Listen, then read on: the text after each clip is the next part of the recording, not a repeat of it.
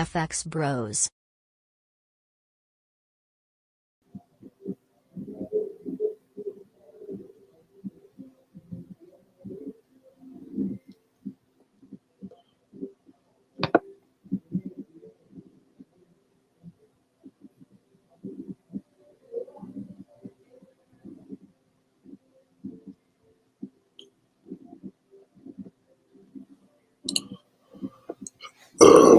Like,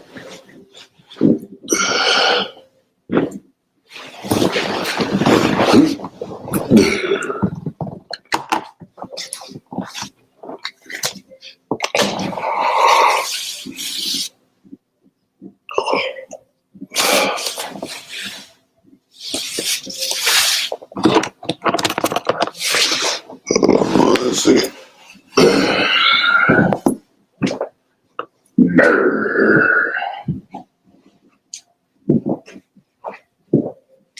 The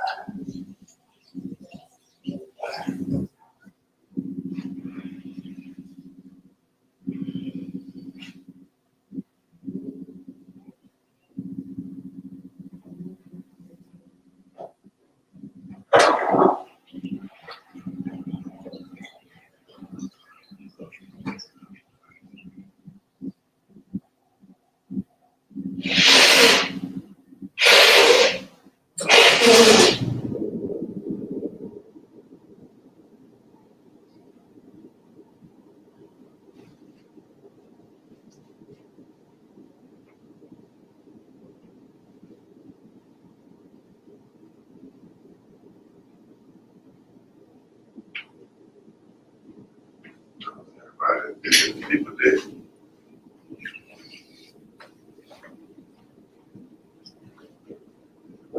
Safety. Oh, safety. That's what it is. Oh boy. What are we doing?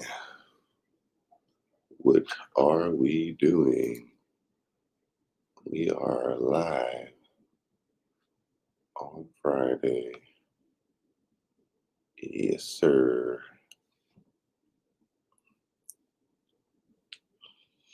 Mm, mm, mm, mm.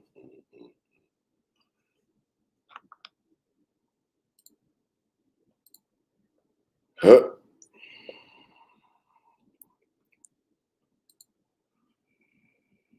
Like crypto seeing a slight little pumpity pump, back at 97K. Merry Christmas. It says.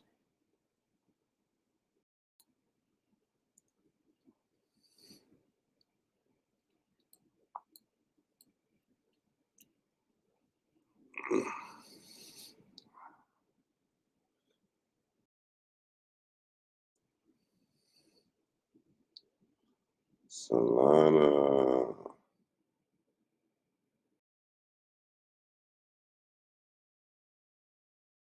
I'm gonna keep it G. If Solana don't, I don't know what's the expectations for their coin price and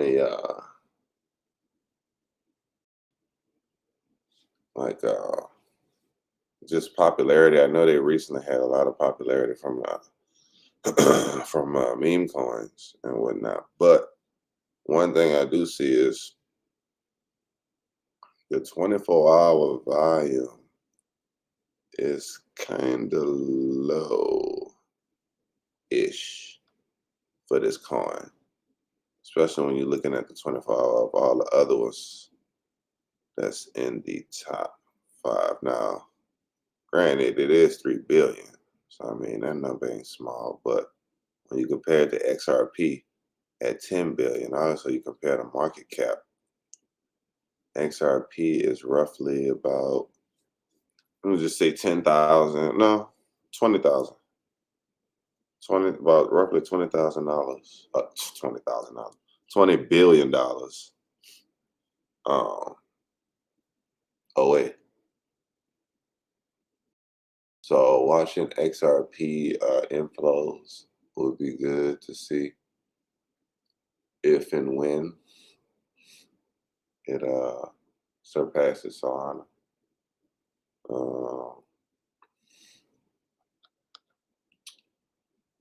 Yeah, I'm not sure about Tether. I know Tether kind of got like a good footing, and I want to say Tether is on the Ethereum network. I think it's the ERC20 token. No, it's a Solana. Oh, hold up.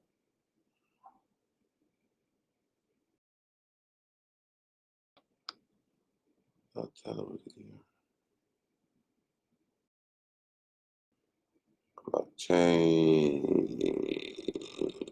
launched in 2014. Tether is a blockchain-enabled platform designed for facilities that feel like grants in a digital manner. Conventional finance system. A more modern approach to money.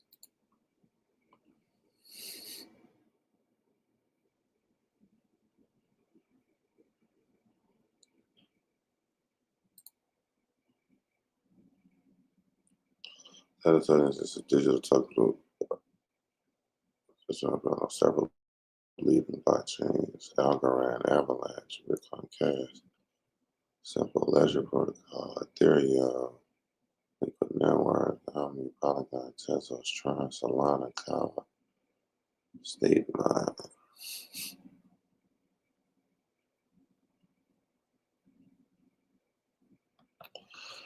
Yeah, I'm not sure.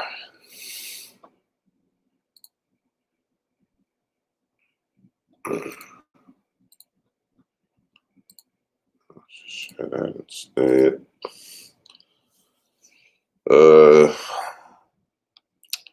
Yeah, I wasn't too much scared on granted.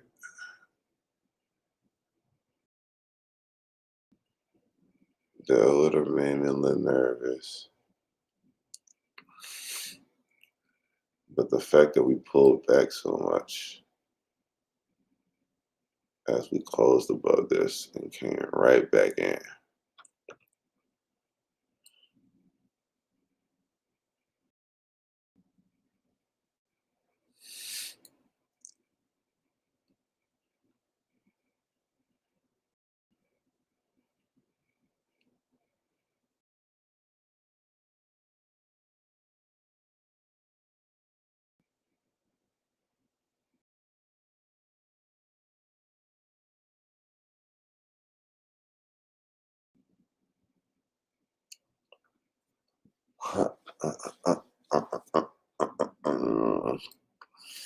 Dollar must be lying up.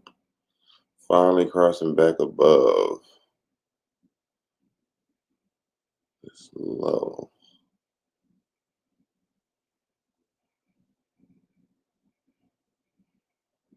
Mm, mm, mm, mm, mm.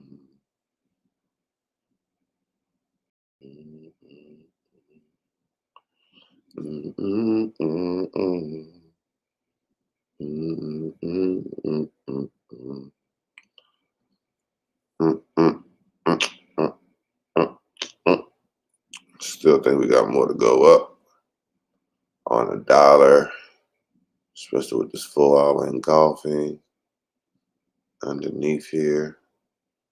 Building structure. Now, what we need to happen is the dollar needs to not only fill this gap, but close and break above 106.30. Even more so, I would say 106.50, just to capture those wicks. So that's what we're looking at over there.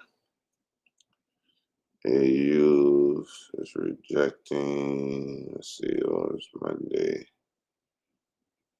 Monday was here. Sunday, Monday. Bearish engulfing. So that was the truth. Now, granted, you would have been pissed off if you would have entered here. And I think that's looked like that's what it was trying to do, piss people off. If you would have caught that sale, market came all the way back up to that entry and kind of put you in a little drawdown too. Same amount of drawdown you was in when you initially got in. So this might be a key level too, more so than the Trump low. The fact that we rejected up after initially testing this low, rejection wicks, high back up here, saw it for the rest of the week.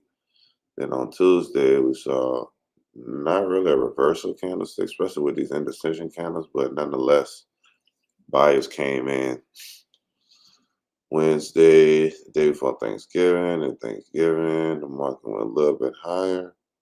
And as we started new days, right here, you see gaps, a lot of gaps opening down. Then we get a bullish run up to that same price that we pulled back from after we sold off on Sunday. Yeah. So this is strong resistance here, strong resistance here. So hopefully that applies. I do still see a consolidated range like we've been in one since last Sunday.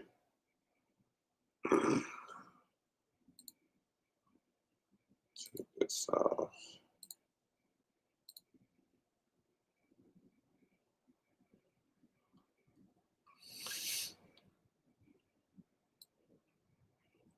50% of the previous week's low.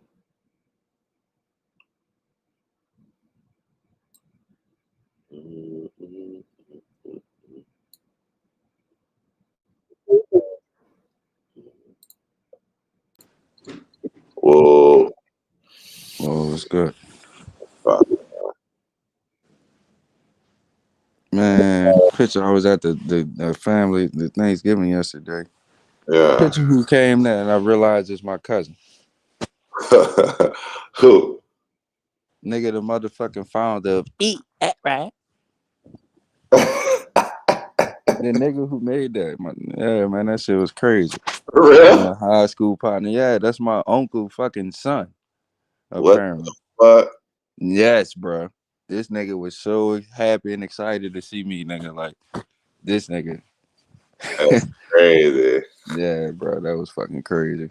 I'm like, this nigga look pretty mighty like him. But that took me back to them Lafayette days and shit. Like and so they bought me out of retirement, bro. With a freestyle. The whole family got me to hit it. The freestyle, and I killed that bitch. Shit was crazy on the mic and shit. Like they got a recording and everything. Nah, that's what's up. I said, oh shit, I gotta come out of retirement for real. Dude, This shit feel good. it might be the best time now that everybody distracted with Drake and Kendrick Lamar. This is the best time to be a rapper. Huh. He said it's the best time. Everybody talking about that shit. But ain't nobody talking about this 100K Bitcoin. Still. Boy, that's top news. Drake, Kendrick Lamar, nigga, wars, nigga, Diddy. missiles.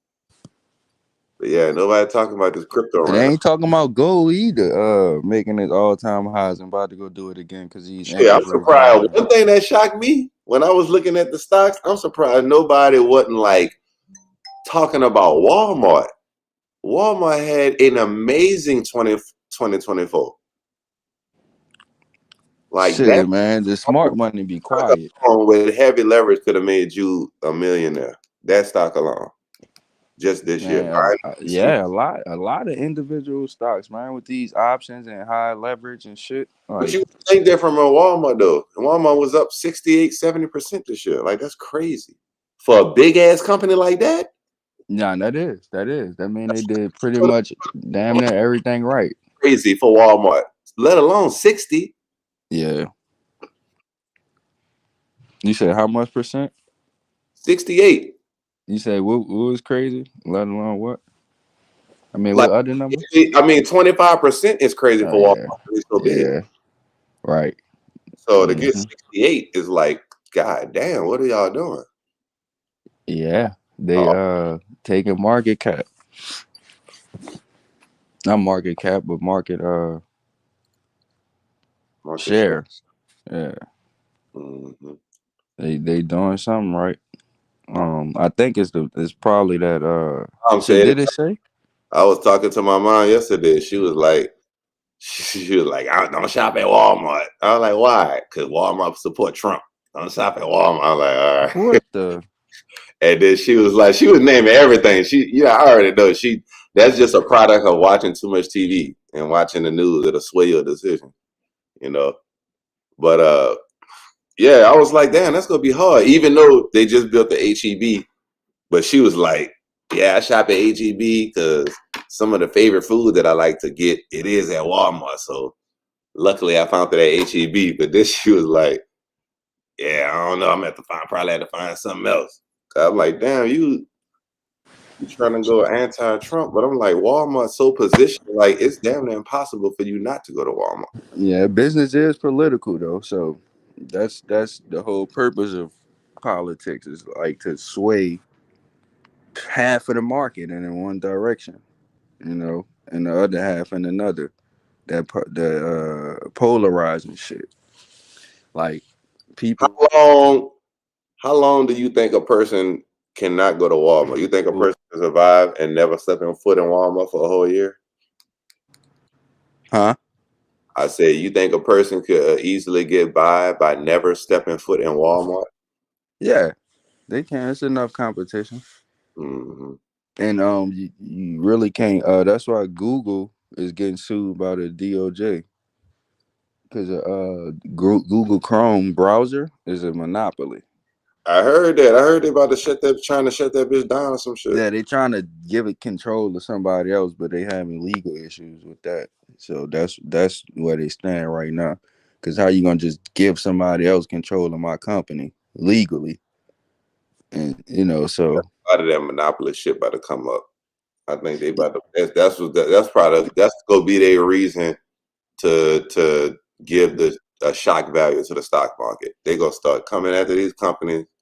these huge companies, Yeah, claiming that they was a monopoly when they've yeah, been a monopoly for 20 years. Whoever y'all about to. right. So I'm like, nigga, they've been a monopoly. Now Yeah, you don't want. yeah. Ain't gonna talk about that.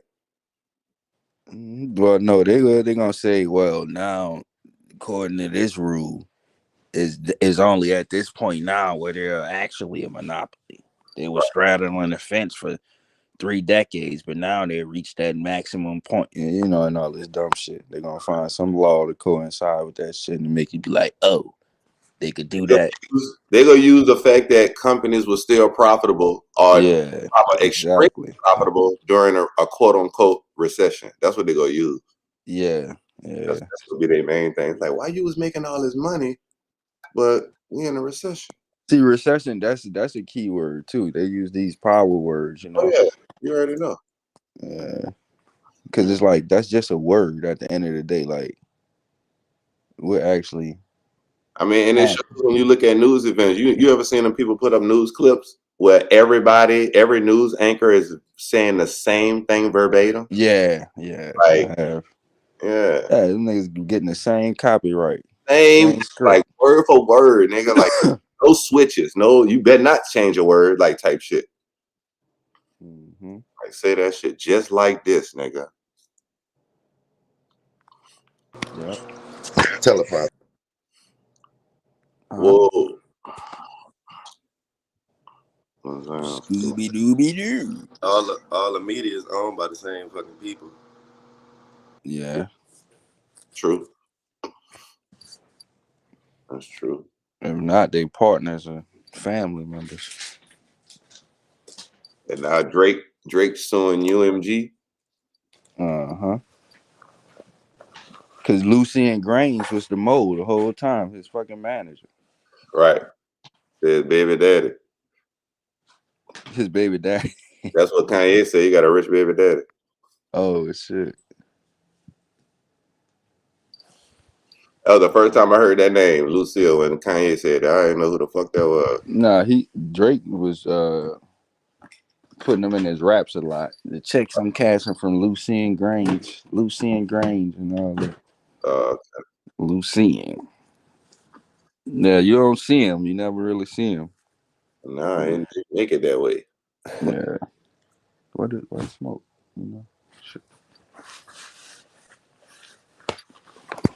I got motion like a Uber. You did. That was school? Yeah, you know, bitch.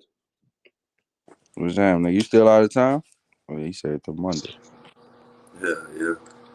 You at Chicago? Yeah, basically. Shit, right around in that area. Fucking Chicago, Milwaukee area. The weather like in between. It's snowing out there? Huh? I said it's snowing out there. It snowed a little bit yesterday. It was light as hell though. Like that shit was like piling up on the car, but you could barely see it coming down. It was like powder milk. What'd you say? Like it was falling on the car. You could see it build up on the car, but you could Oh. barely see it coming down. This, type shit. Like it was light, very light. It's the winter's getting warmer, man. You want to keep like that? I mean, shit, you ain't got to tell me, though. I can speak game. Yeah. Like 27 damn degrees out here. That's crazy.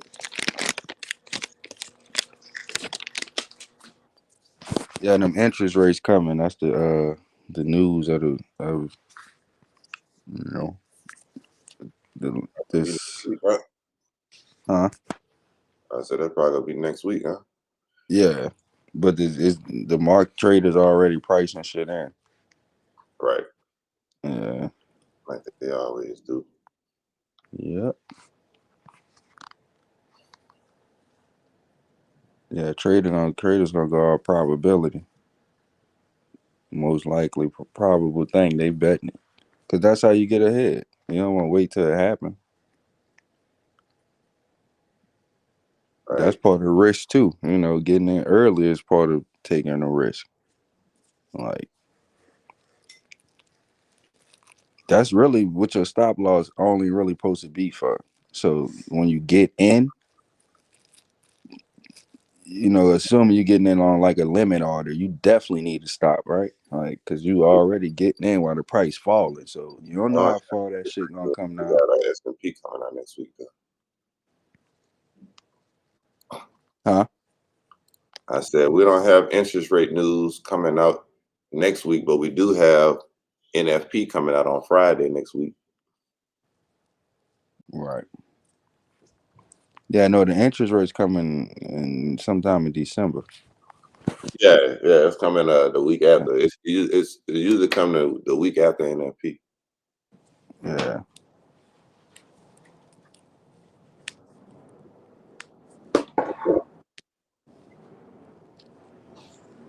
Yeah, I'm about to find me some positions. I want to go long on gold, route it to that new all-time high. Man, I missed out on fucking this Bitcoin play yesterday. I was in it, but I only took $25 fucking dollars. That shit went up 300 at least. Yeah. That shit be zigzagging, bro. That shit be hard to like. Yeah, I had to get out that business. I was up 30, then I went down 10. I'm at the Thanksgiving shit, drinking And and then all that that. bitch So will I go said, back. man, fuck this. I said, as soon as that bitch come back up about 25, I'm taking. Because I was holding it practically all evening. And then now that shit went all the way up. I was getting $100 per thousand or You see that $10 per 100. little resistance Huh? was talking about that little slight range it was in. Yeah, it broke out of that. I had a downward trend line and popped that bit. And it came back on Thursday, right? At yesterday evening. Yeah. That bit popped up 1 Yep. hour off That and Yeah, I bitch might bought pump right to there. And 100K I over the bought at weekend because niggas 95.5. can't trade. huh? Huh? That bitch might pump to 100K over the weekend because niggas can't trade regular shit, so they're just dumping this bitch over the weekend. It's gonna pump or it's gonna drop. One of the two. Yeah, that bitch definitely go pump. That bitch was at what 90? What was that? It moved 3,000 a day. I caught it at 91 on Tuesday, and now we at 90, 97.5. Oh yeah, that's actually a slower ATR. That's because that been moved 3,000 a day. So Tuesday, Wednesday, Thursday, Friday should have been up 9,000, up or down. So if it's up, yeah, but I mean we consolidating it. yeah. That's what it's trying to do. You And threw that that bitch- roll away? Where is that? Huh? Oh, you put it over there? Huh? It's right there. Anybody had to talk markets during Thanksgiving? Anybody had to explain what the chart talk to anybody? No, I wanted. I had my shit up at the table. Nobody. Nobody asked what you looking at? Nope. Nobody asked, and I was up too. I know who probably would be the one of my nephews, the most nerd one. He Yeah, be on. He got Chat GPT 4. He making like anime books and shit, helping write his script. Like he really on that. A nice. nigga a real nerd. Like I was telling him I'm about. I told him I'm gonna get it for trading mostly, and he's like, all right. Nobody don't care about that shit. I gotta pull I'm, up in a I'm gonna tell you, motherfucking. like this new generation, I don't think they go look at investments the same way that we do, bro. I think they go look at like, man, I could just start a YouTube page. I could just get on TikTok. Yeah, that's it. Yeah, they Like, gonna I go to think like the that's pure what entrepreneur. like retirement. Like, I don't think them niggas gonna look at the markets the same. No, because young people never will. Because when you're young, your ambition is so high. Like I know when I was young, I wanted to do it my way and my way only. Because you have this belief that you could do anything when you're young. Right. And they tell you that shit. You can be whatever you want to be. Right. And so subconsciously you believe that, and you think your way. When you had this vision, you can't see nothing else. Young people can't see nothing else. Yeah. I know I was like that with the music and shit. You couldn't tell me nothing. No, nigga, 'Cause, I need to stop rapping back when we was making. yeah, that nigga couldn't tell me go get a job and Right. and and kill that dream. You know what I'm saying? My Right. mama was trying to. Well, kinda. Not when I was doing the music shit so much, but when I started Man, doing nigga still can't tell me nothing. yeah. Yeah. Who that school? Yeah. I told my dad at 18, I said, bitch, I'd rather be fucking broke and trying to figure this shit out still at 28 than go to college. You heard me? Damn. I was talking all type of shit, bro. I I'm mean, still but that's what you was on. And and at I'm least you still on that accepted the same shit. reality of the downside. Like, that's mature though. Like you say, I don't care if I'm struggling. That's okay. My son tell me something like that. I'm like, shit, cool. What I'm gonna say? You willing to, that's shit. That's honorable. You willing to suffer to achieve your goal. Like that's what I want my son to do. You know. So Yeah, nigga trying to tell me it's the 1 in a million chance for you to be able to do this and do that. Man, I don't give a fuck about no 1 in a million chance. I'm that one day. Fuck it. Real talk. They be blind me yeah, saying yeah, shit like that. Bitch, you about to make yeah. me go even harder. Right. Thank you. Nah, that's real. I mean, certain parents, they just got, love for their kids too. They just want them to be great. So a lot of people can't really see your vision, and they go try to, put you in that normal path of success, meaning, go get a job, work your way up, retire. That's That shit ain't even a normal way no more. That's changing. I know it's changing in our generation, though. It's not changing for our parents. They still, they retired. They retired in their job, so they still believe that that's true. Yeah. You feel me? We ain't gonna never see Not that. my people, maybe your people. Your people. You got me by a few years, so Yeah, my mom retired early. Fuck, I'm gonna keep it G. She retired early, like 2 years ago, I think. And then my dad, that nigga been out for like 5 years. He like, oh, they just retired then. yeah. Well, Yeah, don't, my dad probably been out a little longer, probably about 7, 8, maybe, but still, yeah, that's still less than yeah, 10 years. yeah. Mm. But yeah, man. Yeah, so the youngsters they more like, oh, I'm gonna do this and do that, and they can, and the opportunities are riper. You gotta think about it too. When have we ever seen this much youthful success? Like this Yeah, that's what I'm saying. generation, Yeah, this yeah, is the like time. it's Never, common never, for ever, a ever. 20-year-old to become a millionaire It never was, or a especially billionaire, off. let alone in the tech industry. Yeah, yeah. You feel me? Like niggas starting Not to even tech. It's motherfuckers just getting big off social. Of like not to say social media, but off like society, like social pay. interactions and shit. Like just, you know, niggas ain't even creating no. You would have thought, entrepreneurs would have. I mean, in a way they're entrepreneurs, but they not really having products. They're really like advertisers. Yeah. Like yeah. I mean, what you advertising? I mean, that's how most of them started off, though. Like, building up their brand and then companies sending them products to review and shit. Remember that age when you got popular and you just got shit sent to you to review? Like, that was the first review. That nigga just started reviewing. I'm about to review this movie that came out. I'm about to review this video that another YouTube did. Like, that shit just morphed into all kind of shit. That's what I like shit. I could wait. Yeah. You didn't dress?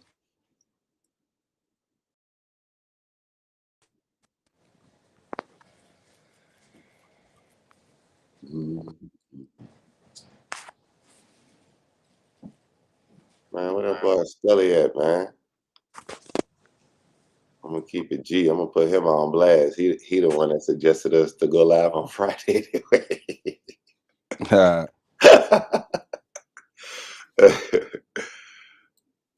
This nigga, Some ways.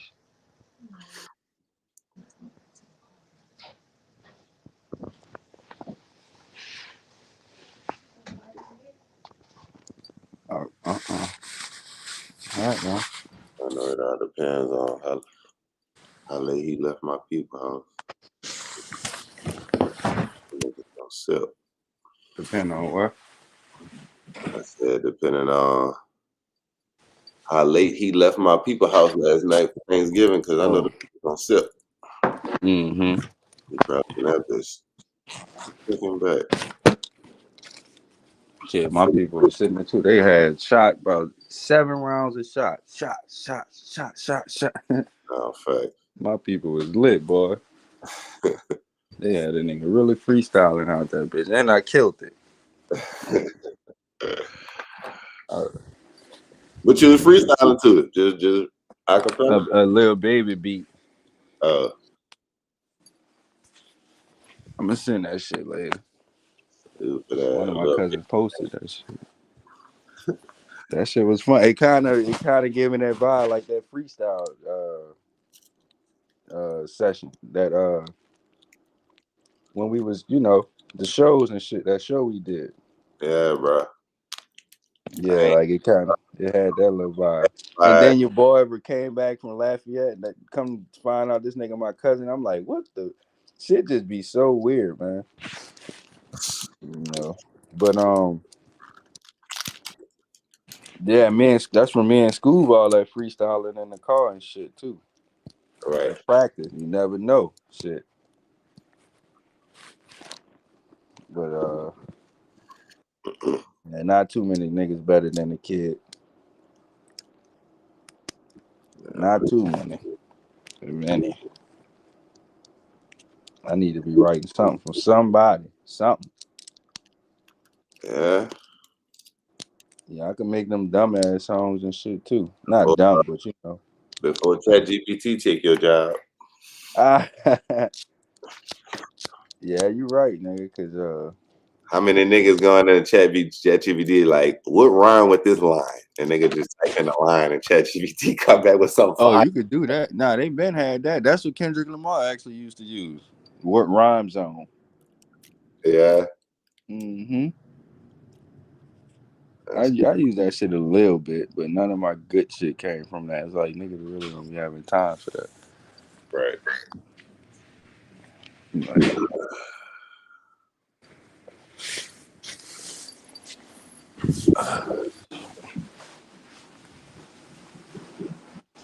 feeling fine?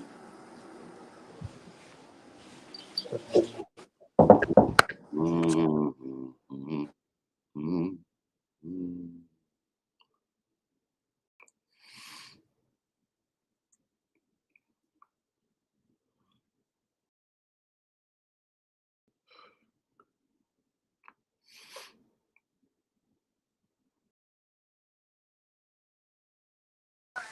They on the news talking about this market growing too big, too fast. Yeah, boy, I heard that. Somebody else was talking about that shit.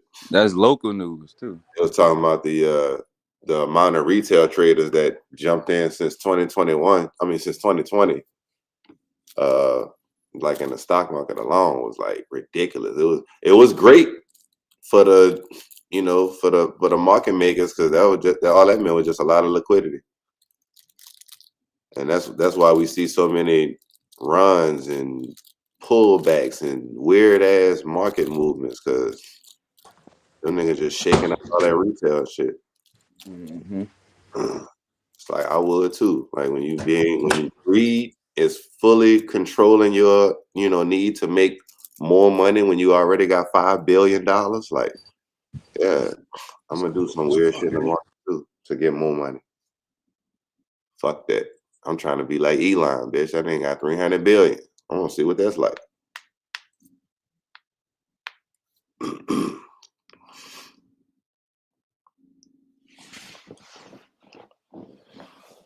Because 5 billion ain't enough.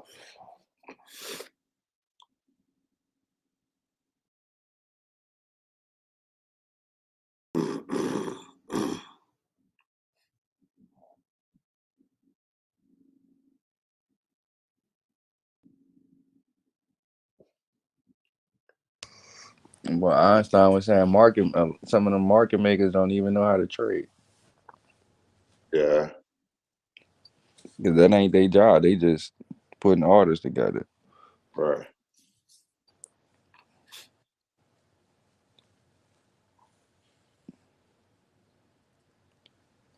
Yeah. What you like from what he was talking about on that video? Um. So we could go through both of them. Your boy was sounding like me though in that second one with the just just having your mat right. Yeah. Possibilities and randomness. Probably yeah. Uh-huh. Yeah. I fuck He, with. he he got a lot of that from David Paul though. Yeah. The first half of that video was all DP. Yeah. The coin flip shit. Well, I don't know if he made that. No, Oh. no, that's Yeah. he didn't make that. That was The stock market shit. what's that nigga name? Mark Douglas. He did that coin flip shit before, but not in the form of coin flip. He just was talking No, about. in the stock market they give you a coin when you get a seat. Oh, for real? Yeah, you didn't see the whole video? No, I watched it. Well, I ain't watched the last like 5 minutes. Like when Yeah, he was just giving them gifts and shit at yeah, the giving them, and I ain't watched that. yeah, in the stock market, if you had a dispute with another trader, that's how you settled it with the flip of a coin, whether it's $10 or 100,000. And you gotta live by the rules of the coin. There's a bull and a bear on one side, and it got some stocks and stuff on it. He gave a boy a coin. Yeah, he said lucky coin, but like, yeah, what you were saying that you like though? Um, So Einstein. I'm trying to see because I like how he was talking about something that I experiment with, but it's not a well, it kind of is now. It wasn't a part of my system, but now it's an official part. what's As that? far as pulling your stop up to break even, not break even. I don't do the break even. I'm gonna at least get a penny, But Yeah. the whole concept of that's how you get your win percentage higher. If you think about it, that's how you become 75%. Yeah.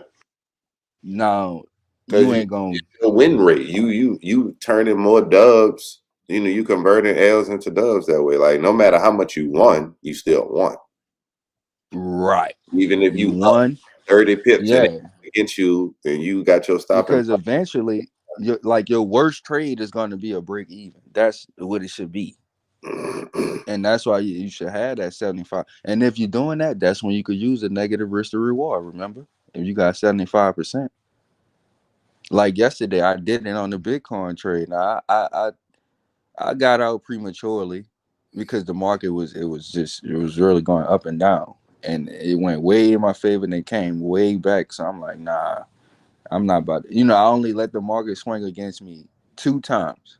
But the second time it swung against me and started, you know, the first time always that's your stop loss. How far did you? yeah. Yeah, you're Yeah. right. How far did you draw down? That's and then once it started to come back up, okay, now you up, getting, going towards that euphoria feel. You like, yeah, you breathing better and everything. But if it come back down against me after I didn't went up after that drawdown, now once I'm drawing down the second time, now I'm just looking to, break. I'm definitely gonna look to break even. I'm definitely looking to take a quick profit, even if the shit is looking like good for me. I don't care about that no more because I didn't. You see what I'm saying? I didn't went red twice, so Right. and that's why I got out that trade. Nah, I end up missing. I end up leaving like 275 on the table. I was targeting 100 though, so really I just left 75 on the table. I was targeting $1,000 move from 90.5 to, 95.5 to 96.5.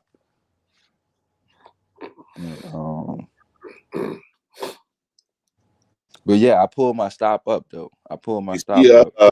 what school you still in gold buys? No, he had got out. You see that bitch didn't go past that level we was talking about though. Yeah, I think he got back in. I know I had No, I had sold a little and made a few dollars.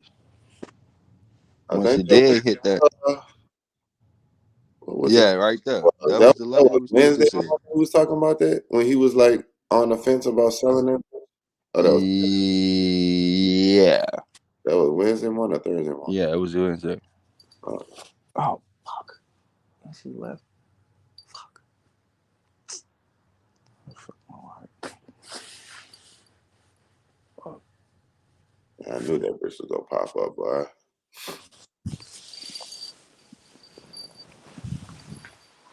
Yeah, gold ain't gonna dip too long. It was only selling off what because of that the election when that was. Huh? Yeah, was it? What's that? Gold was selling off during the election or after, huh? Yo, And then, It was selling off for shit before then. yeah, price getting factored in. But yeah, Gold been selling so since like October 31st. That's when uh, it started selling. yeah, so the week before election, it started selling off. Right. It bounced higher the week after that. Like,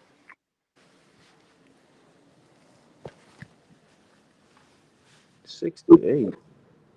Fuck.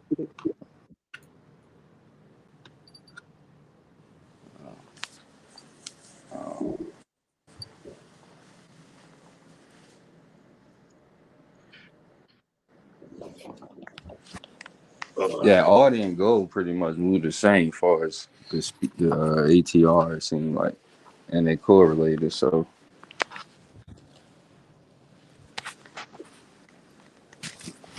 not the same structure though. yeah, Yeah, you still in gold? He asked. School phone probably fucking up.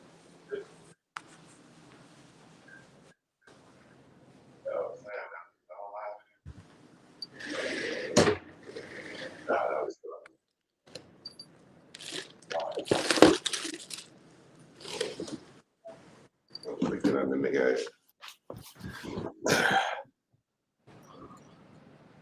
yo, Yeah. You say you still in gold buys? y'all can't hear me? Yeah, I can hear Oh, you. About fucking time. This shit was trip. Shit. I done closed out this bitch like 4 times. I But heard. yeah, bro. Nah, I had got out that bitch, bro. That bitch done zigged on me. I was selling it. That bitch I done lost selling it. I was buying it, then lost buying it. I said, you know what? Fuck this shit. Damn, man, you should have held that buy. Yeah, bro. Yeah, for real. If I would have had like the original buys and just pulled the fucking stop losses back like I'm supposed to, all the way below that fucking the low, Did it hit I your would have stop? been straight. You had stops at. It hit a couple no. of them though. It would have hit a couple of them. It just that first one that I had, that bitch never hit. That first stop loss all the way at the bottom. I had my shit below the lowest lows. Me, I don't give a fuck. But that bitch had wound up not even hitting. And what I'm supposed to do is my second entry, I'm supposed to pull that bitch right to where that first stop loss at.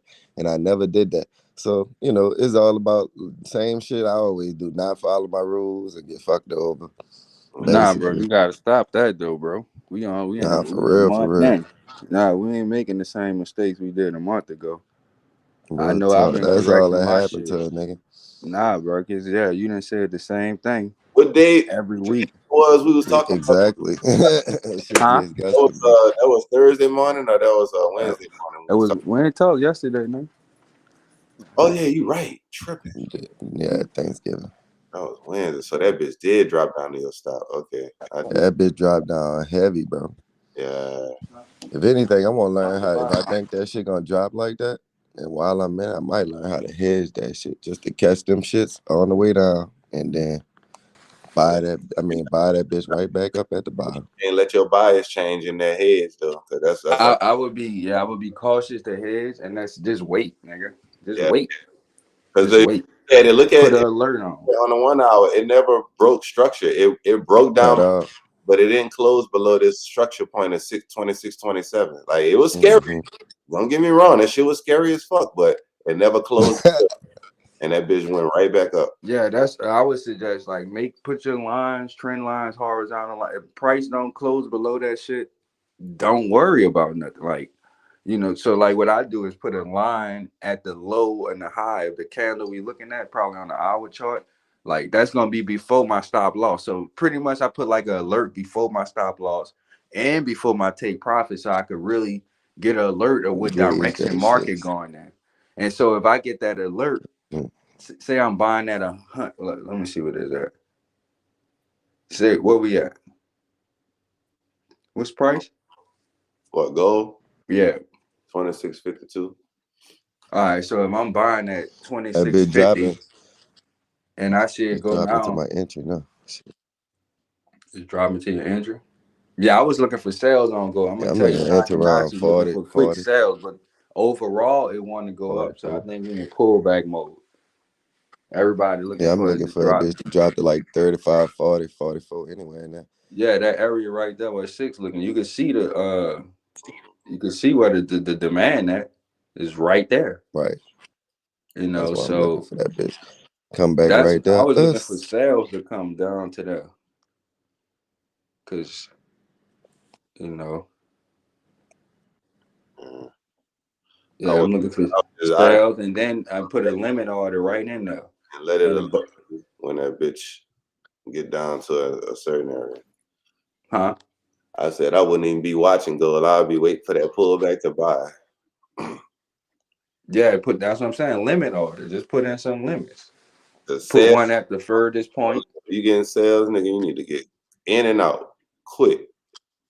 Well, you don't know. You just don't know how far it's gonna go. And with gold, you don't need that many units to profit. So, most people is heavy on gold because that shit only moving about 20 pips in a whole day, if that. No, I think it went about 40, something like that. But I don't really know the age. But like,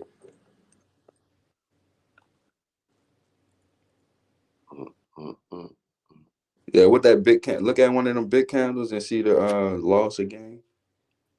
You said what? The open, close, high, low for one of the biggest candles you see. Yeah. On gold? Yeah. You go to that red one to the right. You said on the daily time frame? Anyone. But yeah, the daily. Yeah. Let's see. How many minus? Just look at the plus minus on the day. Oh. What did it say? -3%. Well, how many units? Minus what? Dollars. It tell you right now on the open, high, low, close, and right next to the. Oh, you trying to get that in? Okay, -90. Okay, so so 90. That's a 90 ATR. But that was a huge sell. That's when school was like, this bitch don't never sell off like that. Right. Yeah, and I was like, that's some bullshit.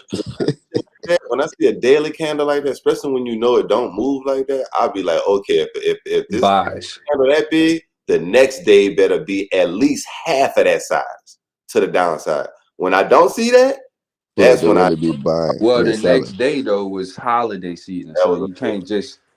But yeah, you gotta wrap that in. Like, why is it selling? Oh, it's a holiday week. Maybe they're just trying to take profit and then people taking that cash for the holiday.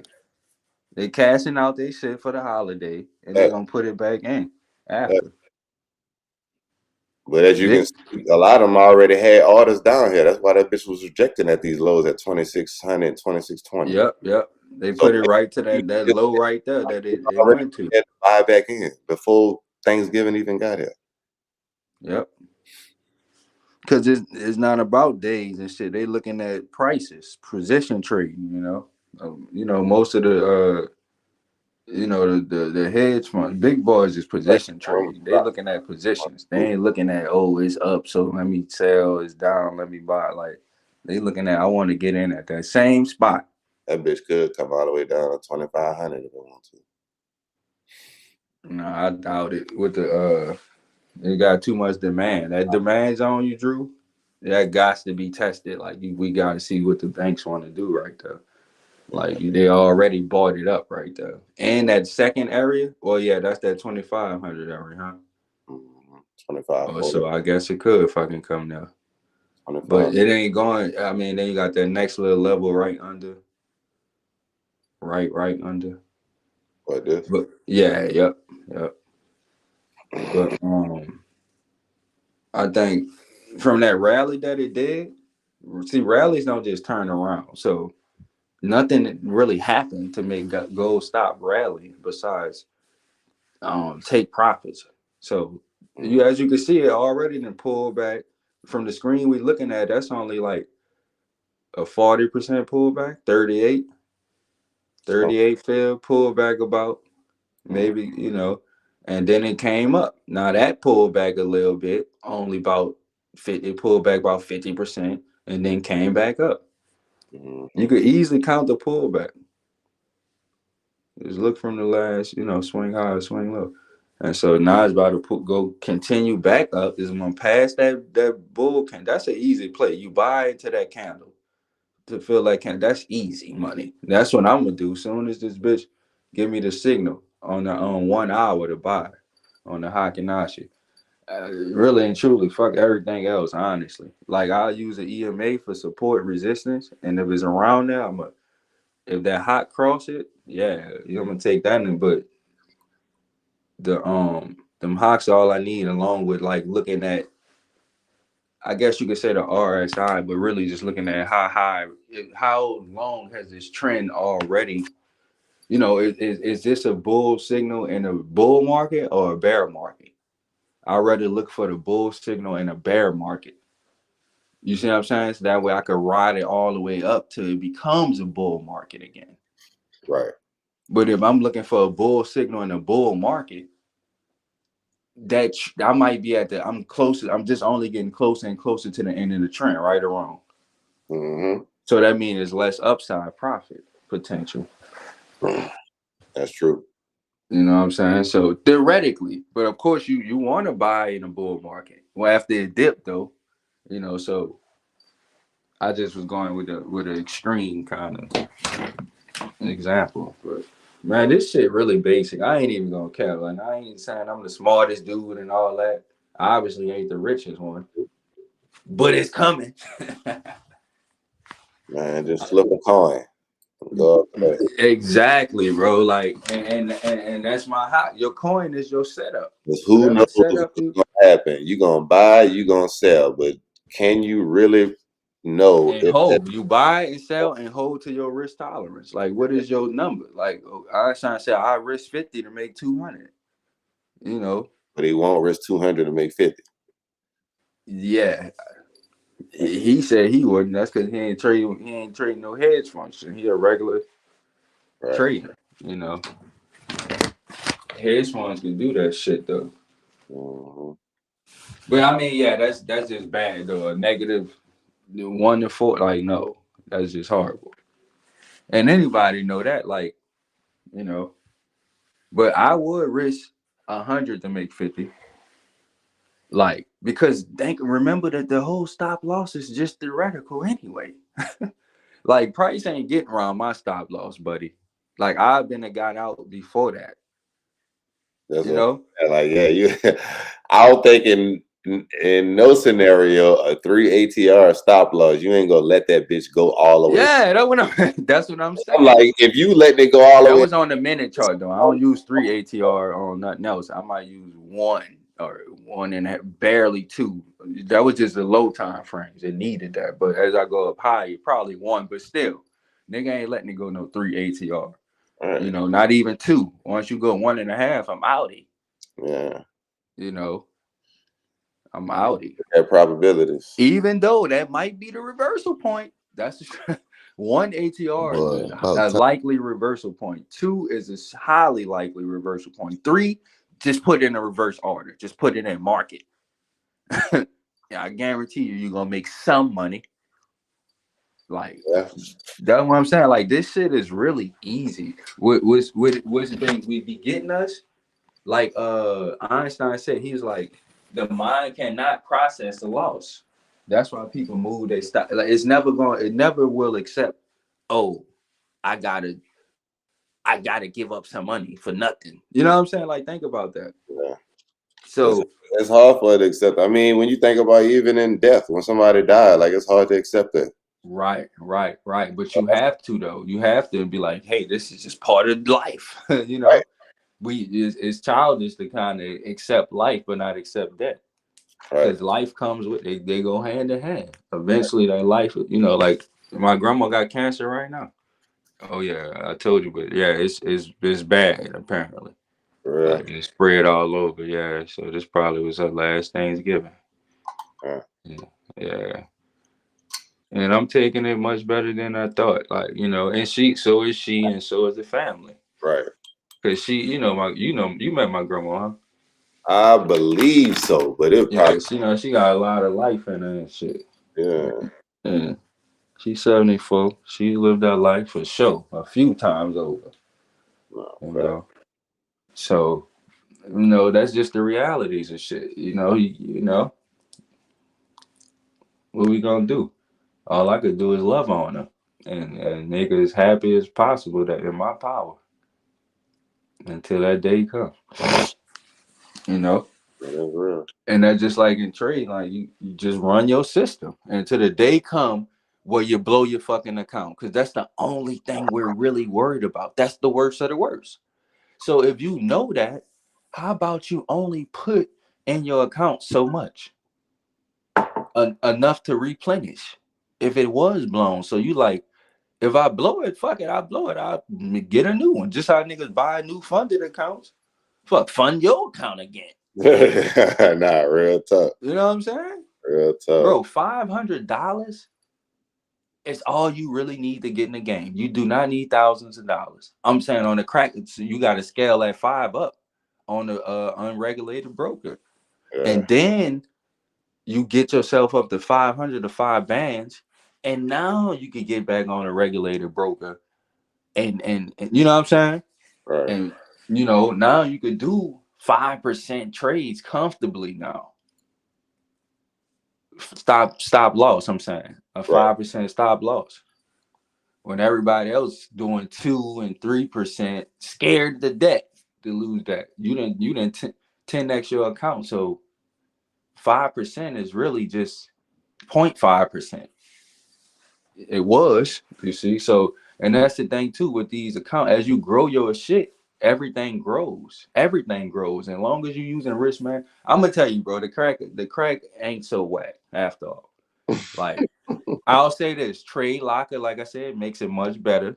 That fucking platform is premium. I can't the shit is just legit, bro. Yeah. Because it you can control your risk so well. They got the limits, the buys, the markets, the like. You could say, okay, I like this area right here. I want to risk $100 on that area. Put a stop loss right there, or whatever. Or you could say $1, and it's gonna size your lot accordingly. That saves so much time and calculations. Like none of them could do that. None of them say, I want to risk this much on this area. Like you select the area, but you really just got to use risk management. Is the point. Yeah. And follow your rules. Like Scoop saying, he keep breaking his rule. We can't do that. We cannot do that shit. Like, why? Really think about that. Think about why you breaking your shit, and solve that answer. Like, get to the root and fix that shit. My issue, I realized I was scared to lose Yeah. X amount. It's all that greed shit. Everything come from that. Like you so even greedy enough to where you don't want to lose. That's Yep. everything come from greed. You want to win. Yeah, it is true. You And know. so when you start focusing on greed and you more focus on the system, like the second video you dropped, Right. in the long run, your edge is your edge, your positive expectancy. That's what it's gonna be. You can't fake that shit out in the long run. That's why niggas You go can't up see and it then in the go short. right back You down. gotta let it play out for the long run. That's why You you gotta let it play out. can't If switch your the system, system just because it was, you only broke even in the first 10 months. Like you ain't really get enough data on some shit. Now, if you losing fucking 6 months in a row, just profusely just losing every fucking trade, that's a whole different story. yeah, even if you only broke even, your system probably can be improved. Like it's probably a Yeah, you can decent tweak it, system. but just don't change it. Right. Yeah. You know? You gotta have a real strong reason on why you want to change your whole entire system. Like you just want to trade that whole different way.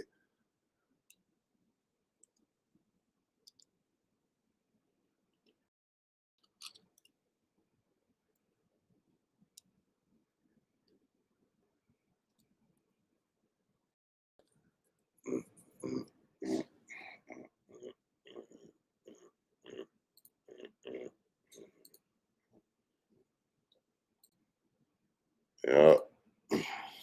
Yeah. You kicked me out, nigga? Yeah, no, y'all be kicking yourself out. No, I ain't do shit on that one. I don't know how that should be doing that. But yeah, I was saying like how you know when you change your system. Like what is considered a change? Is like it's adding on change, taking away, or No, like I was specifically like just a complete change, like a full, like the way you even like somebody tell you to buy off of EMA crosses or somebody tell you to buy off a structure, like just a complete the way you look at the markets, like just change. yeah. Oh, I saw this YouTuber do this, so let me trade like him, like all that Right. type, like Yeah, tweaking. that never worked because you don't know that a person ain't gonna give you every single thing in their system. Yeah, Like I think even if you buy their course, and like just like with randomness, all systems have right, to work. You know, right. it's all about where you work it. That's the question. How long you gonna let that bitch pan out before you feel like it ain't for you? Because when you look at it, yeah, all of them got good expectancies, but then you got to add in, risk tolerance and time in the market. When do you get in the market? Do you get in the market and your trades work out instantly, or do you got to wait a few hours? Like, are you catching 5 p.m. or 5 a.m.? Like that shit, all that shit matters.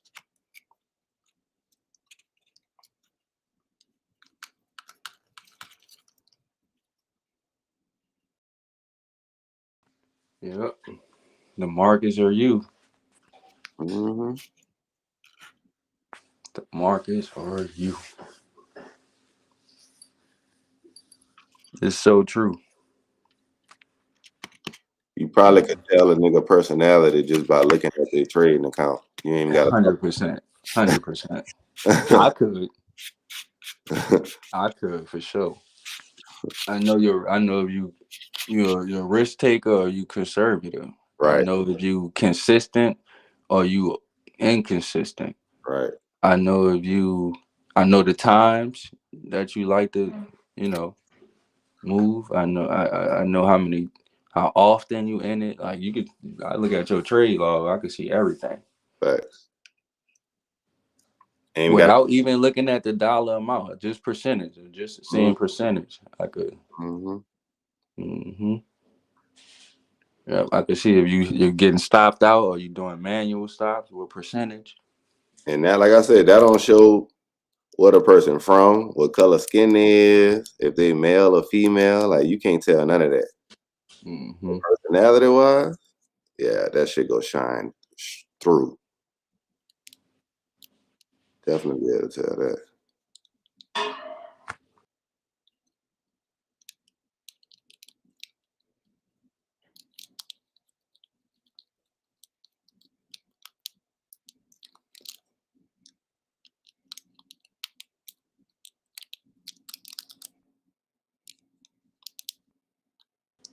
I'm long on S&P, half a lot. Um, just went positive after all day yesterday. Last night, I think I answered when the market opened back. Yeah, the markets had closed at like 12. They was open yesterday and they closed at like 12.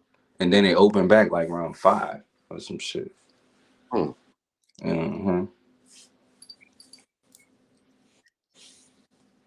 Because like 5 p.m. is the next day. Mm-hmm.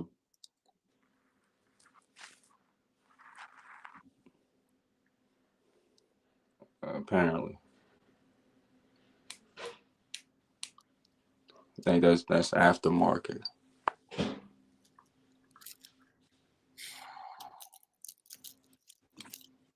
Aftermarket data. Did Dallas win? Who won that game last night? Yeah, they won with the yeah, they won. That shit was so good. I saw that game. And then the damn I saw the end of The Lions? game. I'm like, why that boy didn't call no timeout to stop the clock? What, when they was about to kick that field goal? Nah, when the Bears was down by like 3 or a touchdown or something, it was right at the end zone, like 30 yards away. And that nigga threw the pass, and that was the last pass of the game. And everybody just looking dumb, like, what just happened? Even the wide receiver that was going for the pass, he just like damn near stopped, like damn near like 75% of the run. He just gave up, like he knew it was over with. I was like, that shit look weird, boy. Look like Vegas called them niggas like, hey y'all, chill out. Wait, what you talking about? Because I saw that game. I was watching it. Hey, you didn't see the last play of the Bears game? The exact last play? It was 30. I saw the Bears do that. You talking about that long ass touchdown? No, it wasn't no touchdown. It was an incomplete pass. The last play of the game. Hold on. Bears possession. They had possession of the ball. They threw it, nigga, in the end zone, and he never even like made an attempt to like grab that bit. He just like stopped running. But they ended with a field goal though, huh? No, nigga. That was the last game. Cause after that, nigga, everybody walked on the field. Nigga, coaches shaking hands. That was the last play. Bears was down 1 point, huh? Let me see. Man, I can't be tripping. I know I saw that last play. The Bears and the Lions, nigga. The Lions end up winning. I ain't saying who won or lost. I'm just saying why did the Bears give up when they could have won? Maybe.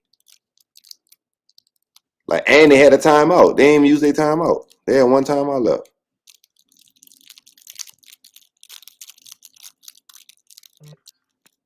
They did fuck up the spread though. The Lions were supposed to win by 9, by 10. That's what I took. And the Lions actually have a 16-point margin of victory. So that's what I went out. But I knew it was gonna be under 47 though. Like I'm pretty good with the over unders because what I go do is just look at both teams' percentage of over under wins. And so like with Dallas, well I know Miami, I bet you that game went under because I looked at the numbers. Let me see. Yep, under 47. I knew because like 55% of their games went under, and Packers like 50% of their games went under. So you know what I'm saying? Right. You just add that, and that's 2 lines. So that's what I do now. I just 2 lines, over and under. I might do a over under and a one spread, just one. But I'm always gonna go. Everything is percentage based off like, so I don't have to go into deep numbers and shit. And that's how I keep me from like, you know what I'm saying? Just keep it simple. Right. So they had too many Like parameters and shit. that's important with your setups and shit. Like, okay, the Lions is 90%. I mean, like the Ravens, they 80-90% of their games go over. I'ma just bet the whole simple. It ain't nothing else to think about. Right. Well, I'm looking at the other team that they playing and look at their shit too. But the point is, keep it simple. Right. You know what I'm saying? Like I don't have to look into no news and this and that, and because we know it's random anyway. Like I'm just trying to get a setup. You know what I'm saying? Right. But if you don't know your setup, shit could seem endless. And it's like all of these possibilities, and you like, what can I hope? We just looking for something to hold on to, right? The narrative, the story, something to believe in. What's up, Dave? Look at that. You know, I heard it. Them niggas got the doubles on, man. What the hell? That's Amanda with that shit, man. Y'all trading? Oh, I ain't even see y'all in that bit. What's Whoa. happening? What y'all trading? What's that? What's the trade? Kobe say, buy it. Here, click the button. Click the button.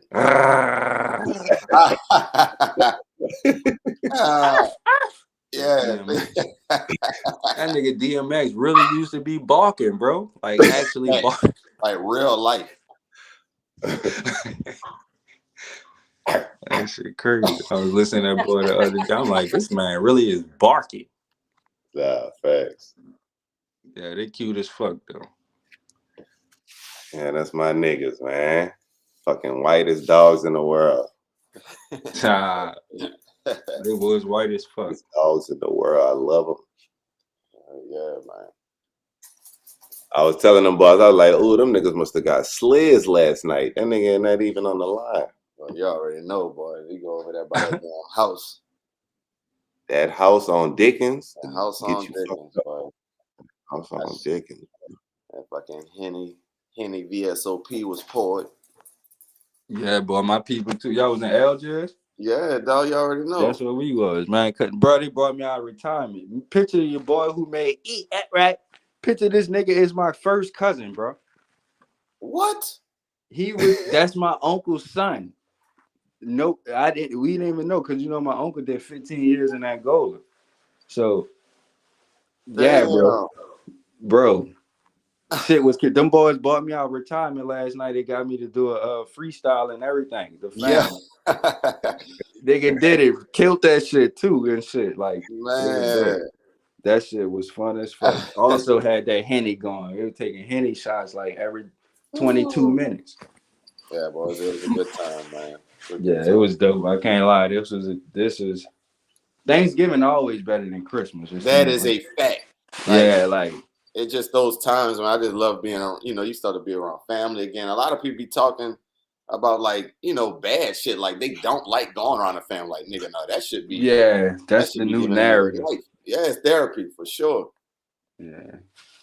Nah, for real. Cause shit, I was like that too. I was like, I don't really want to do this. I mainly went because my grandma, recently got diagnosed with cancer and shit. Yeah, man, I saw that, bro. I'm sorry to hear that, bro. Your grandmother is the greatest. I met her buku times. Like, yeah. That time Amanda had to go use the restroom for non-talk.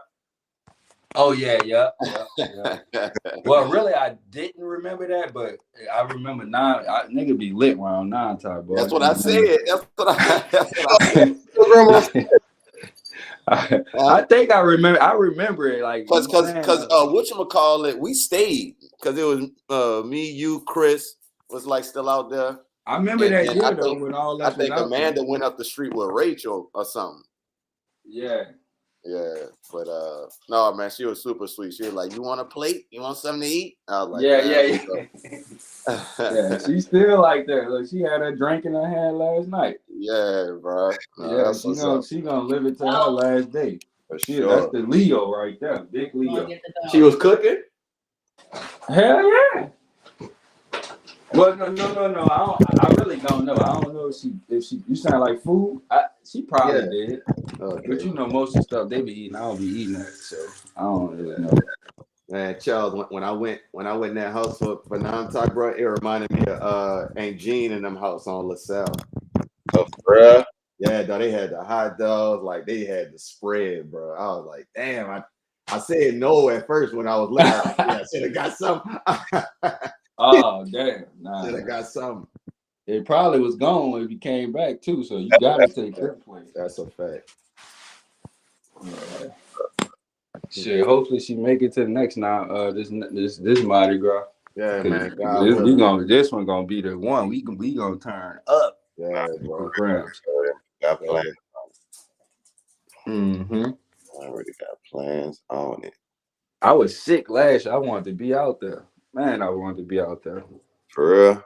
Nigga was sick as the fuck. Like, man. Out of nowhere. Like, yeah, I couldn't talk or nothing. I'm like, what the fuck?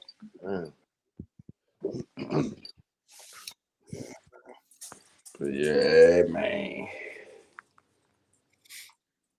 No, I definitely caught some holiday money though.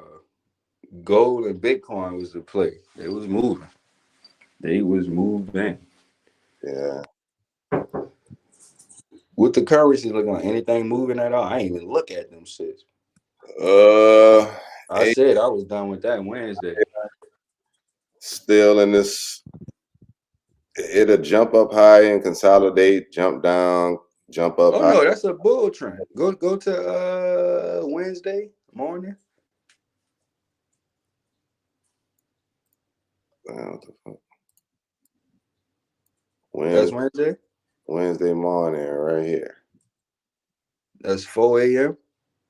4 a.m. On what you talking about? AU? Yeah.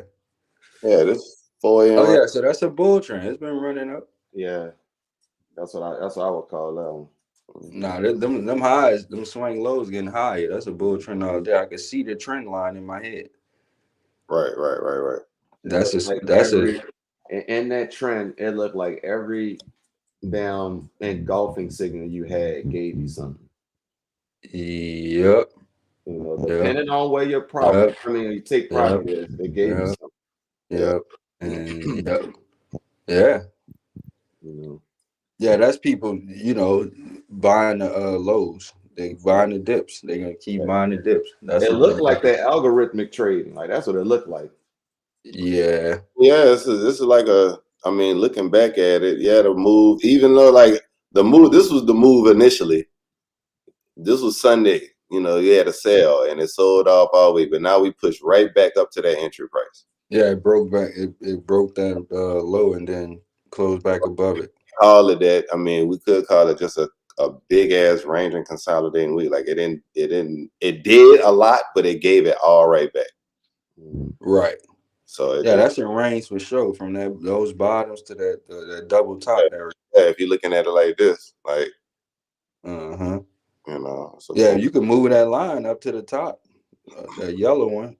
I'm sure that's probably for something else. 50% of previous week range, previous week high, half of the range.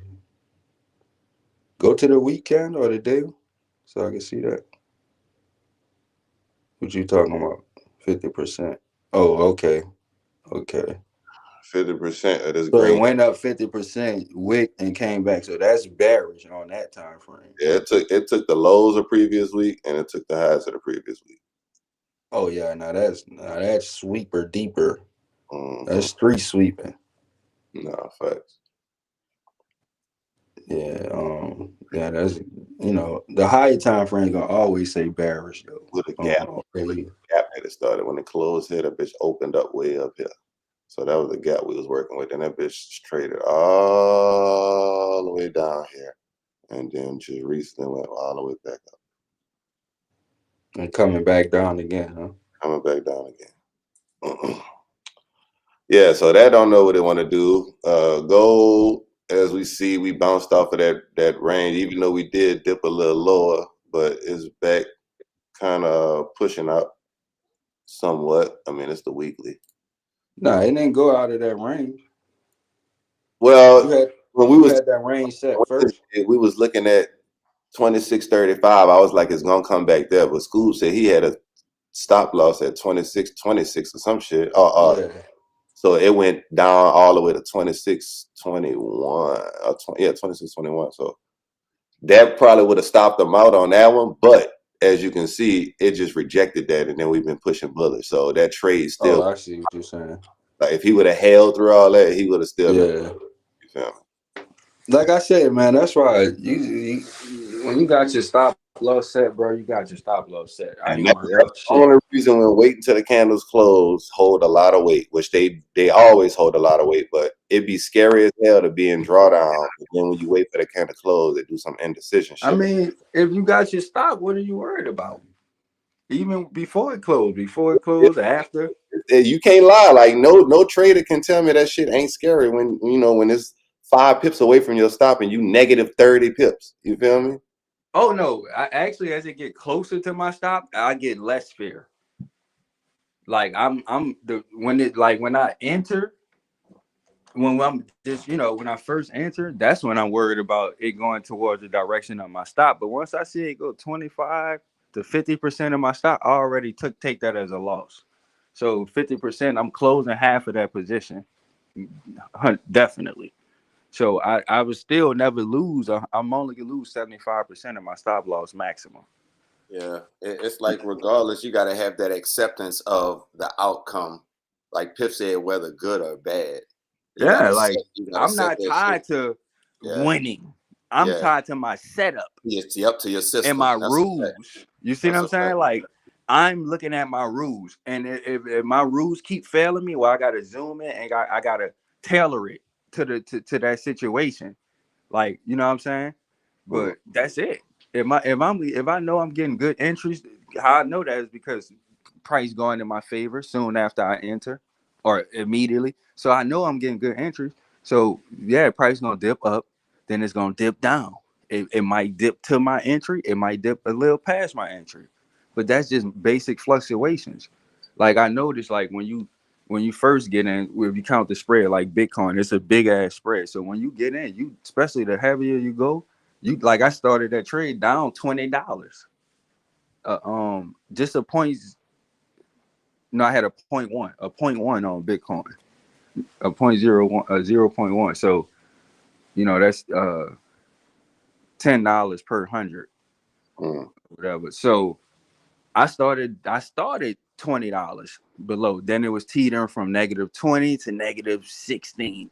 I'm like, okay, we at -16 now. Then it went straight to like negative single digits, $6, $8 negative. I'm like, okay. And so I put a alert where my entry was, well, where the area where I would break profit from my entry, you see, because that spread, they push you out way further. That's why you kind of want to do limit orders. I don't know if they still push you out. I got to look into that. But the point is, then boom, so now it's teetering around my entry. I'm going to positive, going next. So you see, the teetering just get less and less and less, but it's gonna happen. It get less in a sense of it's moving further away, further in your favor, further in your favor, further in your favor. Now I'm struck teetering between positive 10 and $25. So now the teetering is just in my favor, you see. But so I don't be, when it's 5 pips away, I know that shit is done. I know it's done. Now, if anything, this what I would do. I think I did it yesterday and it did work. I got to keep it G. I did. My shit was like 1 unit away, $1 away. I turned it off. I didn't move it. I just turned it off and I watched the market. And then market went in my favor. I said, all right, then, bitch. Then I turned it back on. You see? Yeah, see, that's trade management. That's pretty much Exactly. what six. That's pretty much what six be doing. Like he don't use no stop for the most Right, part. right. I just put that bitch on just in case I go take a piss or whatever. And you know what I'm saying? Worst coming to worst. Your stop should be mental. But even if it's mental, you still should have one. Just put it 3 times where you would. You see what I'm saying? That way you account for catastrophe. Because anything could happen in this world at any time. And the last thing you want is a major catastrophe to happen and your ass also blow your account while you at. I did that. I did that one time, and I learned. I was like, never fucking again. I Yeah, you forgot when gotta that do it. was, but there was a flash crash that Yeah. happened from Uh-huh. Apple. Apple did something, and it affected every fucking body. And bro, when I say, yeah, it was bad. Yeah, It when was. Apple and Facebook got into that beef, That's probably what it that was. privacy lawsuit or something. Yeah, it was something Oh, like when that. Apple was when they switched everybody's phone to all that shit. Yeah, that's what it. Yeah, Yeah. that shit shook the whole fucking market up. I'm like, what Mhm. the fuck? Like, nigga, I'm doing Forex. But it shook everything up. Yeah. Yeah. No news, no nothing, nigga. That was just straight, what it is? Fundamental on some shit. Yeah. You Yep. know? Yep. So you gotta have that stop, man. Even if it just fall away, like no reason why you shouldn't at least have your stop at 50% of that fucking account. Right. Like if you got a ban in that nigga, if you don't have that $500, you cannot lose $500 on Protect that. You gotta at least have that bitch right there. Yeah, you gotta protect that base. Because, like I said, bro, anything can happen. We in the middle. We got world wars and shit going on right now. So any of these countries could jump in, they shit gonna tank, bro. Multiple wars. Yes, Yeah. you know. So like, have them stops, bro. Have them stops. Have them. Just put them out far away because you just never know. You just never know. You know. That's what I would say. At least put that big. Damn. Quiet. Fuck, my bad. Nah, they all right, nigga. Sound like somebody stepped the fuck on their tail or something. Well, them niggas be bucked up, boy. They was ready for some shit. Them bitches sound That like nigga some got some mini. killers in his motherfucker. That's what I said. Sound like some mini piranha dogs and some shit. Ready to bite the fuck out you 6 million times. I got a little nervous. I ain't gonna lie. Niggas yelling at me, told me to take profit, man. It's Black Friday. Stop fucking around. It always beat up a small dog. Bro, these bitches don't play, dog. And Amanda just left. She went to go get Kiki. I'm not Kiki, Bailey. Yeah, I bite you in your ass. Yeah, boy. That little dog syndrome like a bitch. Yeah, man, I sure did turn that fucking stop off. $1 away. Cause what happened was I 10x my fucking lot size, right? Damn. But I still want to keep the percentage. I only doubled my percentage. My stop loss percentage. Sense. Yeah. No, it didn't make sense. You said, well, that's what. So I'm going for $1 per 100 to $10 per 100, and on the dollar I was having like a 5% stop loss. So on the $10 I only put it like in the 10% area, and that bitch came right there quick. So the truth is, if I double or I 10x it, I mean, fuck, 5 times. Mathematically, if I 10x that my lot size, I supposed to 10x my fucking stop loss too. So if I was doing 5%, yes, I'm supposed to go to 50% stop loss. Now, we all, 6 know I ain't gonna let that shit hit because I'm looking at structure. But so that'll be way far away. It's like that shit go that far, nigga. You deserve for it to get hit. But I took my stop loss and I watched it. I ain't, I'm not leaving. I'm not putting this phone down or nothing. I'm not taking a piss. I'm not, and I'm gonna watch what this market do for at least like a 5 or 15-minute candle. And then when I saw it kind of had support at that area, because you put your stop loss there for a reason. That's what you got to think too. That's why you always want to put your stop loss below support, because it will come to that support area. It will. It's not called support for no reason. So, Talk your shit, gay violence.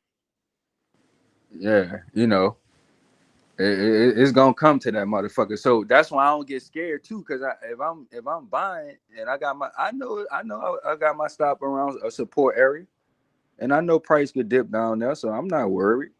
Now if it go 2 levels down, if you go 2 swing lows, that's different. It should only go to that first swing low area.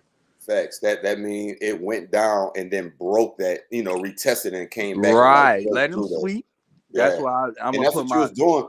You was pretty much just looking at structure, move my stop loss and see what type of next structure go. Yeah, I'm purely looking at structure. Yeah. I'm with y'all on the structure thing. Like, I don't even care about price, honestly, actually.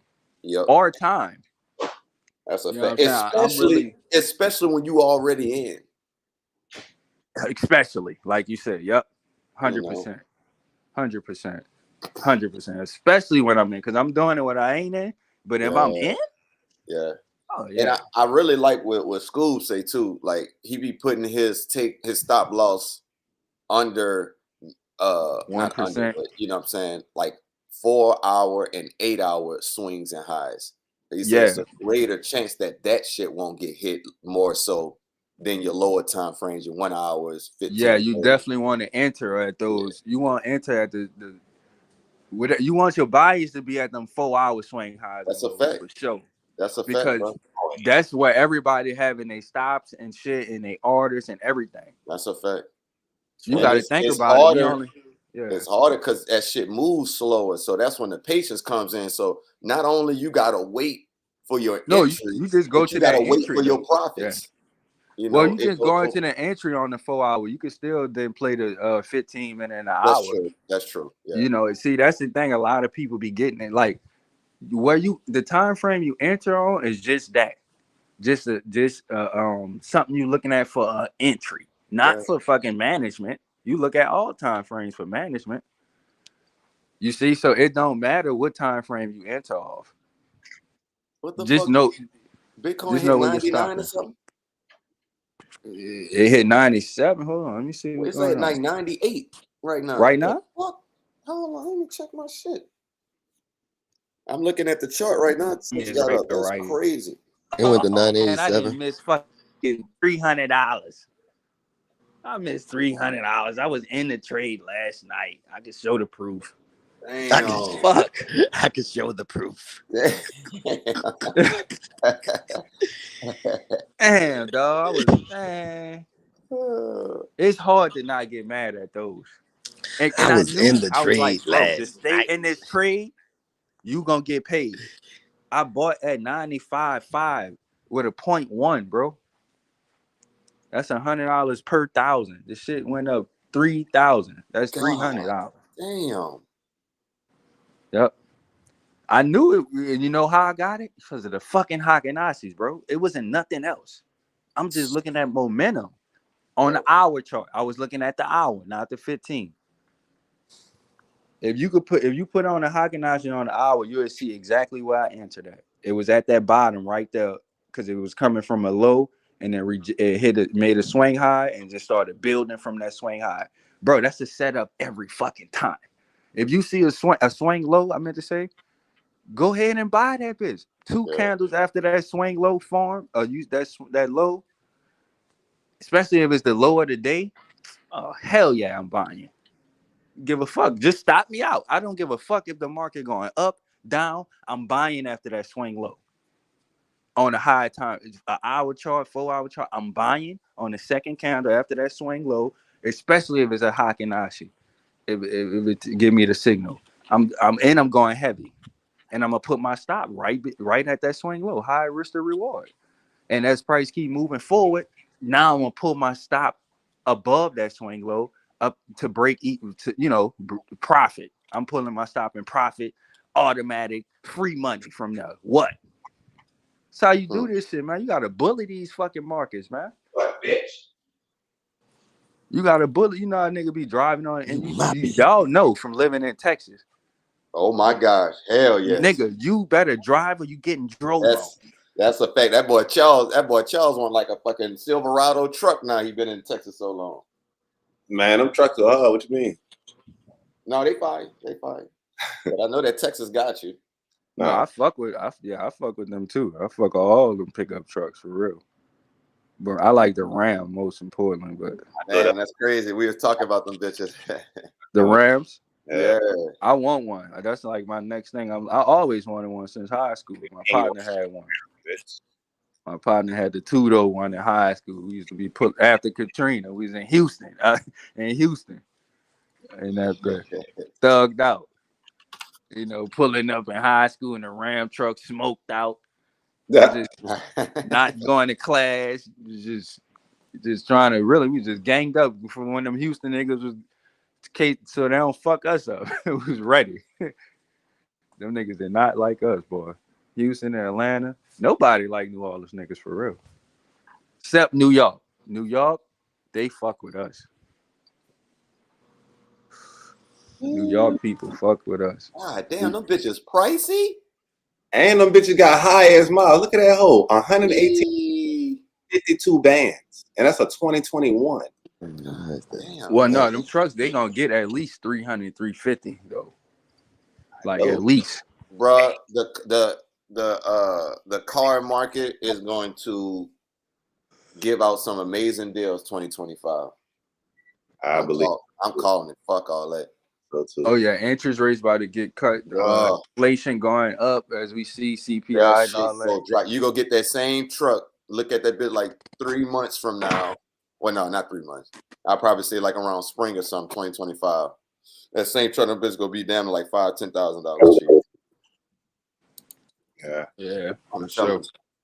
Damn, that bitch nice. Shit, if you're gonna buy one, you better make sure that bitch making you some money anyway. Anything. Yeah. That's what I said. If I got that bitch, something gonna be in that cab in the back. I'm gonna be dropping. Yeah. Fuck that. That's what they for. Like that's what they for. That's what I'm saying. The only one I really get one for is like for the kettle corn. Deliver furniture or something, bitch. I ain't picking it up, but I'm gonna bring it to you. Oh, look at them tires. I be loving that shit, boy. Them fucking tires. Damn, on them bitch. That damn rubber, boy. Like you say, when you can get over shit, I can go over median shit, parking lots, nigga, everything. I'm going over all that shit, man. Right. A crew cab. But yeah, that's how them niggas will knock you off the road in Texas. You gotta really drive. No, real talk. It happened to my brother twice out that bitch. That too, dog. They be getting and they go to drink. That's what I had with my cousin in there. Right. You know the Mexicans be drinking. Bruh. Driving fast as a motherfucker. Some of them legit be speeding, going 100 miles an hour. No, in a truck. Texas is the only place I saw a motherfucker driving on the highway the wrong direction. Damn. Nigga, I seen that last week. That shit, they still do it. Man. Oh, that shit crazy. I'm like, how the fuck you get on the highway the opposite way? I do not get how they do that. I really don't understand. Crazy. Like a nigga just stopped mid in the highway, say, I'm a U-turn right now. They get exits and shit. It is crazy though. They get on the highway on the exit ramp. Like that's how they be doing it. It be the old people. Yeah, them fucking ramps and shit. It is crazy. They need to stop that shit. I think, nigga, if you a certain age, mandatory. Respect to all my elders. I'm not even. Oh, the is driving. Just say that. Yeah, that's true. I didn't think about that, G. I ain't think about that. But I'm saying like you hit like 65. No, not 65. Like 70, 75. You got to get another driver's test. Oh, another test? I thought you were gonna say just get the fuck out the seat. No, I ain't trying to kick him out, but you gotta see what you could do. You know what I'm saying? Facts. I feel that too. Get your ass back out there and learn some shit because you probably forgot. Don't give a fuck. Don't give a fuck. Yeah. That's crazy. Man, look at them Tundras, man. I can't fucking I'm so mad about this fucking trade though, bro. See, this is a good man. You got out of it early or something? Huh? You got out of it early. You talking about that Bitcoin? Yeah, I took profit way too early. Yeah, way too early, prematurely. I don't even think I got an exit signal. It was because I was out drinking. I did right by my rules and shit. I was about to say, yeah, G, don't worry about it. I did the right thing, but like I said, this the good mad. Like you got mad. You get mad sometimes when you break your rules. That's usually what it is. But sometimes following your rules, look at that right there. Look at it. Yeah. You already know. Yes. See, I like them Tundras. That bitch is like a damn a real life size Tonka toy.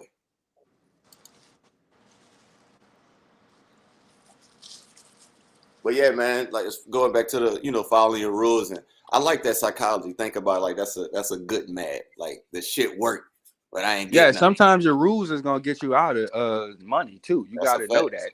And you can't change them because of that. Actually, though, I really think I didn't follow my rule if I really think about it, because I didn't get no exit signal. I don't think I got one on the time frame that I entered. Where you bought it? 95.5? 95.5. That's where you bought it? Yes. Yeah, boy. Why did you get out? Because I was drunk and priced. You see that red candle? That's why. So as soon as it came back, as soon as it flipped that, I was like, I'm out of there. But it never closed below this wick or nothing. Like, What I got in that? What pull up 95.5? I was Put on drunk, the hot and nigga. nasties right quick. Put Yeah, on the hot and exactly. That nigga school. Huh? That boy said I was drunk. That got a lot to do with it. That nigga said the candle that I thought I saw. No, the hour chart. I was drinking, nigga. Shit. Go to the hour 6. All right, so no, right there, them last ones. Go back. That was wait. That's last night? It's Thursday, right here. No, wait. Okay, so zoom in. Ooh, that Hock and Usky chart look fire. Okay, so zoom all the way in so I can see the wick a little more. Hoskin Usky. Damn, so Yeah, you that caught was an fucking exit. Well, bottom it right was. there. God damn. Now go to 95.5. What a fire trade, bro. Fire trade. That's 95.5. So that was in the exit. That was an entry for y'all, but not me. I got in on the next one, right? How can I? No, before that, the buy. Talking about this? No, you was right next to it. This? After that, the one right next to it. Yes, that one. See, it got a no wick. See, the Hakanashi, it have to have no wick. So this was That's 95.5. no, that's 96. What the fuck I was at? Looking at the 15 minute.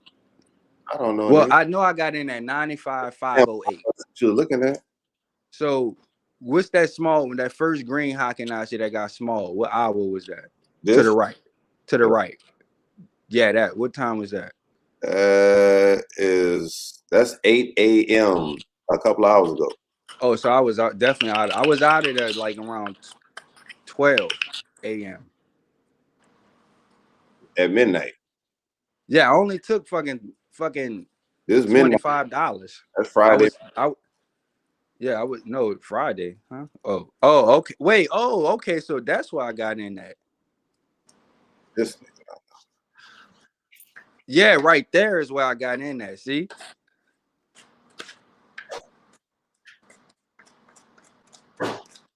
Because that Hagen, yeah, that's the candle. Because I remember it was coming off a retracement. Remember I said that it was retracing. Then I got the bullish signal. Right. What price is that? You got it way up there, but yeah, 95. Yeah, that's Friday midnight right here. That red candle. So yeah, boom. See, so I did follow my rules. However, I got another entry right there. That's what I was waiting on this morning at 8. Go all the way over to the one that I said is no, not that one. To the left, like 3, 4. Yeah, that one. What time is that? 5 a.m. or 4 a.m. That was my entry right there. The next one was also an entry, and the following one was all of those. Matter of fact, right now it's an entry, but I think price is running hot now. So I'm gonna look at the RSI. I'm gonna have to just so I could get a measurement of that trend strength. Or I'm gonna go to the smaller time frame, like the 15 minute, and see what that doing. Because the Hakinashis will lag a little bit on the higher time frames. It's not that it's lagging, it's just you see, you can't see that little dip right there that it did.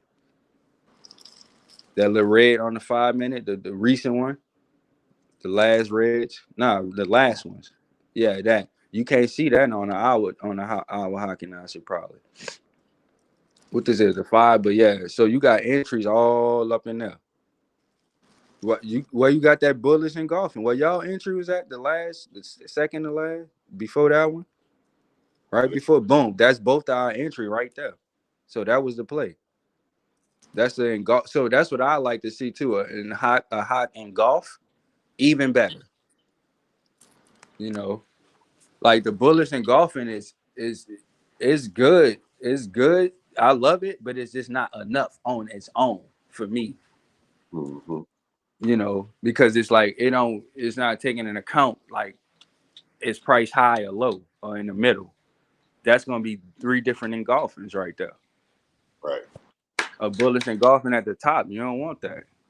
So like I suggested y'all put the RSI, at least look at the number. I guarantee you, your best bullish engulfing buys was below a That's 50. that's the only one I use, G, the RSI. Oh, so you do use it? Yeah, that's what I wanted to ask. Like, what you because you don't really be on that much talking about your setups and risk management. Yeah, my the only and Six know this because I thought I Sick had to. did say that.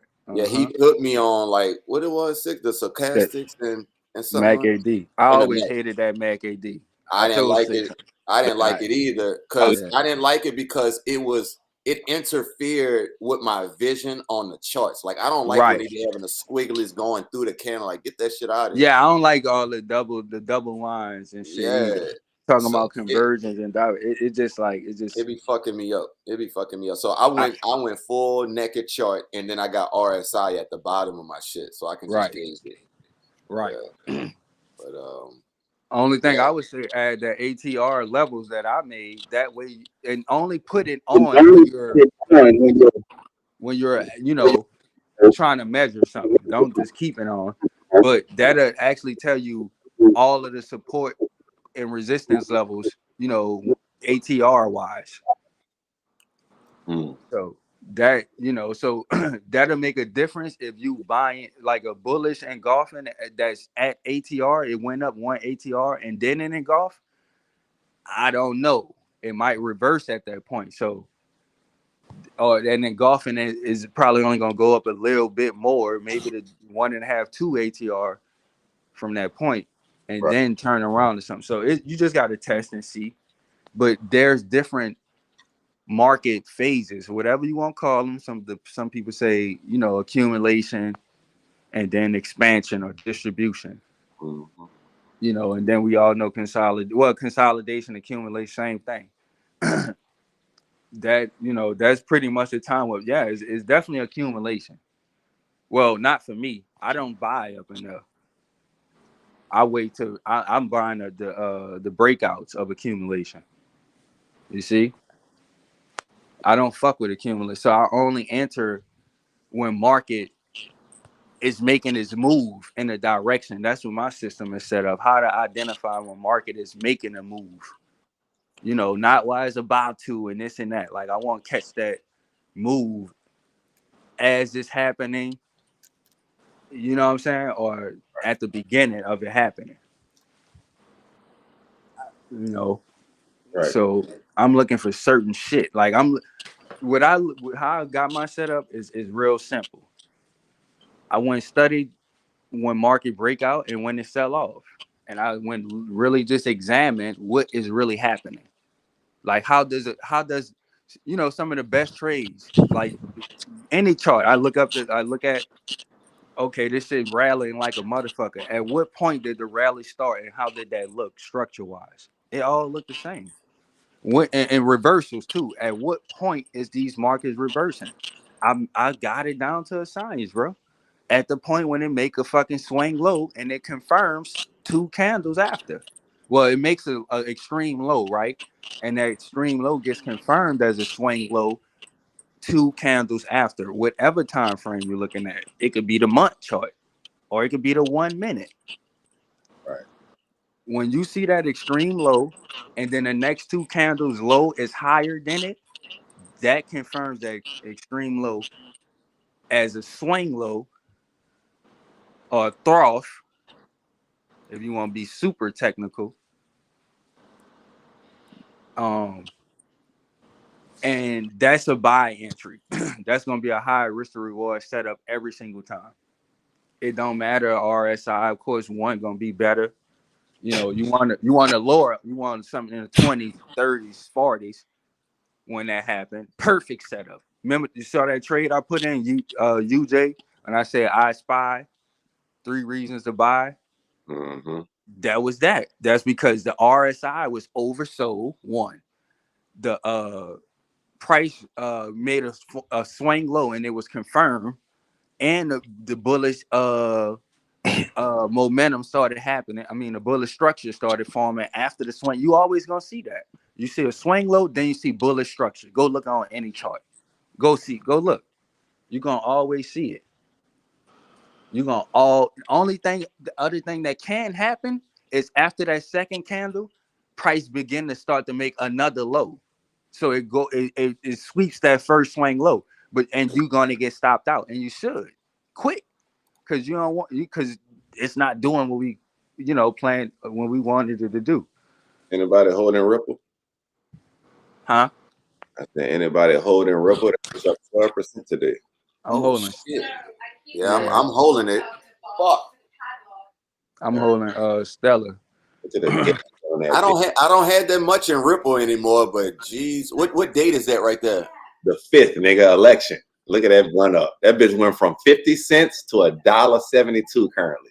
Yeah, that's millionaires and billionaires all in that run up. Guess what? You could trade Ripple on the crack accounts. Damn, for real? You can trade Ripple, Doge, Sheeb, ADA, Cardano, Tron, a lot of those cryptos. Oh my gosh, it's crack looking better and better. That's what I'm trying. And guess what? So all that is volatility. Don't worry about the miss out because what goes up got to come down. So, but yeah, I mean, or buy dips. If you want to buy dips on the crack account, just keep adding. You could do that. Because right now it's altcoin season, apparently, because they all up to date. We looked at the charts. It's like in the middle between Bitcoin and yeah. So when people was talking about, oh, Bitcoin is about to crash again, that's when you're supposed to be accumulating. That's how it go. When Bitcoin go down, you buy the. Look at Pepe. Pepe is up was up this morning. I mean, Peanut the Squirrel. Peanut the Squirrel forever. I like that. That's one. Peanut the Squirrel, Pepe. Them shit standing the test of time. Let me see. For some meme coins, but I'm definitely bullish on Ripple and Stellar, XLM, XLR. Look at that. Shout out to Cadillac XLR. Look at that bat. Look at that bat chart, 6. That bitch been running up for me. That's the most I got in my shit out of all my memes. BAT. Well, is that really considered a meme coin though? I don't No, think it's an altcoin. BAT is an altcoin. Yeah. We corrected that the other day. We just be saying that because it just mean like, but no, they're not meme. Memes is just those community coins. Got you. Yeah, like Doge is a meme, Sheeb is a meme, Peanut is a meme, Pepe is a meme. It's like if the logo looked like a damn carrot. Yeah, meme. I'm gonna make a Paul Rapper the rapper coin. That bitch will do numbers. You just gotta be heavy on Twitter. Just off of the community. Yeah, you ain't lying. I need to that's what it be popping. Y'all on X? Like, is it legit? I'm on X. Yeah. I need to get on now. Yeah, oh no, it's been legit. Like I've been fucking with it like years ago, but I not like actually that's why I'm going there. That's why I'm taking my talents to. Okay. Because it's just so easy, and I'll use it more like a journal. And it's like your keywords are really going out. Like X is the #1 news site in the world. It actually is. Fuck. Yeah, they get everything first. They #1 in news. Damn. Yeah, no doubt about it. That's why Trump was so big on there and this and that and this and that. And, you have a voice on porn. You could do porn or you could promote porn on there. They perfectly fine with that. Wow. You will not get banned or nothing. So it's total freedom. That's what he pushing. That's why he call that bitch XXX. Well, that's what the X represent, honestly. Sexy. No, it makes sense. I mean, yeah, Pip kind of broke it all the way down when he started talking about the sexy shit. Yeah, that see, and it's about he's doing his thing. He have a narrative. Nah, that's fine though. They care about that sexy shit. Oh, like, damn, this nigga here. Yeah, see, that's what I be saying, bro. These dudes move different. They don't move like everyday regular people, and the shit that moves them is numbers. Like Larry June numbers. But for real, literally, they worship numbers, bro. I'm just breaking it down in the simple. My cousin was at the shit last night. This boy he showed me that nigga a Mason like 90 degrees or whatever the fuck that is. This nigga high up, he a York Rite, Scottish Rite Mason, like the original ones, not Does Prince he? Hall. Is that shit like if you ask him questions, he'll be like, I can't tell you that one. Like, is it that secret society? Because like it's kind of like that. Well, the only thing they can't tell you is their actual secrets that they took oaths not to take, like they handshakes and you know what I'm saying. Damn, But they can say anything else. that's crazy, bro. But I got a student, one of my 5% students. That boy became a master mason. He was like, that shit ain't nothing but a boys club. So that's what I too. But like I said, he just a master mason. That's just third degree, just third level. Like he didn't leave out of once you get to civilized third degree. Yeah, then you go to the I say it's a lot of perks in a civilized world when you become a mason. Yeah. What you mean? Well, not in a civilized world. Yeah, I'm about exactly. To say, what you mean civilized? Wait, you mean in society, like in a general? Yeah, we know what you mean. That was the wrong word. Civilized was the wrong word, but society. Yeah, I've heard. Yeah, the current society, because them boys is the least from civilized. In the Mason community, especially being in the studio, a lot of niggas come through as Masons. Them niggas say they never get pulled over when they have their Mason stickers and shit on their cars. That's a fact. Yep. Yeah, the judge is pretty much the leader of a lodge. That's how you even gotta get qualified to be a judge. And that gavel that they got that he hit order in the court, that's a Masonic symbol. The gavel. That's one of they use that in the lodge. They have a Bible and a gavel. And when you go to court, what you see? A Bible and a gavel. I'm giving up too much though. The gavel, damn boy, this nigga Pimp be spitting. The gavel, and then I'll give you even more. I'm gonna fuck it. I'm gonna just give you even more. So no, you got it, bro. They said that no. it's the authority that it gives is a symbol of the master of the lodge's authority and executive power over the General Assembly. The master of lodge uses the gavel to punctuate ideas and maintain order during meetings. That's Masonic. Order in the court. Now, see, you heard him say executive, right? So the three branches of government. You would think a judge is what? Judicial, right? They're not judicial. Most of these courts, like child support, is not judicial. It's executive. Title 4D court. That's executive. It's business instead. So basically, these niggas is committing treason because they got people who's not under the judicial branch judging you and acting as if they are under the judicial branch when they're not. Now this getting a little, But so in general, it symbolizes authority, prestige, power, control, and order. Okay, so the order part, order and executive means the money, basically. Executive president is the highest order, the executive branch, right? That's the business. Executive means business, like your CEO, corporate executive owner, right? Okay, so executive is money and business. So when you say order in the court, see the dogs even had this. They know. Order. Check it out. Yeah. Order. Yeah, you gotta hit that gavel, nigga. Yeah. Order in the court. There you go. That shit don't work on them though. Shit, it worked. Damn, it did. I just muted myself. Oh, you muted? Oh, yeah. That's because you ain't a Mason. You gotta have the go through the real pop. So look, order, these niggas, I'm about to fuck y'all head up with this one. An order is just like us, nigga. Them niggas placing buy and stop orders. An order, money. What's the greeting? Money. Don't you order shit from Amazon? When you order something, like if a server come to you, don't you place your order? Yeah. Send it to them and they go serve it up. Damn, that's crazy. Yeah, because when you make an order, damn, this is deep. When you make Okay. an order, and it says in this definition, you have executive power over the General Assembly. Damn. It's because that's when you make an order, don't they bring back what you said? They don't bring back. What I'm saying. Yeah, dog, that's crazy. You can't do nothing without a judge's order. The judge got to order the shit from the fucking treasury, bro. The bank. Guess what? The treasury. Who backing it?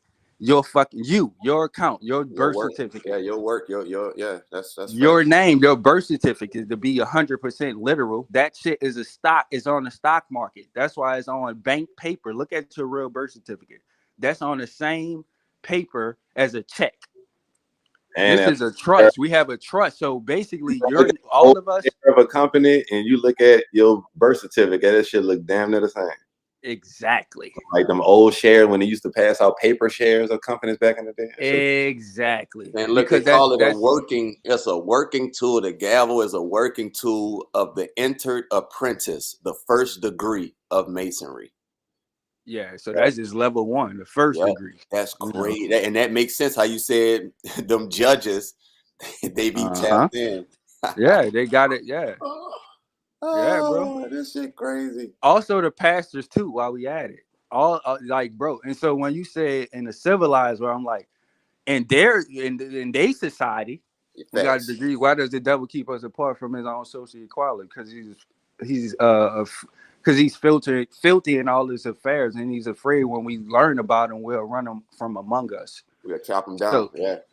Yeah, we'll run him from among us. Get the fuck with all that dumbass shit. So that's why they go secret. Literally, the Masons, they secret because that shit was banned during the revolution and shit. A lot of like that shit was banned because them niggas was conspiring and doing all kind of weird shit and fucking up governments and shit. Still to this day, the Jesuits are banned in Japan. It's like 12 prominent countries. The Jesuits cannot be there. You know, the Jesuits are they the ones who really over all this shit. The Society of Jesus, the Catholic Church. You know, they pretty much the Jesuits is the military of the church. Now I'm gonna cut this shit down because but that artist, I'm just showing you all this shit is business at the end of the day. It's all bit and so Jay, if you want to look up something, go look up this. It's bankruptcy law. Bankruptcy. We all operating out of bankruptcy. We don't have no money because gold and silver is the only money of the United States, and we took the executive order in 33, right? 6 took away all of the gold. See, the executive from the executive branch, the president. Niggas talking all that conspiracy theory shit. Ain't no fucking conspiracy theories and shit. Maybe some other niggas, but not me. You could go pull up all of this shit. You know, I didn't got a judge removed off the fucking bench. While I was in jail, in orange, in cuffs. How? Yeah. Simply because it's a conflict of interest. That's the last thing I'm gonna say. Every criminal thing is conflict of interest because it's the state. I done heard murderers and shit get out of jail because like a DA was messing with the judge, like sleeping. Exactly.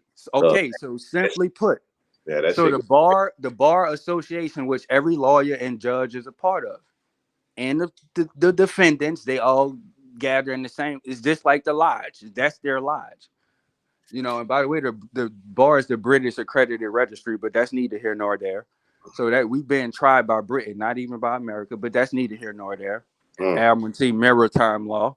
That's the law. We basically got us on the law of the sea rather than the law of the land. The law of the land is a constitution. That's because the law of the sea. Currency.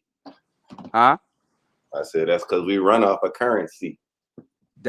Current and the sea. See?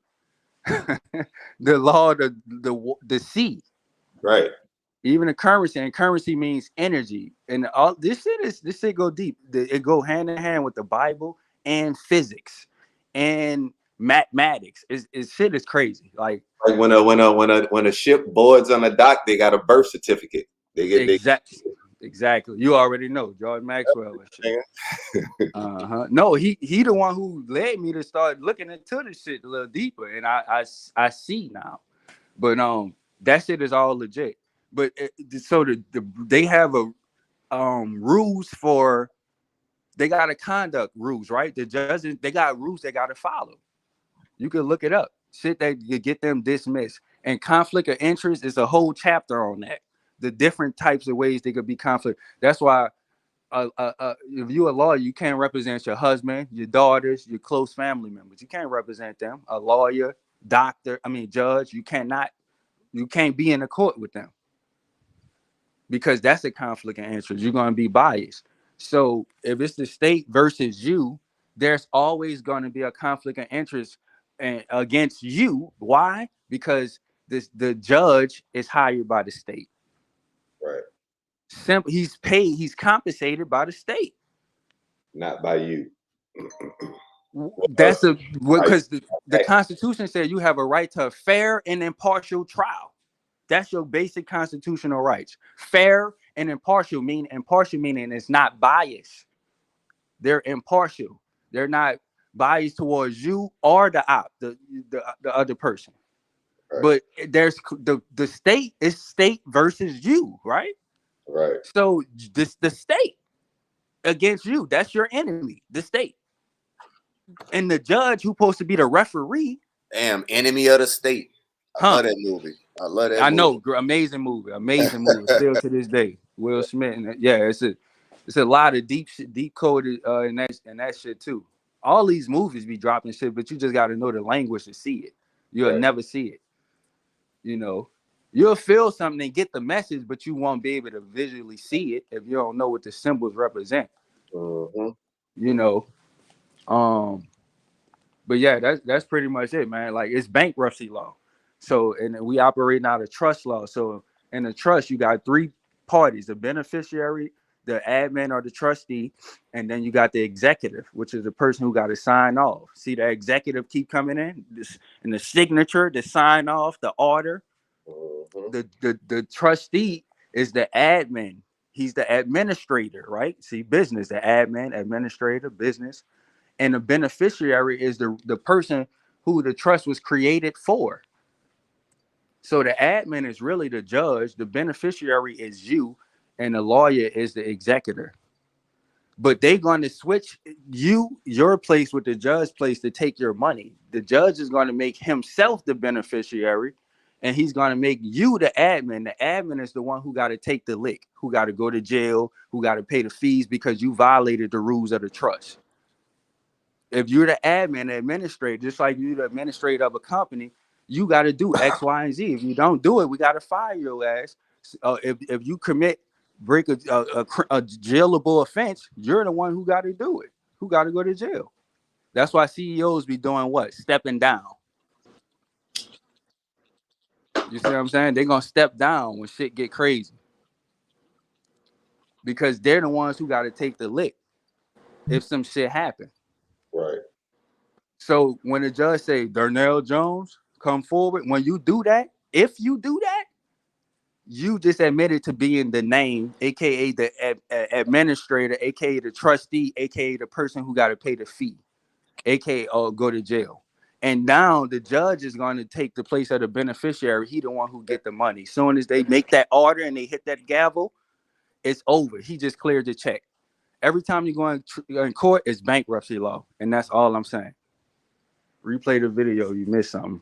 That's since I was 19, I've been studying it. That's all of those years of study wrapped in 10 minutes. Back to the charts. But all that to say, man, like I was talking about, you got to bully these markets. I'm gonna get back to that, but yeah. Thank you.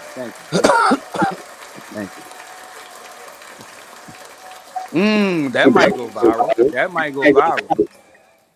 That might go viral. You definitely got to clip all them shits up and throw them out there. And even if they don't, put the right keywords and all that, and if they don't work out immediately, post them again. That's just information need to be out there. Somebody gonna want to search that keyword. Post it again. Put law, credit, all that kind of stuff. But so I got the judge removed though, because I asked my lawyer. I said, "Is he compensated by the state?" I said, "Is he paid by the state?" She looked. She paused. She was like, black lady too. She was like, "Yeah, he's compensated by the state." I said paid. She said compensated. So she's the one who corrected my vocabulary. So now I know the proper word is compensated, because that's a difference, right? He don't necessarily have to get a check, but if the clerk of court, because she's the one who really got all the power. If the clerk orders the judge, the clerk decides what judge is going to rule over what court case. So let's say the clerk is whatever, got a business, and her business have like a $10,000 network fee, whatever, like like a club, like a Mason or whatever. Right. It's $10,000 to get in. If she is going to discount that to that judge for anything that he do inside the court, that would be considered compensation. Because this is public. They bring in public and private. You can't bring public and private together unless that's compensation. So it's business. You're basically just doing business. Personal gain. That's compensation. So basically, the judge can't be compensated by the state in no type of way whatsoever. That's the only way it could remain unbiased. But if he's compensated, the lawyer told me he's compensated by the state, and she said yes. I said, well, I want him removed from the bench. She said they only gonna put up another judge who's also compensated by the state. That's what the lawyer told me. The public defender, not my paid lawyer. She telling me that the state is going to constantly keep creating a conflict of interest. The fucking lawyer told me. So I get to the judge. I tell him, man, this nigga ordered a psyche value. He couldn't say nothing. I said, my lawyer informed. I said, do I have a right to a fair and impartial trial? It's two questions. Do I have a right to a fair and impartial trial? They either say yes or no. That's my constitutional right. So they have to say yes. Remember, all in the court, everything is live, recorded, and you have witnesses. That's the public. The people sitting there, that's all witnesses. So you always, in the transcript, the audio is being recorded. You could go get it for like $20, $50. And so he didn't say anything. When I asked this man, do I have a right to a fair and impartial trial? He didn't even answer, because he was trying to see where I'm going. Mm-hmm. And me, now I'm in jail. Like, I'm in orange handcuffs, so I'm nervous. I'm looking at least 30 days to 90 days. I'm in that bit for like 2 weeks at this point. I'm like, fucking, I ain't got nothing to lose. So I just went to pulling something. Do I got a right to a fair and impartial trial? Yes or no? He didn't say nothing. Or maybe he nodded his head. I can't really see that well. I said, my lawyer informed me that you're compensated by the state of Louisiana. I say, how is that fair or impartial? That boy, somebody said he turned purple in the face, and he looked down and took some notes, and like he never said anything, bro. And then all of a sudden somebody told me come over here, and then he reset my fucking case. He recommended a psych evaluation for me. He put me on the psych hold. And so they sent the shrink in, right, to test me, like immediately after. The shrink asked me like 2 questions. He said, do you know, I was charged with battery, simple battery. He said, do you know what battery means? He said, do you think that's like a battery that you put in a remote control? Or I'm like, what the fuck? I'm like, I'm like, damn, he kind of fucking me up. I'm like, I'm like, this the question? This is the evaluation? Right. And I said, no, it's not a bet. And he said, okay. And then he said, do you understand that the prosecutor, that you're the defendant, and it's the lawyers is the prosecutor, and they're against you, something like that. He was like basically asking me, do I know if the lawyer is against me or for me? And I'm like, yeah, he's against me. That was the psych evaluation, bro. That's it. That was it. They sent me back. They did all the other niggas, sent me back and reset my shit for reset my court date. And another judge. He took it off himself and put it on another judge. Now then they sent me this Asian lawyer, right? Because I had to, and he came real smooth. Young Asian, like he's still in college. And he's like, look, bro, I understand. We had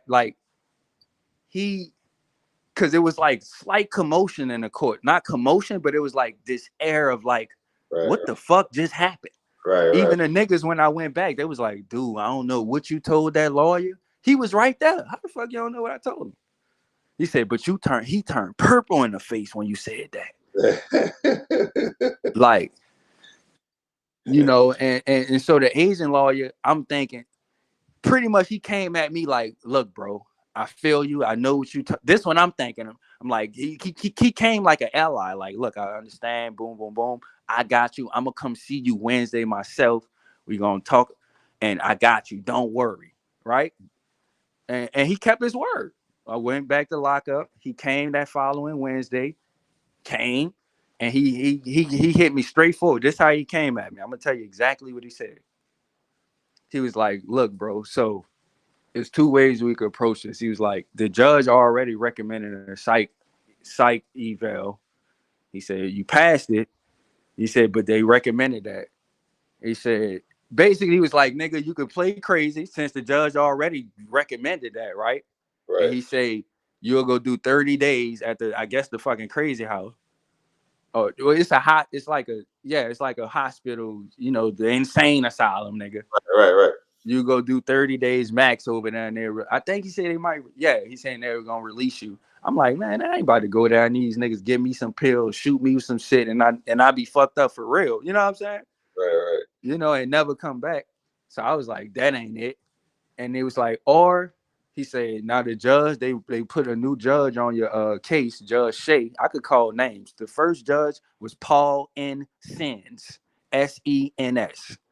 And the second judge was Judge something O'Shea, Orleans Parish. Go look him up. O'Shea, old white man. Sands, I thought he was a white man. Turned out he actually a Creole man. He was just that light skinned and shit.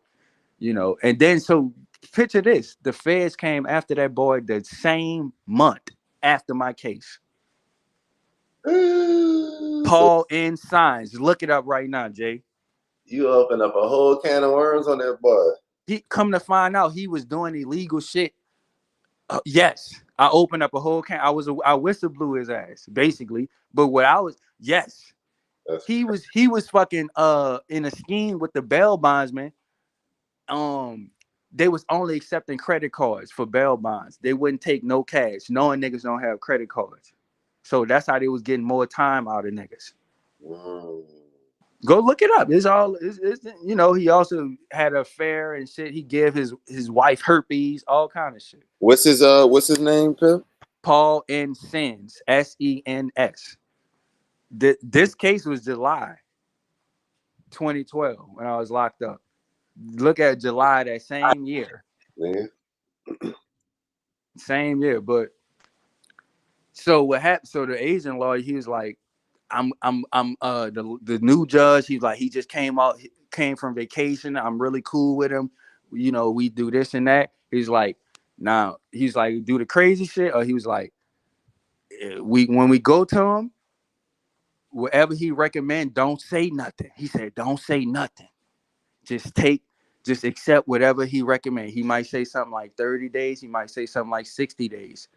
He may even say 90. He said, just take whatever he say, and whatever he says, I'm going to file for a reduced sentence. So if he say 60, I'm going to file to get you down to 30. If he say 90, I'm still a file to get you down to 30. or 60. That's what he told. He said, but please do not say anything. Yeah. My phone about to die. Hold on. So, but yeah, that's that. I just wanted to share that. That's because niggas wanted to do you to make it seem like you was still in the system. All right, just do this, and we gonna give you this, and we gonna get you up out of here. You know what I'm saying? A loophole some kind of way. Just don't say nothing, because if you say something, you go fuck up the whole play. Because then you should have Yeah. played. Well, yeah, it's gonna get crazy in here. You don't know what's about to happen next. Type shit. Like basically, that's what type of energy they wanted you on. But I feel like you was about to get up out that bit right then and there. And then you was about to break the system, so they ain't want you to do that. So shut up, Nah, facts. type shit. Like No you was really about to get up out that bit free, scotch free. But they ain't wanted to make it seem like that was possible in front of everybody. So it was like, don't say nothing. Look, you see, try to make it cool. Damn, so But you still in the system. He's still a fucking judge. You say what? He's still a fucking judge. Damn, where at? He in traffic court. He in division A traffic court. His current terms ends on the 31st of December, 2028. Wow. So he locking niggas up for running red lights. Pretty much. I probably met that boy because I had to go in there. Shout out to T Deborah, but yeah, I had to lay up there. I had to bypass him. I had to talk to him because T Deborah saw me and she was like, "Man, let me take care of this shit for you so you get out of here." Right. She's still in law or in there? Oh man, she retired, bro. She kind of I think she's doing all right. Been doing a little better, but I think she kind of suffered some health issues or whatever. Okay. After I think she retired, but hoping I was gonna see her yesterday, but yeah, she retired, bro. Still got connections though. Like a son bitch. Like that's how we was, able to make this house purchase around the pandemic somewhat smooth. Like we was able to do house shopping while we was in Texas because of Ashley and her mom. Mm-hmm.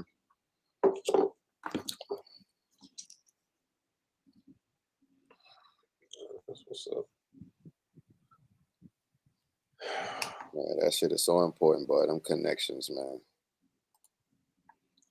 No one, especially in the realm of law. True. I mean, almost in the realm of everything, though. Like, how cool would it be if you knew a fucking a dentist, like somebody that you went to high school with? Now he like a ridiculous cold, dentist, orthopedic, or whatever the fuck. Mm-hmm. That's fire. That's a connection. Nah, facts. I wish I knew somebody, and shit, and maybe our cousin Sanaya, that was in like sports health and science. The way I be going ham, that should be amazing. I like legit spend some money with somebody like that. That's what she going to school for? Yeah, bro. She said she been doing, so it's in the medical field, but I think she's kind of geared toward the sports type of therapy or whatever, that niche or whatever. Right. And yeah, she said she's been working with all the athletic teams, baseball, fucking basketball, football, even soccer. I'm like, damn, that's what's up. So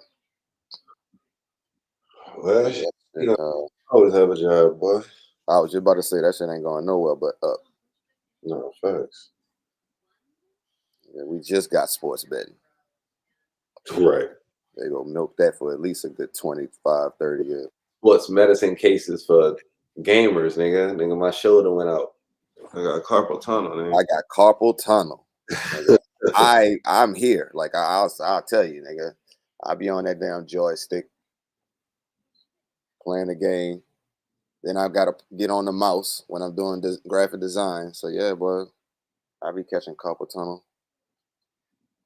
That's crazy. I wonder what's gonna be the next phase.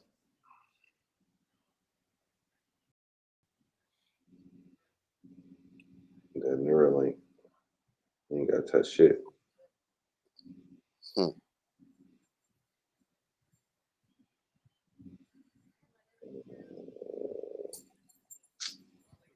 Warren Buffett, dollar rules for conversion or something like that. And it's still growing.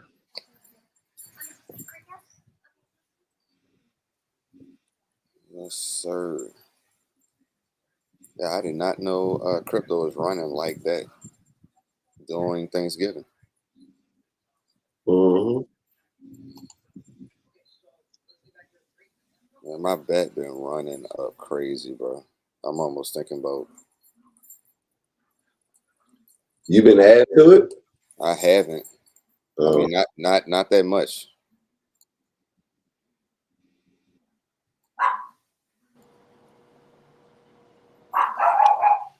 See, it's a fire. Who all online right now? Who that is? Just me, you, and Jay. I think Pip had his phone died. I think about had to charge his phone or something. Y'all two niggas be sounding alike sometimes. Though. 6 and J, I be like, Nigga, I told Jay, when I be hearing you talk, I be like, sometimes you be sounding like me. I'm dead. Nah, for real, but that shit be. Listen, the one time we was on live for like a whole hour, like everybody had dropped out. We was on that bit for a whole hour, just listening to that. I was like, damn, that shit. Because I heard it when I played a live back sometime, and I hear myself talk. I'd be like, damn, I'm sounding. You know, it'd be funny hearing yourself talk. Yeah. I played back, and when I heard it, I was like, damn, that's crazy. And they got damn near a similar tone. That's crazy. Yeah, I feel you. Especially when they get passionate and shit. Nah, fuck. See, that's what I said. That's what I said. See, I was like, yeah, like when when niggas be turning up, like, yeah, we all damn near be sounding the same. That's that New Orleans, boy. Facts. Yeah. Perfect. That's crazy. I wonder, their market cap kind of been stable for the most part. Yeah, that one's been like a slow growth for me, bro. Like I really like that. With some Basic attention coin. Oh, It's different. yeah. Nah, I just texted not that long ago though. Like literally. Yeah. Yeah. Yeah, it wasn't that long ago. The Brave. It still didn't break this year's high of like 37 cents. But it's creeping on the come up. Let me see. The fuck? Yeah, you know, I'm in the jungle. I was about to say that nigga at the zoo right quick. He just transported to the zoo. I need to get some more seeds for my bird feed. I've been missing all my fucking robins and other fucking blue jays and shit hollering at a nigga. That nigga be having fire ass birds in his backyard. Total supply. We had max supply.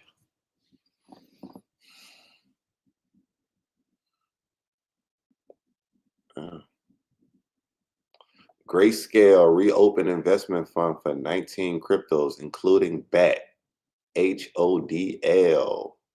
That was November 27th. For dear life. That's what's up, man. That's what's up. For dear life. Finish package. You did.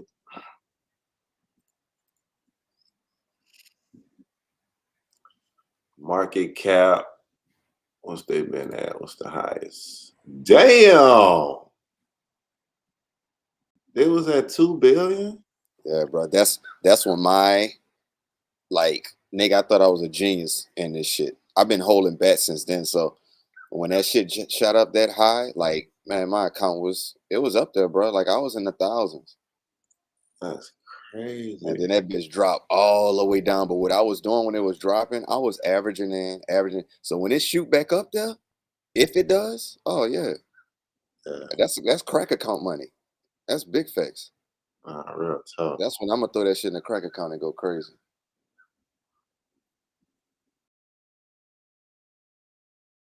Crack account.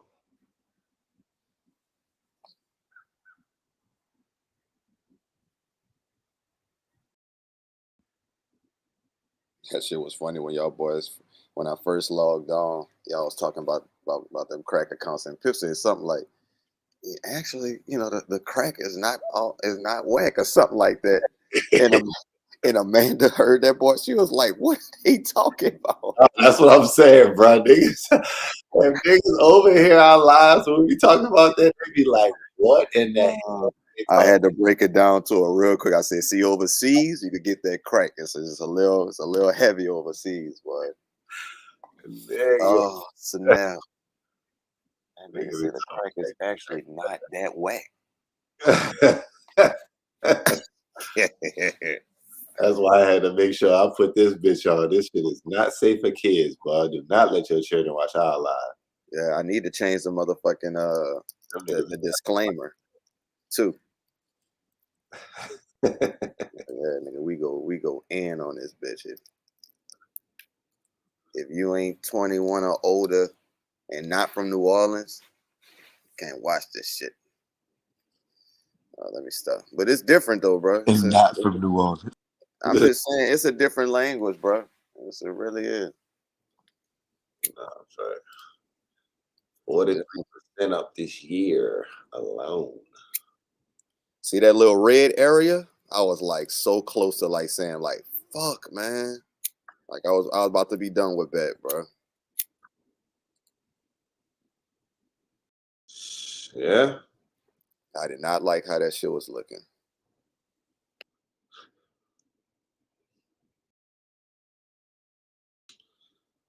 Yeah, it's looking like it's gonna be good. I mean, if that's true. I'm gonna tell you one thing. My other sleeper, and this one is that one's a alt. My top sleeper meme coin is Turbo. Turbo? Yeah. Let's see what that one's talking about. That's another crack account if that bitch run up. Turbo. That's a lot of this. Turbo Trump, Turbo Dex, Turbo Browser. The Turbo.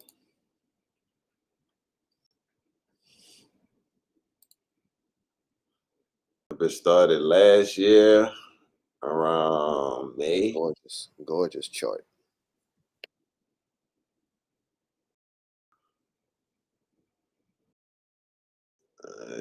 Yeah. It's not even $1 billion market cap. So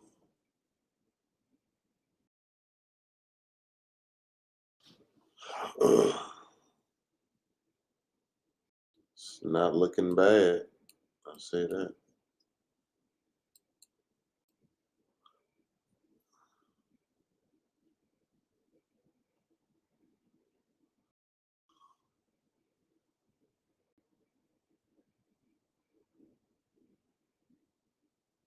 The first ever meme coin created by AI.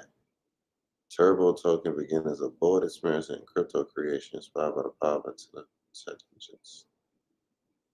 The project's founder turned to GPT-4 with a simple challenge: create the next great meme coin.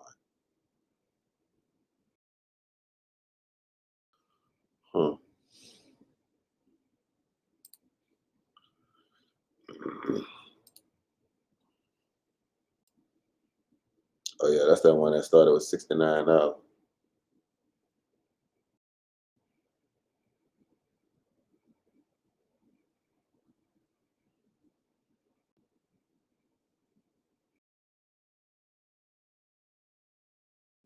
Yeah, I saw that what you call was running up fucking decentralized shit like the Mana and Yeah, that Decentraland, nigga. If you would have held that from the first time you bought that, Bruh.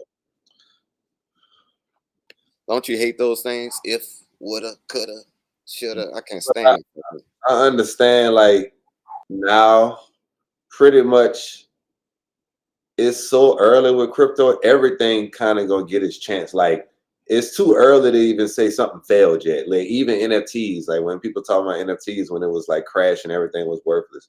Like, it's still too early. Like, niggas should be buying the fuck up out of NFTs right now.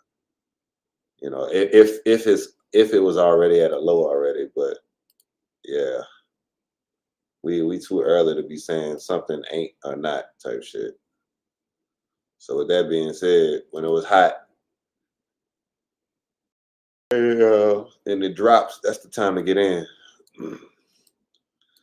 When nobody's talking about it, because as soon as they do, and it start to rise up, you want to already be in. You don't want to be buying when it's popular again. That's what created the rally in the first place, because everybody was FOMOing into that shit.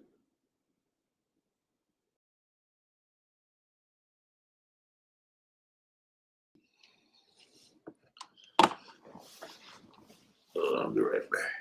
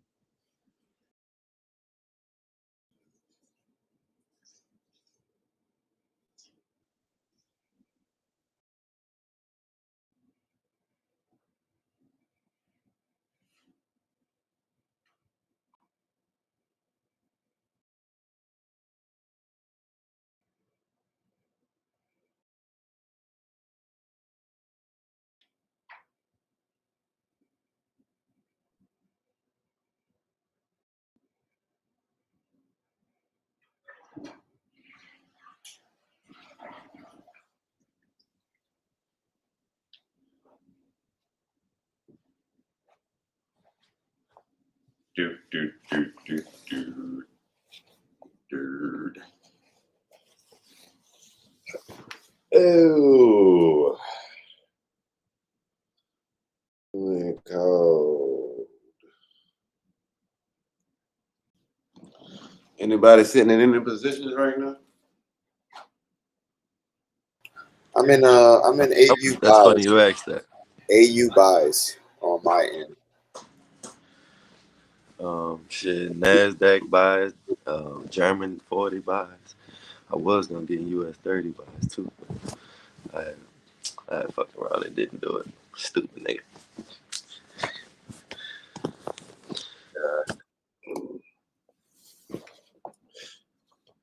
I ain't gonna lie, boy. I'm like 1-2 steps away from like strictly just trading the daily time frame, bro. I'm gonna keep it all the way G. It kind of fits my personal personality a little bit more. And that boy moving on up. Now I've been studying lately just time and and how the patience I already have to wait for stuff. So it's like if I have that level of patience, then I should be good enough to wait for those extreme moves. And not only that, I look into certain positions that I'm in when I'm in off the 1 hour and a 4 hour, and I look at that compared to the daily. I was like, man, I wouldn't even be in this shit. I would have already been in sales. I already been riding buys if I was off the daily. So it's just like it kind of moves way more because I'm real super chill. So that shit kind of fits more my, like I said, my personal personality. And I think a nigga may just like, yeah, like fuck it. daily only, so it's gonna be a lot of no trading probably in the future, like days when I don't see a setup. Especially out of the primary chart, the pairs nigga look at. I love it, bro. I say the most y'all niggas have a different. Well, you know, you pretty much be looking at. Well, no, all y'all be kind of getting except for Pring, as far as like on the Australian dollar, you be fighting with it, but yeah, I think it works when we all see it, like as far as like the way that we enter and the time frames that works best for us, because we all are different in our, you know, unique way, they says, but it helps the group overall. Like picture, if I'm in intraday / day trades and I'm looking at the chart for entries every day, you know, within the day, not like every day, you know, the candle closed and I'm looking at it at full, you know, between the hours of 1 and 5 o'clock.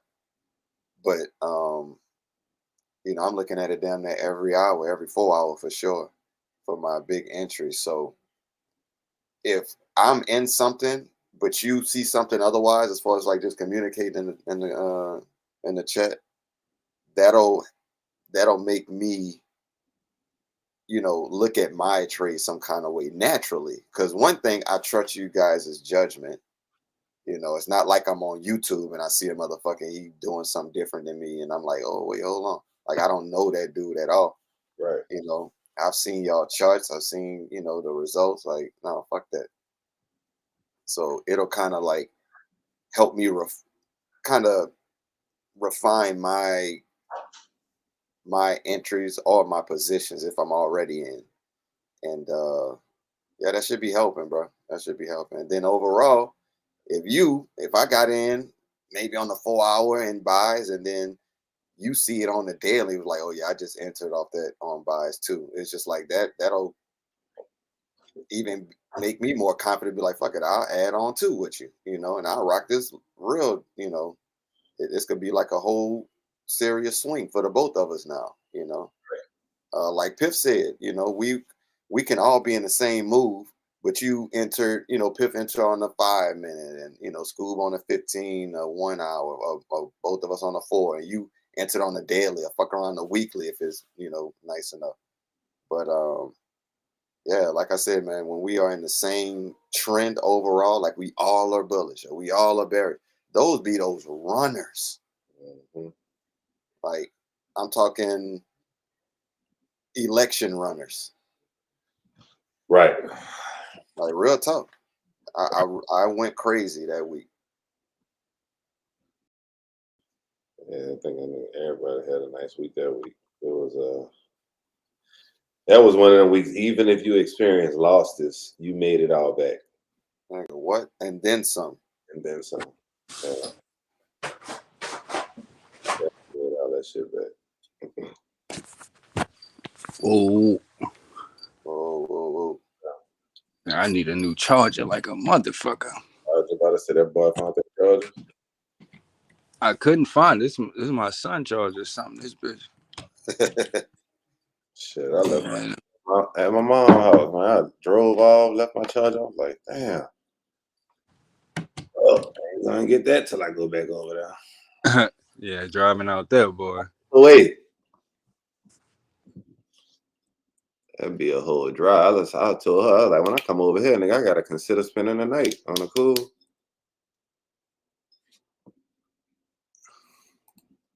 That shit like a whole vacation. Yo. Yup. All right. Yeah, that shit kicked me out. So looking at Bitcoin, that's the hour 4 hours starting to pull back now, huh? Mm-hmm. Yeah. I was asking everybody that was in anything. You in any position? Oh, I'm at S&P 500, 0.5, 50 cent units. I'm up like a few units. So the market's going up. But other than that, no. I was buying some indices, and I guess they went down. at least 10 overnight. Yeah. Yeah, but SPX,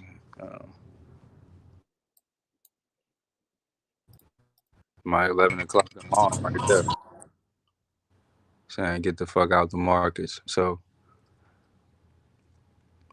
I ain't really fucking with nothing for real. My risk management telling me to stay the fuck away until next week, unless it's Bitcoin. So I'm gonna look up. I might catch some sales on the crypto, but this run has to be the one to do it. Experts saying, like, it got to break that high. What, that 100? Yeah. It can't keep having high. If it keep go to the day chart. Yeah. See how them swing lows? Oh, this bitch coming down. That's today? Oh, I'm about to say what that was. That was AJ. Oh, I'm about to say. Yeah. So yeah, moving down. So because the live, yeah. So yeah, it gotta. Well, I guess it can pull back some more. Yeah. Go to the 4 hour. Pull out.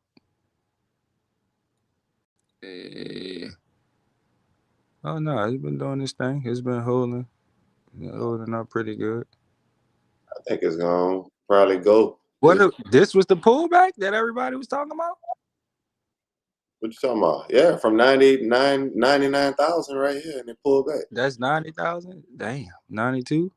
That's where it went. 91. You see that swing low, and then you see that swing ass low, and then the bullish structure, and then what happened? Money. Every time. Now put it on the Hockennashi and watch what it tell you to get in. I mean Hockenusky. Boom. The second candle after, huh? There's no wick right there. Yep, no way. Boom. See, could have been there. And what price that is?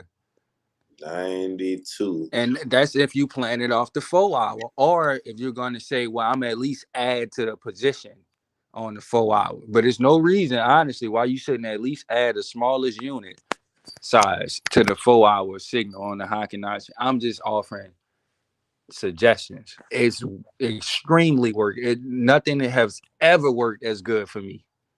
So I'm just giving out the free game. You know, I never been one to hold no secrets and shit. Like, you know, it's enough for everybody. But however you want. Oh, you changed it. I had to do that look fly. That look fly right there. Yeah, that's that hollowed out candle. And that's dope. Hollow candle. Yeah, it look like that look like some Tron shit. Could you trade? I know about it. Yeah, transparent. No, I'm not fucking with that at all. You think you can't trade that? Hell no, that's my RSI. That's my RSI. The only way I would trade this that's RSI. Look. Foot resistance. That's the only way. Yeah, it's the same shit. That's all you can see anyway. It's closes. Like when that shit break out, retest. Yeah, it's the same shit. Well, not the same, but you see what you should buy and sell. Look at it engulfing, still printing. Nah, that's tight. Because they just go off a price. They don't go off of candlesticks. And see, that's how you can make your fire little setup. You take your couple indicators and you turn off one, but put the signal on. And so that's how you could easily add two indicators on one. And that shit crazy. But yeah, Jay, you use that RSI with the bullish and gold? Yeah. Yeah, dog, I got to turn to where when that bitch be undersold, I'll be saying that it's swimming. And what you do then? You looking for buys, huh? Fuck yeah. Yeah. And then if I combine that with clean traffic to the left, I'll put the whole. I'll put I'll put one of my dad's houses on it. Right. That's how you got to do it. That's the phase not phase, but that's where I'm at in my trading career. I was like, pretty much, I was scared to win big. You know, we was talking about the fear of success. Yeah, I was scared of that shit, nigga. I was really scared of success. I was like, fuck all that. Yes, cool. Come with the energy, bro. Nah, I just Yeah. fucking with you. Go ahead. No, I already know. No, you saying this right. I already know how you coming. That's my Aries nigga. Like he always gonna bring that fire.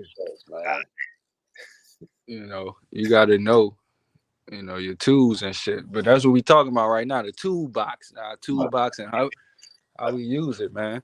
I'm gonna start Damn, trading. he fucked the nigga up with that.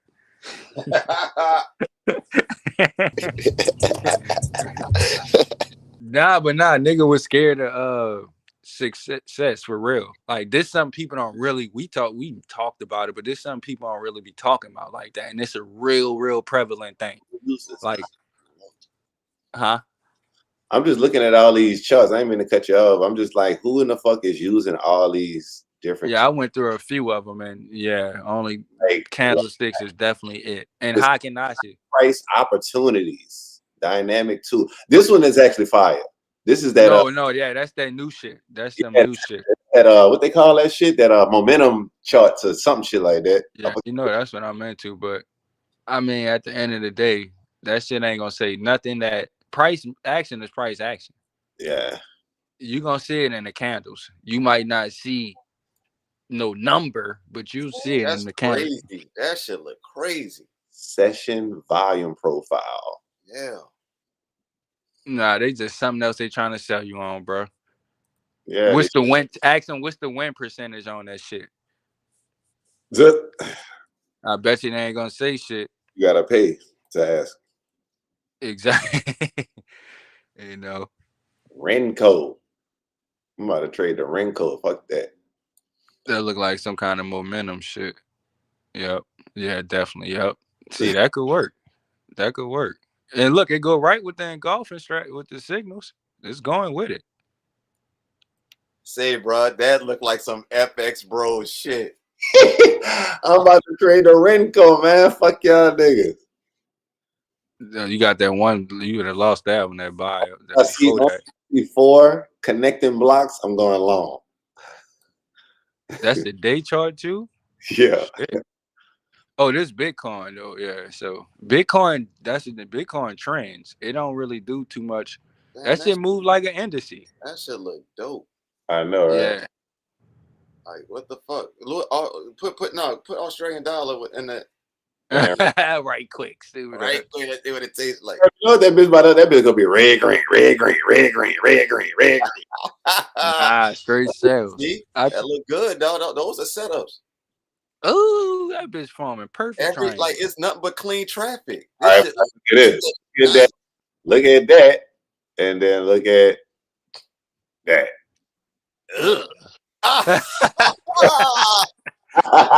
Yeah.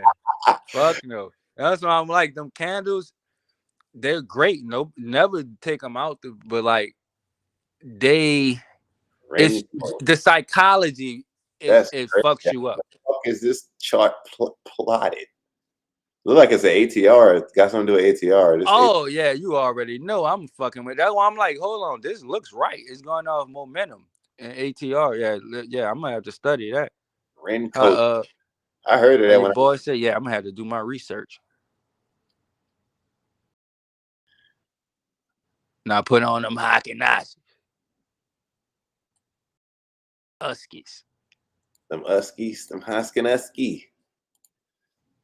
See? Same shit. That shit go night and day with the chart, with the candles. The candlestick, like it's damn near the same shit. Yeah, but them candles showing you too much. I want to see the overall and the average. I don't want to, what I'm saying, be in a buy, see one red candle and think, what I'm saying? Is that red candle.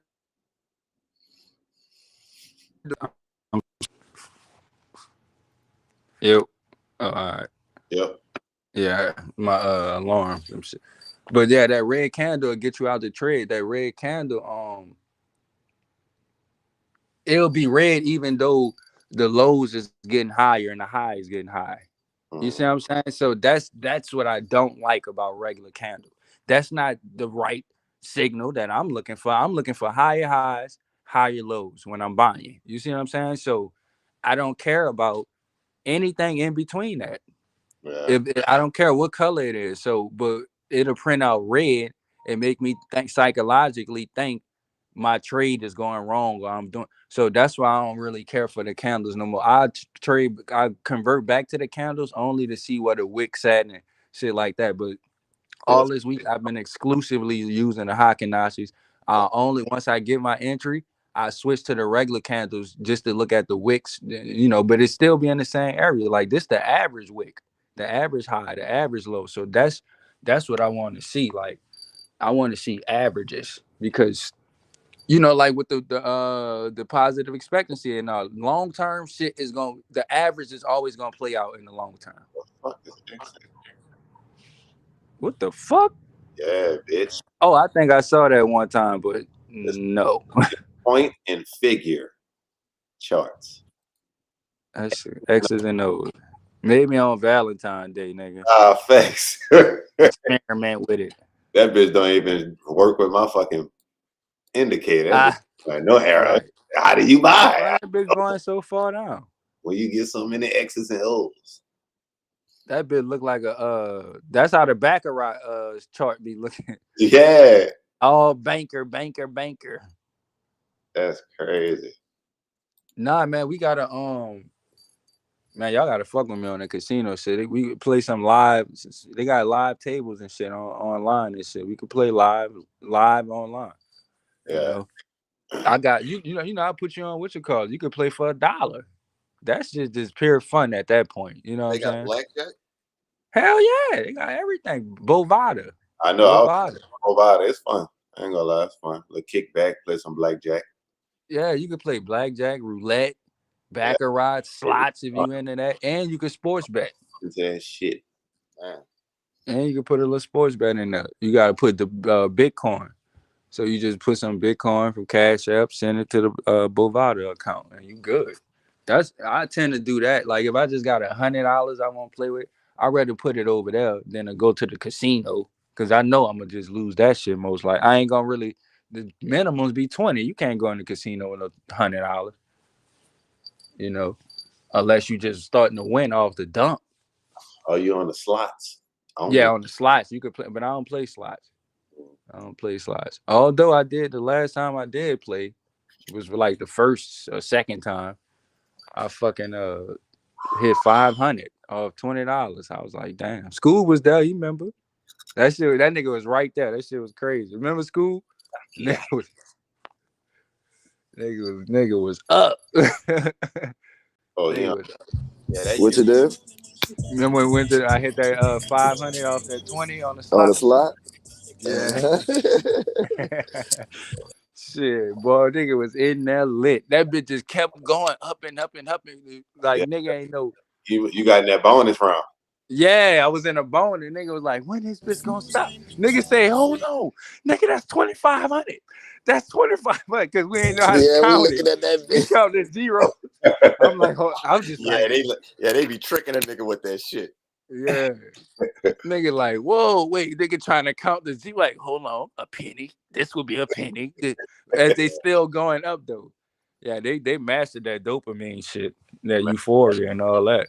I used to do that shit, dog. I used to go in there. That was a strategy for me.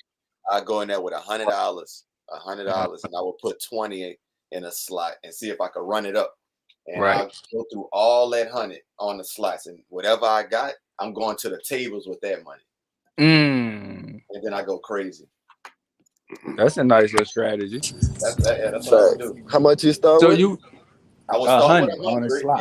and I would go 20 on each slot. If I don't get nothing with that 20 on that slot, I'm going to another one, putting 20. And if I fuck around, don't hit on none of those slots, which is very rare. But what if you hit on the third slot? You gonna still spend a whole 100 on the other? Yeah, I'm gonna keep that ticket. I ain't gonna cash it out. Yeah, but I'm right. Gonna go to another slot. Right, I like that. I like that because it also gives you like a feel of your luck. Because luck is luck is momentum. You can build off luck. Yeah, momentum turns into in a chance. That's what I'm like, in the sense of like chance. Like, I get more chances. Yeah. They definitely go together. Like momentum is what I look for. I I ain't big on luck because I can't say what it is or what it ain't. Like, well, to me, luck is what preparation meets opportunity. Facts. That's how, Facts. 1,000. that's what. That's Yeah. that's the best and only way you could explain luck, bro. And You that's know why, a gamble. You see, I just pulled that shit. So yeah, I like that. I heard I say the same thing. If you ain't said, Yeah, preparation meets opportunity. So like, you was prepared. You got to be prepared. Like you got to play to win. That's all. That's all that's really saying. Like you can't get the opportunity if you don't play. lucky being locked inside a box underneath the earth 100 miles. Like you What can't, about it? because you're not prepared for nothing. Right. You feel me? So opportunity ain't gonna find you because you're not even prepared. You so isolated, so you can't be lucky. And you know how they say practice prevents poor what they say? Proper the fuck? Hold on. I'm slipping on my pimping. Proper preparation prevents piss poor performance. Yeah. But 5Ps and shit. yeah. I say my P shit. And like I was saying, that preparation, once again, that comes from what? Repetitions, frequency. Come from pimping. Yeah, bro. It's gonna take me. I know dumb shit, but it's gonna take me. You know what I'm saying? So many times to stop holding my goddamn shit, and repetition to be like, all right, I done seen a million times that this works. Yeah. Do this. You know what I'm saying? Or that it don't work too. Well, to me, my shit has been working, but my goof ass don't hold. See what I'm saying? Hold. You know what what is I'm your saying? exit signal? It does work, but yeah, you're right. Or you'll see if it don't work. Yeah, but what's your exit signal though? The only exit signal is if that bitch you said like for me to take profits? You saying you not holding. What's causing you to get out? Oh, like that bitch might go against me like type shit. Heavy on some shit. I would say get a measurement for that. Figure out what is a light going against you, what's medium and what's heavy. Like an actual. That's you. Turn it down a little. Oh yeah, nah. I'm in the car. My fault. Yeah. You know what I'm saying? That way you could say, okay, this just a light pullback, medium or heavy. And instead of getting out, maybe you should just take partials or sell part of your position instead of getting out. If your problem is that you're not holding, you getting faked out by something. So you need to like just have a either a tight stop loss or a loose one, whatever one is gonna make you not get faked out and take out. Just because you over leverage, you got too much money, you don't want to lose all that money. That's the problem. That's usually because I'm sure he ain't talking about no $2, you know. Right. So that maybe that is the problem too. Six probably like you all that money, so they be scared of like, man, I'm just gonna cut that shit. Fuck it. Oh, and that's the thing, right? Like with me, right? I 10x my lot size. So that means you know what? Go and ahead. that's what just happened with me. I just moved up in the different lot sizes. So now No, it's you like said I'm you not was only used to gonna that move shit. up once you double your account. I did.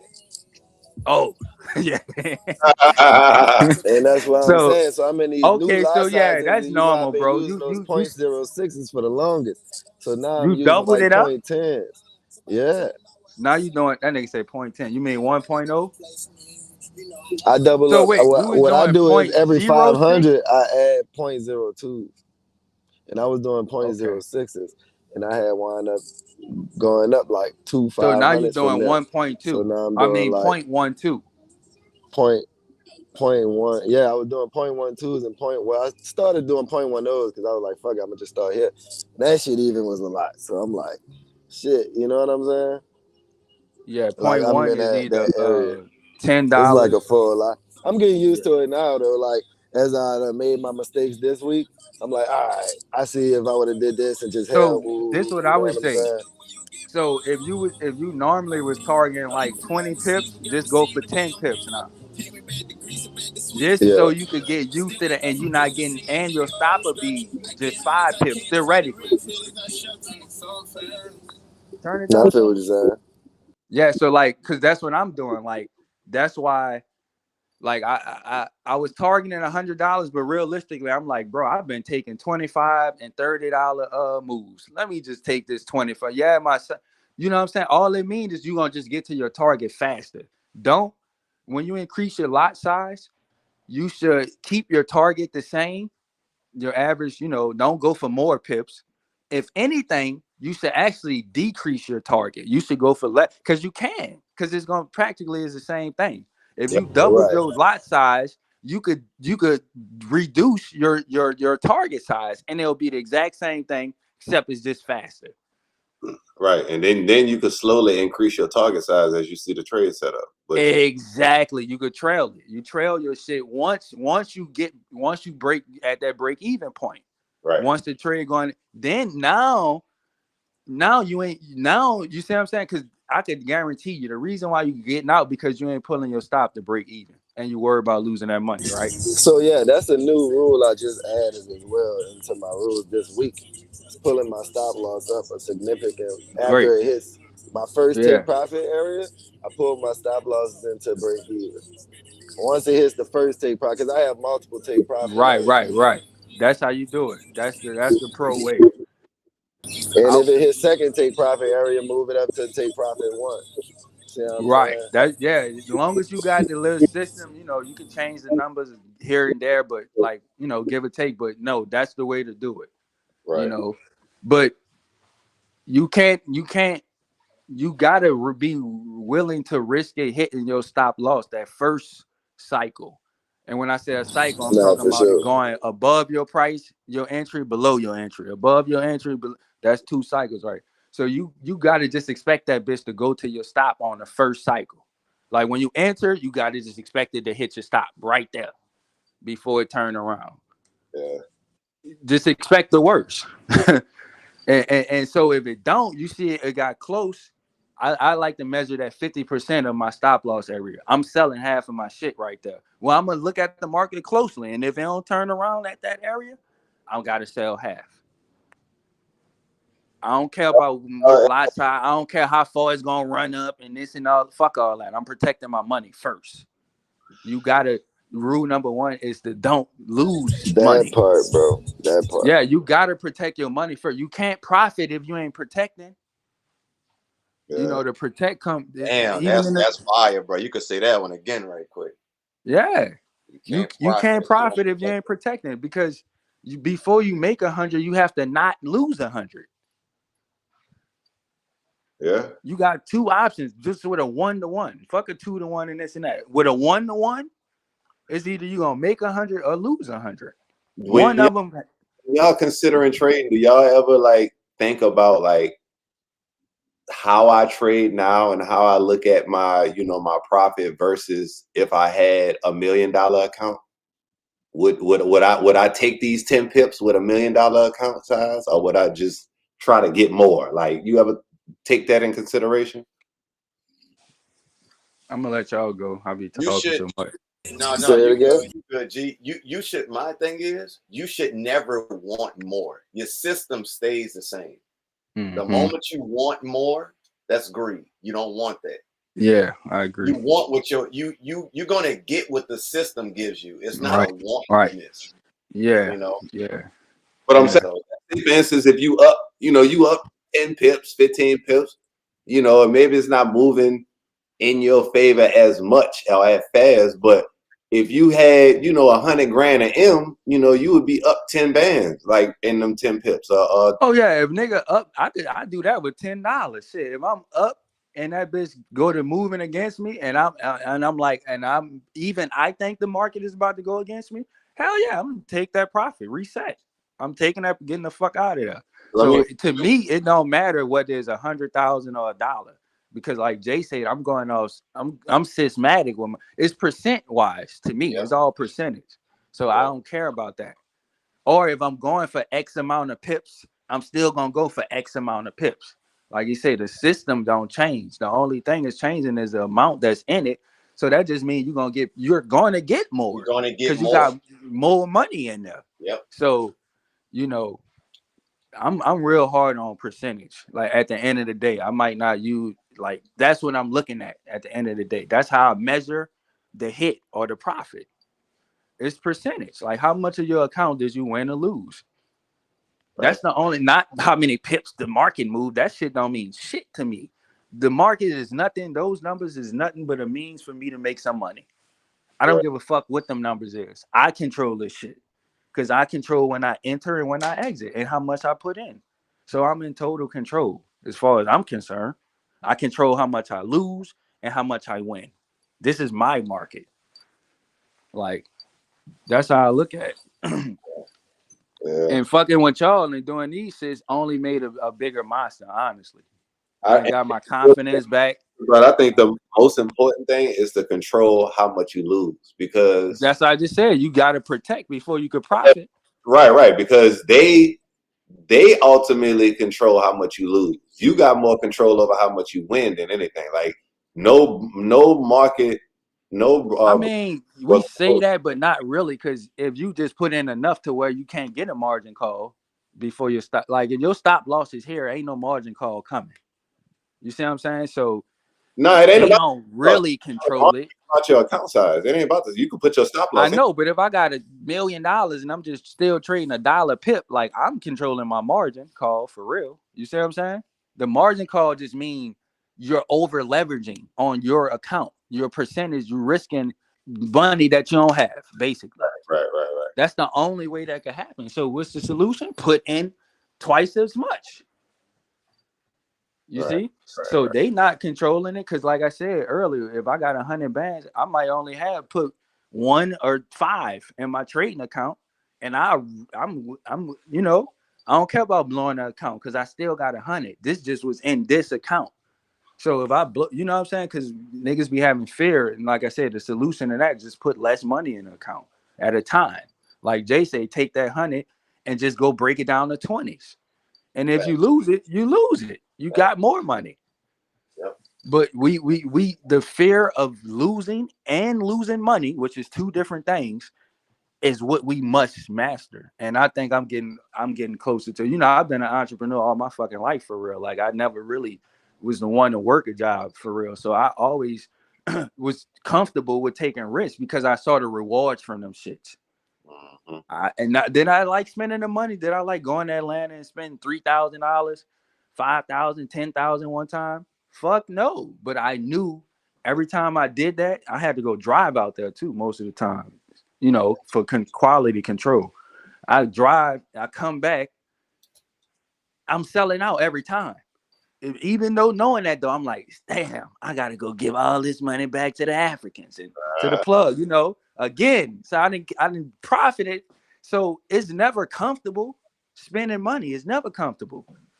We're spending money. Like we have to spend money to make money. Everybody know that. So when you lose a trade, that's all you're doing. You just contributing to the game, the market. Yep. You spend it, you gotta spend eventually. You gotta pay your tithes. Yeah, exactly. Pay tithes, taxes, fees. If this in business, even in business, right? I was thinking, nigga, check this word out. Profit margin. Nobody got 100% profit margin. It doesn't exist unless you got something for free. Somebody just, you didn't put anything in and you got something. That's a penny is 100% at that point. But a profit margin, if you doubling up, that's a 50% profit margin. I spend 5, I make 10. 50% of this profit, I mean 50% of it is profit. That's a 50% profit margin. If I spend 5 and make 15, that's like a 66% profit margin. You know, so it's even if I spend 5 and make 100, that's like 80% or some shit like that. You see what I'm saying? Profit. No, spend 5, make it. That's a 95% profit margin. You see? I spent $5 and turned it to, that's a 20x, a 20 to 1, but still not 100% profitable. So what I'm saying is, even in every business transaction, you can never get 100% of the profit. So what I'm telling you is, whatever you win, there's always gonna be expenses tied to it. If you went up 10,000 this month, nigga, you didn't lost at least 3,000-4,000 in trades. Right. You didn't lost the so that's 30. At every So trade. now you at about 6,000 in profit. Yeah. Like you said, the more you make, the more you gonna lose, just naturally. Yeah. It's it's just the cost of doing And business. let me tell you, it ain't no lie. For What? real. You said what ain't a lot? The more you make, the more you lose. That's what I'm saying. That's why you got to have the same system, the same system that got you to that point. You got to stick to that system. If you switch it so you can try and make that shit back, that's when you on tilt. That's when you switching. You going the opposite way. You know what I'm saying? You catching losses instead of catching gains. If you want a revenge trade, this how you do it. How niggas say that? Yeah, that's crazy, boy. I'm glad it's on live. Yeah. Disclaimer. Disclaimer: never revenge trade, but I'm about to show you how if you want. Just in case. Just in case. So no, it's simple. Just to go with everybody saying. So, huh? I said first you gotta grab a spoon, then you grab a belt. Then you smack your own 3 times to activate the vein. No. Wait. This is all metaphorical, man. Chill out. That's how the cartoons and shit be. You know, it's like, oh God. But nah, so basically, what is revenge trading? It's just nobody want to take a loss. Nobody had, and me personally, I'm only 50% against what they call revenge trading. Because how can you not revenge trade? Revenge trading is solely based on time. Because if you think about if you say that, then I'm not a revenge trader. Yeah, you can't be. Revenge trading is solely based on time. So if you lost today and you made your profits back plus more, in a sense, it's kind of like you made revenge on that loss. So, but we'll call That's exactly what I was. Yeah, that's how I'm looking at it. Is you lost at 4 p.m. and you trying to make them losses back at 4:15. Like that shows no reason to get back in the mud. Like okay, so timing. You're right. That's a great point. Because people always say revenge trade, but they never specify what it is and what it ain't ever. Yeah. Have y'all ever heard it? Probably not, right? No. So, but what I was gonna say, how I look at it, like, okay, if I take a loss, I do want to get that percentage back. That 1, 2, 3%. Definitely, if it's 5%, I don't really take those type of losses these days. But I want to get that. So all I'm going to do when my A+ setup come, I'm just going to put the max that I can risk in my system instead of saying, oh, I'm going to go light. Because I think you should have a light, a medium, and a heavy approach based off using the Hakinashis, for example. If I get intro off the 15-minute, I'm going to go light with my margin, available margin. If I'm on an hour, I'm going to go much heavier. If I see it on a 4 hour, well, I might just go the same, as the hour because that 4 hour takes so long. So I don't want to be in heavy based off that 4 hour time frame. So just basically I got a light and a heavy. You got to at least have that. And when your system is not ideal, not your system, but when the circumstance or the situation is not the best ideal, you just go light.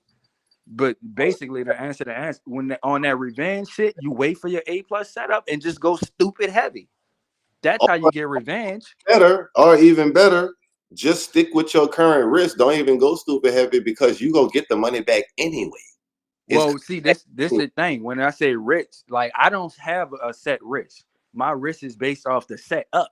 I got a maximum amount that I risk, but I also have a minimum too. You see what I'm saying? Right. So yeah. So basically, my default would be the maximum, but I don't always use my default. You see what I'm? Sometimes I'm just go light. It might be because I already got profit, right? I already hit my target, so now I'm just going light just cause. Right. You know what I'm saying? That's what I do too. Cause I like to be in the markets. I do, especially when I win. Who don't, right? You winning, but I just go light. That's reduce your lot size, hella, after you hit your target. That's all.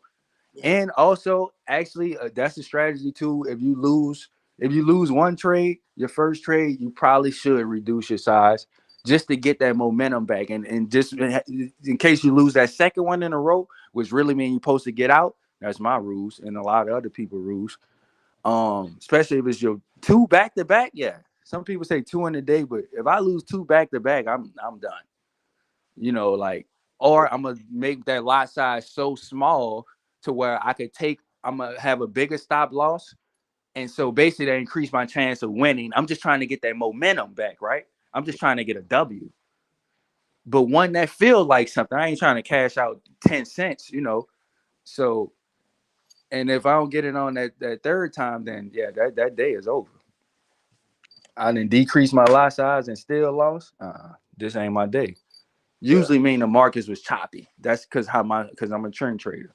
Right. So that was choppy markets, quick choppy, like on a 15 and 30-minute choppy. Yeah, you kind of gotta understand when a choppy market too is approaching. Like they typically approach when you see them uneven trends, like when markets start to trend and do heavy pullbacks, kind of like how it did on gold and all that shit. It kind of be letting you know when it's about to be choppy type shit, and you really can't tell probably until like the damn near like the end of Tuesday, beginning of Wednesday. That's when you really could get a good idea when it's gonna be. Like you can't tell on Monday; it's too early.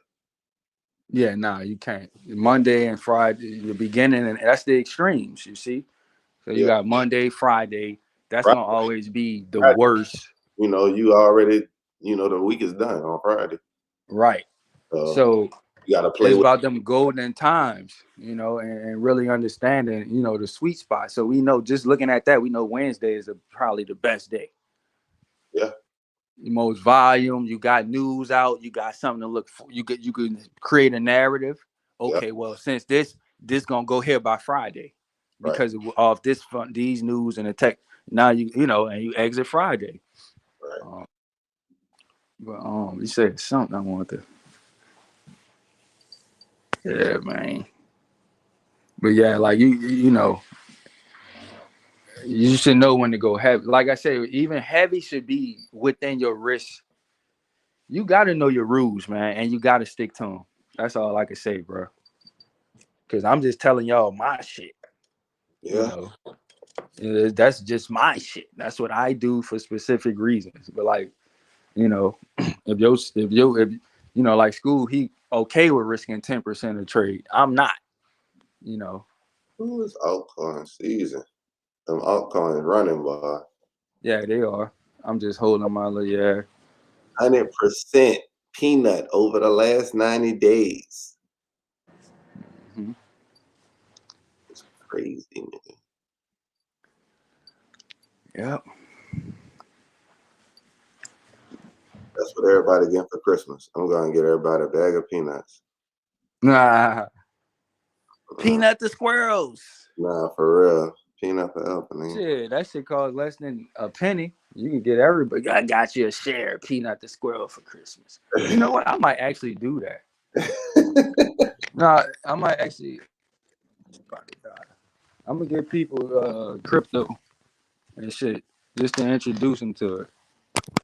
Yeah, that's what I did for my pops. Like I think 2-3 Christmas ago, sent that nigga like 6,000 Bitcoin. Yeah, I did that for my mom too. I don't know what he did with it though. He probably spent that shit. I know we kind of shocked that boy too, because he talked about that. He was like, man, my Bitcoin up a little bit. I'm like, yeah, bro, we told you. He gonna be talking about it this year. Watch. Yeah. Especially that bitch hit 100K. I said, if you held that shit, I know he made some money. Yeah, he ain't dumb.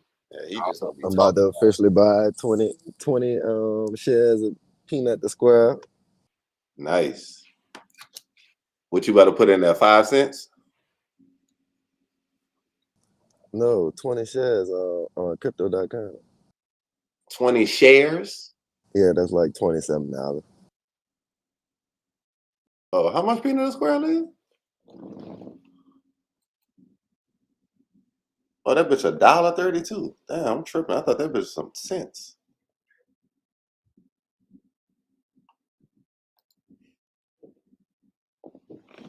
And that bitch had a 21% increase in market cap. Yeah, that's crazy. Like for a meme coin, it's already at like $1 something. That's nuts. That bitch number 81 on coin market cap. Boy, that's crazy. Yeah, but once that bitch hit to like that bitch get to like 5-6 billion. Yeah, that whole gonna run up.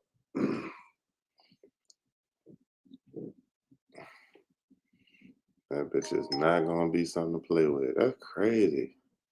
Yeah, if that's the case, then nigga Turbo gonna be next. Fuck. That's what I'm saying. Turbo the one, bro. I think that's gonna be my crack account right there. That's how it was developed. Like it sounds like something that could be next. Yeah, like how it's powered with AI. That's dope. Yeah, nigga just built it off AI. That's what I'm saying. I was talking to Piff. I was like, nigga, that could be the play. Nigga, just create your own coin. Of course you're gonna What's need backing Peanut the Squirrel? nigga AI. That's what's backing it. Cause that's what supposedly the nigga who made it just used ChatGPT to create a meme coin. And it chose that. I guess it chose that.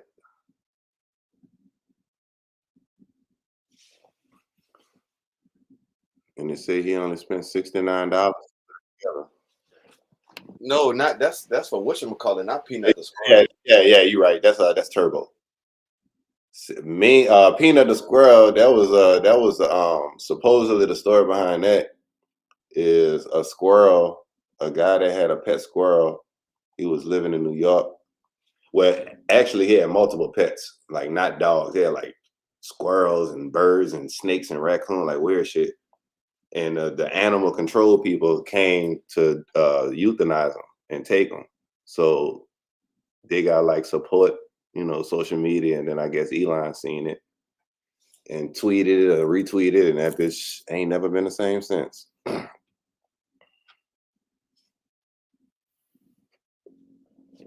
So that was Nice. it. It was just that. It was people's feelings towards an animal. Oh, never mind. I ain't about to get 20 shares. That Turbo shit that Jay was talking about, that I probably would look into. Cause that shit under $1, market cap by a little over $500 million, and it kind of got a cool story behind it, decent story or whatever. And I just monitor that bitch, see who the fuck about to tweet about it, check the fucking trends thing on it, see if the word is trending, all that type shit. That might be the play. Get a nigga some Turbo.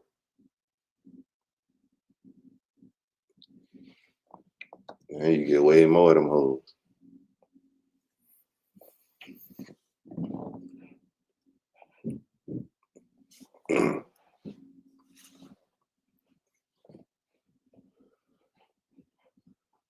I'm gonna come out with a coin, call that bitch rug pull. But that bitch gonna go do stupid numbers. I really just might get some more of my Stella. Add some more of that shit. What's the story behind that, you know?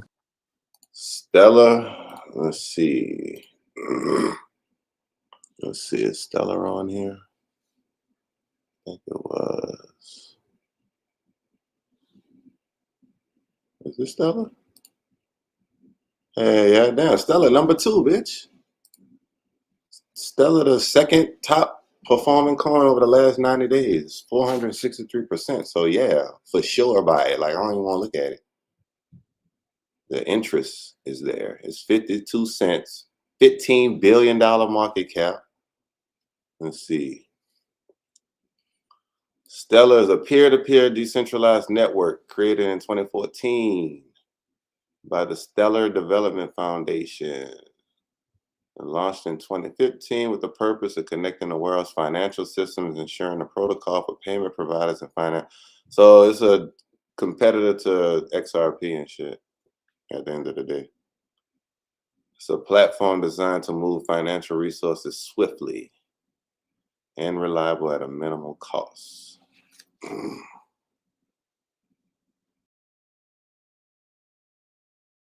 So You yeah, said it's for the move. You said to move financial resources swiftly at a reliable minimal cost, like links people, banks, payment processors, and allow users to create, send, and trade multiple types of crypto.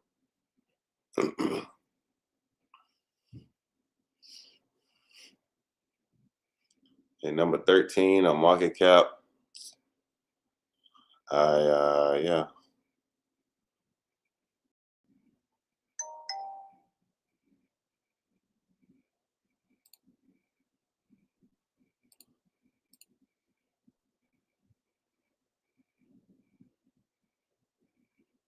I officially have 70 shares. Of Stellar. Yeah, I'm gonna keep on getting it till I get about 100. Get some more in a couple weeks. The real world. Hell yeah, I'm hella bullish on Stellar. That's the only altcoin I'm holding actually right now. I'm hella bullish. Also Turbo too. Yeah, we should like We choose was one. just talking about Turbo. No, I heard. I was in the lobby. We definitely should start accumulating. Like, you know, as a group, I think we should just do it as a group. That way, shit, when them shits do pop, Into one of them, that makes sense. Yeah, not necessarily into one, but you know, just have a plan to you know what I'm saying? Because that'll motivate all us to keep doing it. And when it pop, we all are gonna get, you know, paid together. Right. And of course, we could trade it as well. But everybody in the loop of what people looking at too, you know, because when everybody look at the same thing, typically that's the way to go. Well, we already you could just look at the top 50, top 100, and you're gonna see like that's I don't even, it's not even worth it if it ain't there yet. To me, like top 100 right here. Yeah, like if it ain't top 100, then that shit. And look at Bitcoin way down here. Still up 64% over the last 90 days, but there's a whole lot of movers. You could be putting $10 in and catching all these. Yeah, Bitcoin moving all of those though. That's the thing. Bitcoin ain't, the purpose of it ain't, is different now. Like it's literally just used as like a market shit. That's the market maker. All right, cool. Just got 1,000 Turbo. Let's go. Let's go. Yeah, yeah, definitely Stellar. You could look at some of these that's not over Bitcoin and see a potential, you know, growth. Like maybe some of these got more room to grow, which a lot of them do. What's this? I know. Rated by percentage over. This is the top 100 coins over the last 90 days. I remember I was on this shit early, boy. I remember Coin Market Cap suggested this to me. This fucking Jasmine coin. But that shit is not working out. Yeah, that's what I'm saying. Cause if I ain't hear about it, bro, that shit is not it. I can tell you. Cause I look at hype and I look at market cap, and I'm also looking at utility and like trend too. So if it don't come on my radar, that's because the shits that's actually is up there is have all the market share. You got to realize there's only so much market share that could go around at a time. Yeah. Like it's probably only gonna be 2 coins that's gonna take up 10%. The remaining percent is that Ethereum, Bitcoin, and what's the stable coin? Tether. Yeah, those 3 is always gonna have X%. So if whoever is like next in line, Solana. Yeah, but Solana is like a slow mover. So Solana is a market maker as well. You see how I call Bitcoin a market maker? So that's what it seemed like it was happening, because the crypto world is still rarely new. So certain coins, whatever the leading coin is, that's going to act like the market maker. Numbers, boy. That's what creating the liquidity, right? Bitcoin, right? For the other markets. Share, yeah, and Was one we talking about meme coins until say Tether. Bitcoin broke 74,000? When you look at the 24-hour volume, that bitch moving 100. What is that? 131 billion Yeah, in a 24 hours. day. It's the biggest mover out of all coins. Tether.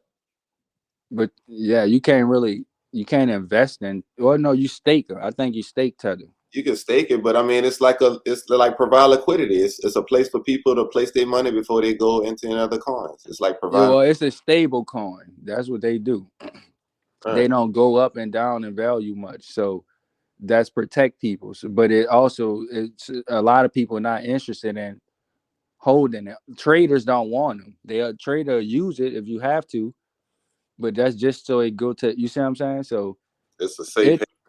yeah, it's a safe. That's what stable coins are. That's a category of crypto.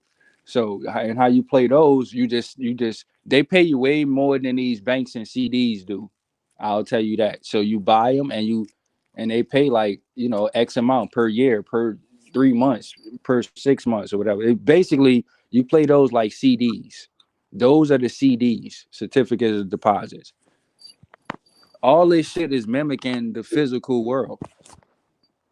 You just got to see the place, like it. Yeah. But I will accumulate. Right now, definitely, I like. I know Shit, Tether. I'll tell you what's on my watch list, and all these been running up, so I see what they doing per day, and I know. I can't wait till we could really trade these shits on leverage for real. Then that'd be cool, cause that way I could get paid up or down. And some of them you can. Like I guess most of these cryptos I could trade. If KuCoin didn't stop their fucking US thing, I would have still been trading that. I was trading futures on Bitcoin. They stopped their what? They their US customer base. Oh, and they use KuCoin. Shit, I don't think so, bro. No, they do. I'm telling you. How? In what way? For their crypto. Oh, for real? Yeah. Oh, I didn't know that because them niggas sure kicked me off KuCoin. They said they do not US clients anymore. It's KuCoin or one of them, but I think it's KuCoin. Yeah, I highly doubt it. But you only could buy like 4 coins. Mm-hmm. And I don't even think you could sell type shit. Like they only letting you buy. Like on some pussy shit.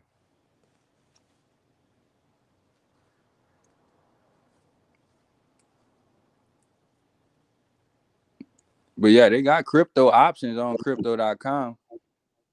Yeah. They got them there. Like I said, I still think we should start, looking into that as a group, because that's how we could, you know what I'm saying? Because we imagine all 4 of us really breaking down one chart. Everybody say where they want to enter at and exit at. Bro, that's obviously the best setup. And when we play that shit on the options, we all put in $50, $200 option contract. That shit should pay at least 4-5 times, and that's free money. Putin signs law on Bitcoin and crypto taxation, recognizing them as property. This just in. Oh, so you know what happened? Why all the shit with Putin? You know who he left? What? The G7. Oh, we talked about that already. Not really. When we was talking about G7, I had said that because it was G8 when Russia was in it. Now it's G7. Oh. But it wasn't called G7. Well, I guess they just nobody really knew what that shit was until till a few years ago, for real. You never heard nobody talk about that shit. But $8 million worth of Bitcoin this November. U.S. spot ETFs loaded up, pushing the total ETF holdings to 1,089,000, roughly almost 90,000. Who? ETFs, big. Oh, spot, all of them. yeah, spot Bitcoin ETFs. How much? 1,090,000 roughly. Oh, that many Bitcoin. Yeah. Oh, yeah, that's about 900 billion. Well, yeah. And Bitcoin.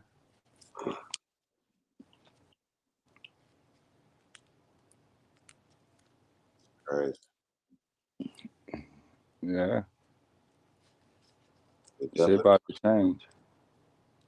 Yep. Right before our eyes.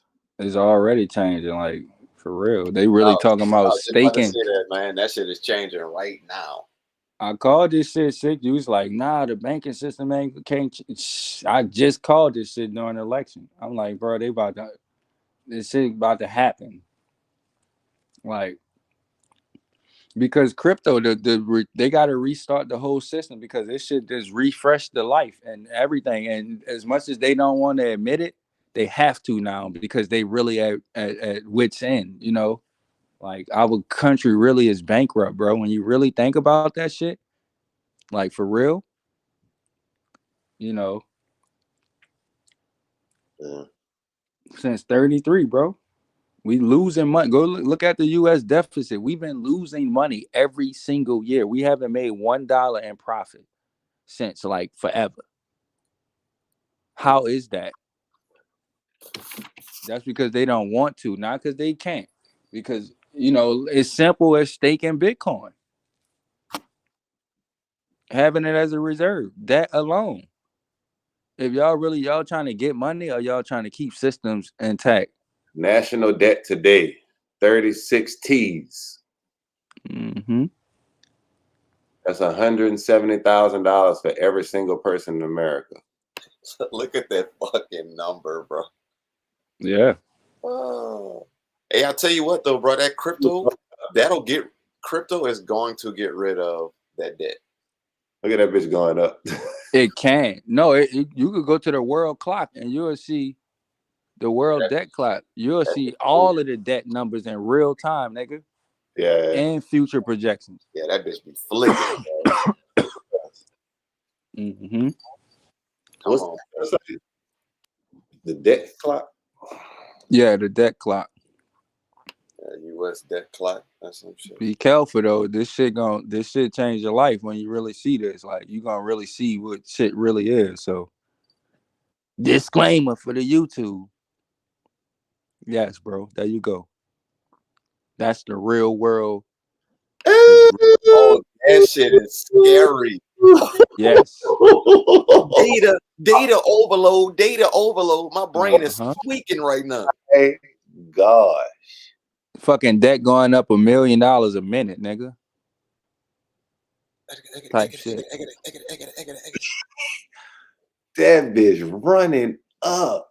That bitch And you think these niggas don't need Bitcoin? Usky. Yeah, that's what I'm saying, dog. That shit can clear America got enough money they could buy all of the Bitcoin right now. All that's gonna do is raise the price once people see it. I mean, that's what they doing. Fuck. That's yeah. Approaching 100,000. They buying the fuck out this. Everyone that get not yet. Not yet. America ain't doing it yet. But once it's announced though, the shit going straight to fucking 500,000, bro. Probably 1 million. Soon as America announced that it actually just start buying Bitcoin, watch what the fuck happened.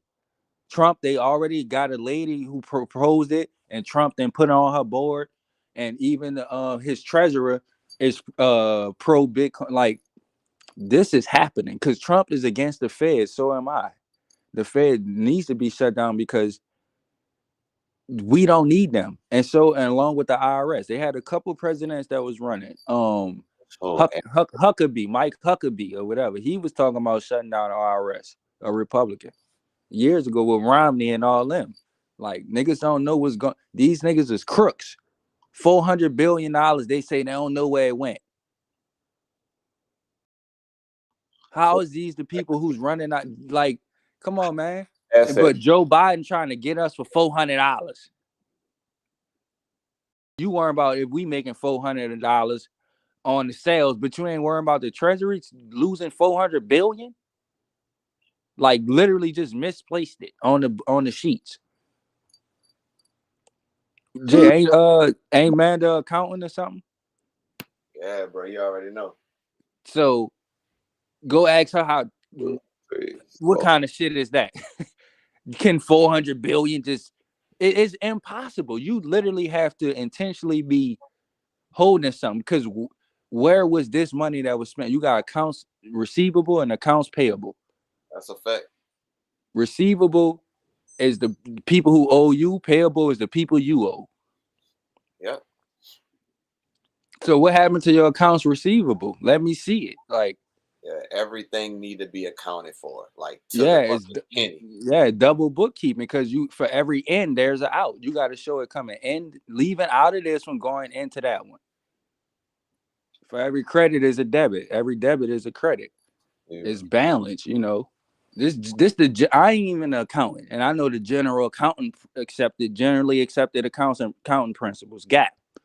Hey, bro, they said for you to be like a trader on some shit, like you have to know accounting for you to be like a successful trader. That's what I 100% agree. You need to know math. You need to know how to count. Yeah, that's a fact. You need to know personal finance for sure. Oh, hell yeah. Like, you have to know math, bro. If you scared of math or intimidated, you will not do good in trading. You just not. If you was bad in math class, this ain't the place for you. You better get to studying or get a mentor and just do whatever the fuck they say. Damn, look at the federal debt to GDP ratio. In 1960, that bitch was 52%. Now it's 123%. See? The GDP to debt. What that mean? That means that how much we making compared to how much we owe. Facts. We basically what we making is twice as much as we owe per year. Because GDP is every year. Gross domestic product. Yeah. That's your basic. You see the gross is before. Oh, they got the app now. You don't want this shit. This shit depressing. I know, right? Ain't nothing. You could predict gas prices and all that shit too. Then we see something like they got a future. In the you go to time machine and all that. You could like homeless 619,000. Mm-hmm. That's crazy. So when niggas be talking, nobody can't tell me shit because I could go look at real numbers right here. U.S. millionaires, 23 million U.S. millionaires. What that's at? Move the mouse. Right here. There's so much shit, nigga. I still don't see it. Right here. Move the camera down. All right. Well, no, the other way. Where's that though? Right here. Nigga, I don't see shit. Go to the white and move over. You see my mouse? Fuck no. Go all the way to the right under Fxbrosllc. All right, to the right. All right, now go straight over. Go up, from your area. Right here. Oh, okay. 23 million. Okay. But it's 42 million food stamp recipients. Oh man. Yeah, because that's only 10%. That's less than 10% of the population. So I'm wrong. We can't even say that no more. Yeah, because we got 330 million Americans. That's only so it should be 33,000. Really, that's 1%. 1% wealth is 18 million. Bottom 50% wealth, 37,000. So half of the motherfucking country, half of the country is making 37,000, bro. And the top 1% is 18 million. And that's just the bottom of the top 1%. That's not even 10% of it. No way, that's not even 1%. What no? No, is it 1%? 1% like 180. It's like 2% to be exact. Is it? Well, 18 million and 37,000. Like 37,000 is like 2% of 18 million. Oh, okay.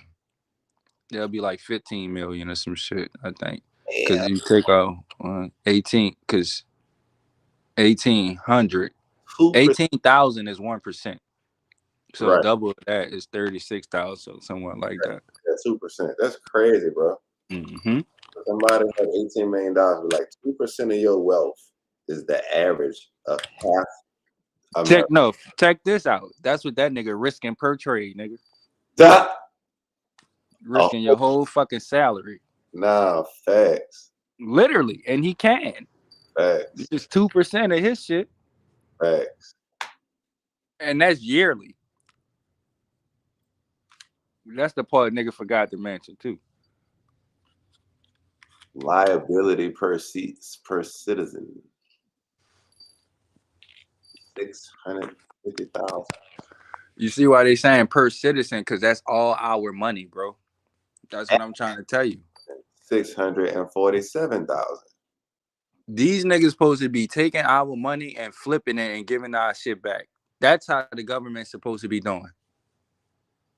Yeah, they ain't flipping it. They buying jets and boats. What's that big expensive boat company we had found out about that build the most? The U.S. Navy ship? Yeah. That's what they do. The fucking Ford, whatever. They ain't buying nothing. Them boys cash heavy and ready to deploy. Well, actually, they've been deploying. All this fucking Bitcoin shit. I'm about to say, they've been deploying. Yeah, they've been deploying. But yeah, niggas ain't buying too much shit other than Niggas they cash Niggas heavy, buy dog. ownership. You buy wealth. That's the I only was just thing you're gonna say supposed that's to what they buy. doing. Exactly. That's why when we see the market projected to go up, we put in a what? A buy. I'll buy it for that. Because we projected, we see future growth. So we're buying that growth that we project is what we're buying. It belongs to us. Because nobody ain't tell us. Nobody ain't at the low. Huh? I said, and the banks buy when it at the low. No, that's what I'm saying. You want to buy at the low. But basically future growth. You want to. So obviously the low is going to have more future growth than the high. You see, like whatever today's low is, that's going to be a better entry than today's high. If price go up double tomorrow. So the low, you know what I'm saying, is always going to be. Damn, look at China population, bitch. 1.4 billion. Nigga, damn, that's it? I thought there was like 3. Fuck no. They But grow. that is a billion. Look at India's though. Look at India's. Look at India. India? Yeah. Oh, they right on their ass. Exactly, because China got birth control and India don't. Yeah, India is the youngest country in the world as well. Somebody was just born. Somebody was just born.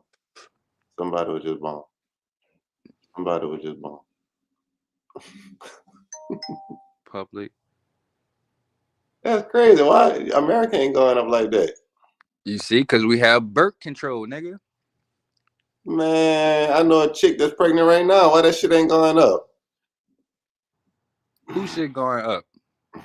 Like China, like China. Let's see. Look, the population went up. Just went up. Yeah, because they actually damn. That's what I'm saying. Like we ain't having no bill. Look, we just went up. We just went up. Okay, all right. Somebody. Yeah, because they're because birth control, and they keeping that shit. They'll say because it ain't enough food. And America is 4% of the fucking population. We got it's enough food for all of us for sure. It's enough money and shit. They just that shit is a myth. We actually been getting older and older and older. 5 million people. That's how many people in Texas right now. That's crazy. I did not know Ireland was that fucking small population. Yeah. Look at their debt. 300 billion. Nigga, Elon Musk can buy Ireland right now. Pay out their debt. Look how many countries Bitcoin could buy. Nah, facts. Korea, all them. Mexico, just them two alone. That's fire right there to own them. Right. They say Mexico gonna be like one of the best countries in the next 30, 40 years.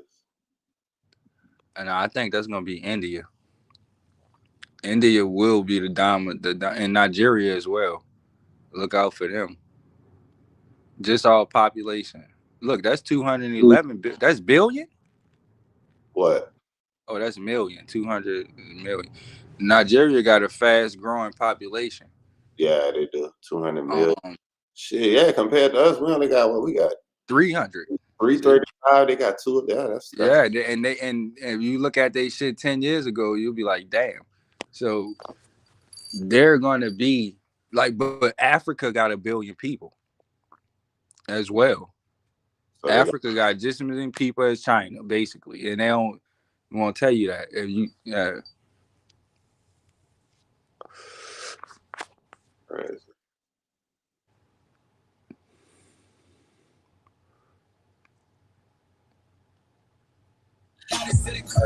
And something else, I just realized. I know the music is loud. I'm gonna be quick. Something else I just realized. We gotta be, as far as the go on what I already was talking about, that long term shit. We gotta be on that long term shit, bro. Like when would you rather invest into the US dollar or the JP right now? Like you gotta really look at it long term. But what's going on in their country? What's you know what I'm saying?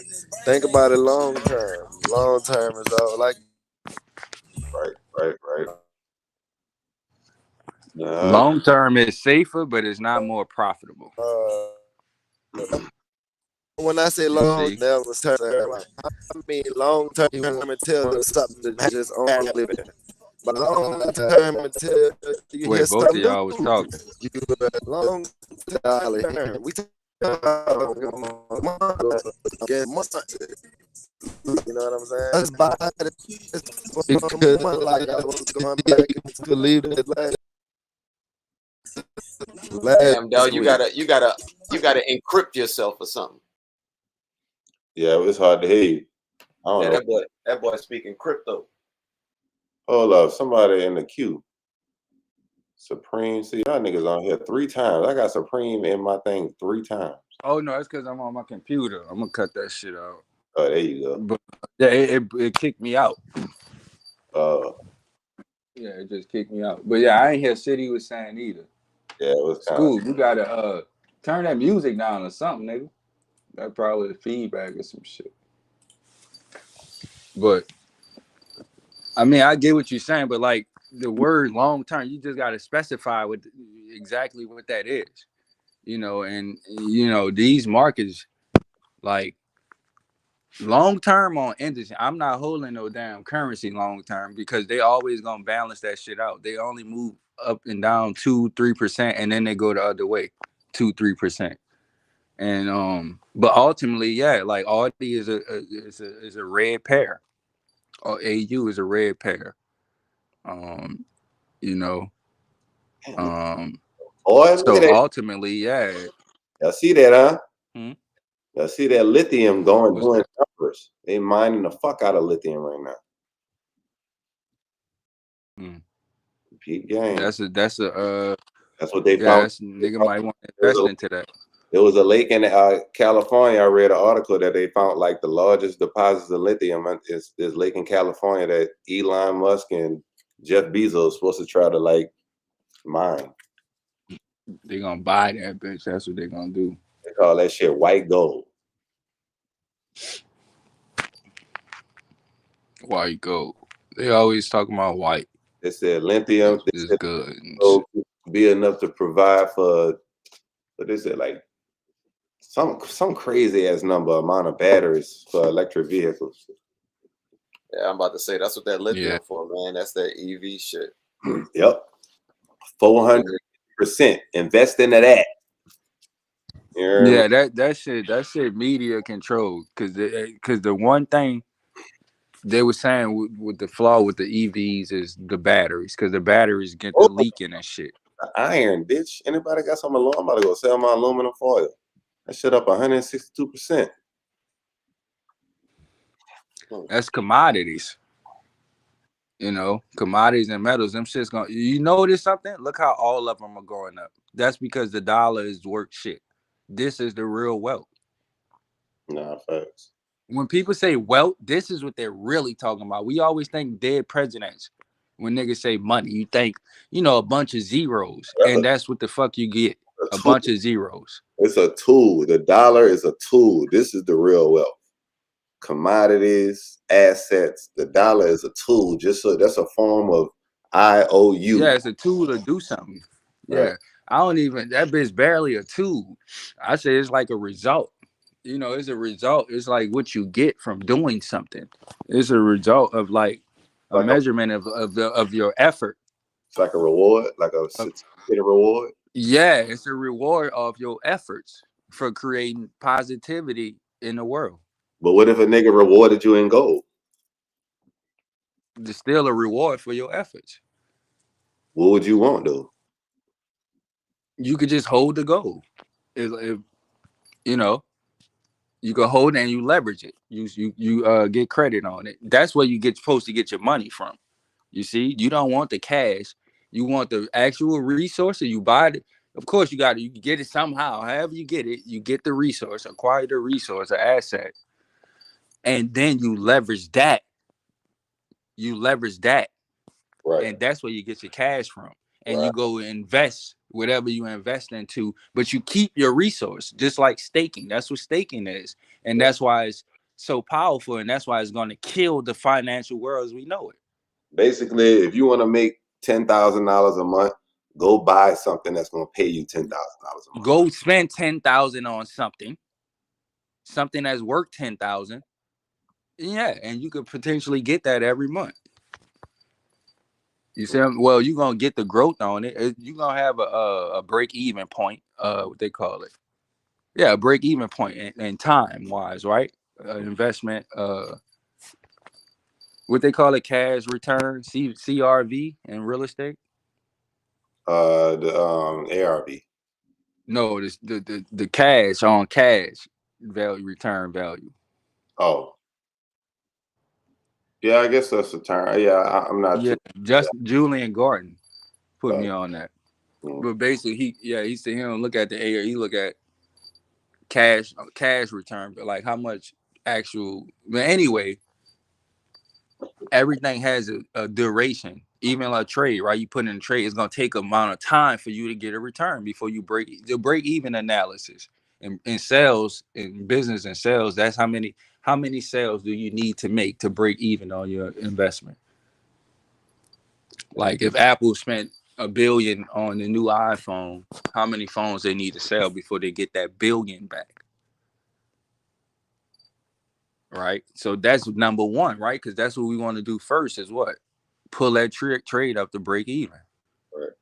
That's the first goal. Because what? You got to protect before you could profit.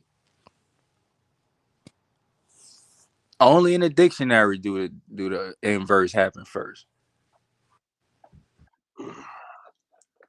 Profit come before protect. I think PROFPROT. Yep.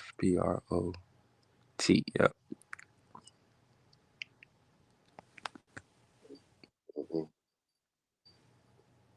To get the profit, you got to protect. To keep the profit, you got to protect. Cause you'll fuck around and be a philanthropist. I love saying that shit now. Nah, for real. Cause that's what it feel like, don't it? Yeah. Nigga be thinking positive about dumb shit like that. Be like, yeah, well, the money I just lost, at least somebody else feeding their family off it. You know, you can have you saying stupid shit like that. At least somebody talking about, yeah, we call it fees and tuition and shit. Nigga, you made a bad trade. But nah, shit, y'all see something? I don't really like. I'm still holding S. I'm probably about to close this shit out on Friday. Not really good for me on Australian dollar, but it's Friday. But Where, I like where you got your TP at the highs of the week? It look like it's ranging. Yeah, it is ranging.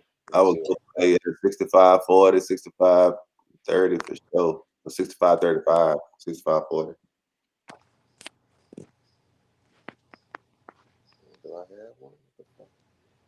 Oh yeah, I'm letting this run. I don't have one right now. Got you. Yeah, it's kind of ugly. It is. It's the next choppiness is that election time right up here, like 65, 75, 65, 70. Well, we should get some type of reaction once we get up there. I can see us going up there to that election area. Yeah. Yep. Yeah, 65, 65, 65, 60.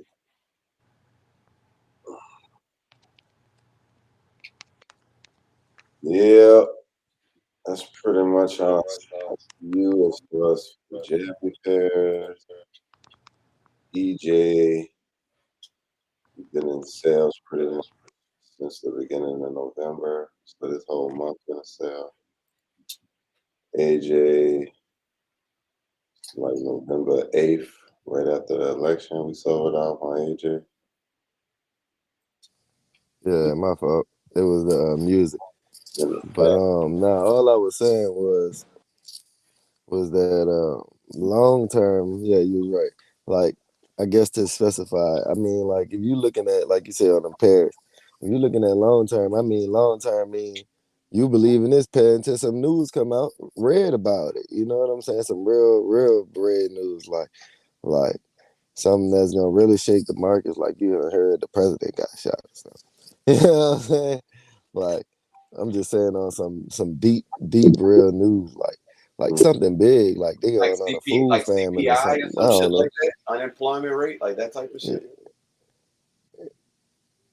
I mean, Or like news leak. that change, something impactful, like real impactful, like when you heard about Japan messing with them numbers, and you seen nothing but they price go straight up.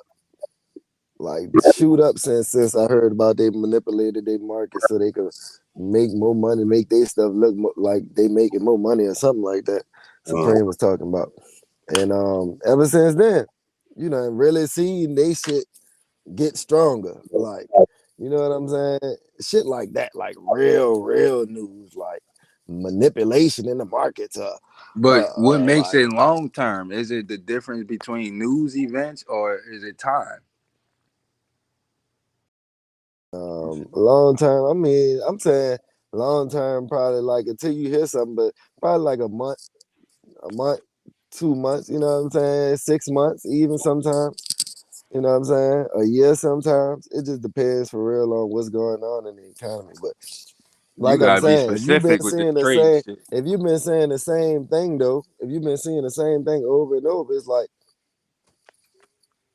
this is what we seeing. Why not go with that long term, like for a month? Trade The that bitch only for a week. long term I could see is trading a range long term. Like keep buying the bottom to get to that previous top and sell it. That's the only long term because that's the only thing I could see. Because price do on the higher time frames, yeah, it's in a range. So that's the only way. But if Especially you if you just buying it, if you buying the sell from the top of like a top of a range, like a go to big the month range, chart why not six, fuck with that? go to the month chart six or the week chart. The week, fuck the month. That bitch stupid. Yeah. So you see a top and you see a bottom, and uh, it's doing the same thing. Now, if I'm buying at that top, I'm not about to hold that trade because Right. you see, I'm long term news. I don't care. That's obviously a top, and the shit obviously going negative. So if you hold that buy, your ass is gonna get fucked all the way until it come to that bottom, and then that's when the shit gonna reverse, and then you're gonna realize, hey, this is the top and this is the bottom, and I should have sold from there. All you see what I'm saying? Like if when your Yeah. trade is in drawdown, that means you was absolutely fucking wrong about your direction. Yeah. That's the only thing that happens. That's it. Nothing else. You the entry, it was a point of see, we easily locate the points of interest. That's easy to do. But predicting direction from there, that's something different. So it's either you're gonna be right or you're gonna be wrong. Whether you flip a coin or whatever system or setup, but like when you see that is going against you, you're wrong. You better reverse and hold that long term. But long term only work if you're up. You see what I'm saying? If you was right on that position, you see. Now, even if you sold, right, and you was profiting, you don't want to sell that bitch forever. How long time? I don't. The time is irrelevant. I'm on these high time frames, and I see this is the bottom, and price tends to reverse right here. That's the longest term. I mean, if you go to the month chart, and if we locate a high, and if we near a high, yeah, maybe I'll sell from there and hold that shit for a few weeks. If it say. Yeah, well, at least 4 weeks, right? A month chart. We ain't gonna know until the candle close next month. So, that's because if you saying well long term, but news, like what news then? Like you said, CPI, this and that. Like even that shit, the news don't always. Sometimes the news have the opposite effect on the market. Oftentimes, in fact, right? Yeah. Like. So the whole purpose is be definitive, and like I was saying on one of them other, like don't be so general with your shit. Like be objective. Like how you gonna know when that shit happens? You see what I'm saying? You have to be able to actually know. Like you said, the market was going against me. Well, how much? That's why I measure my stop loss. I measure my stop loss is the 100% point.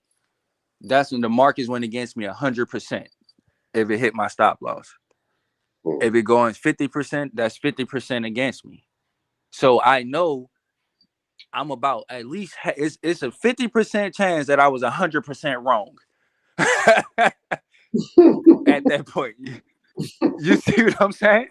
So that's really how it is, right? When you in drawdown, what the fuck you thinking?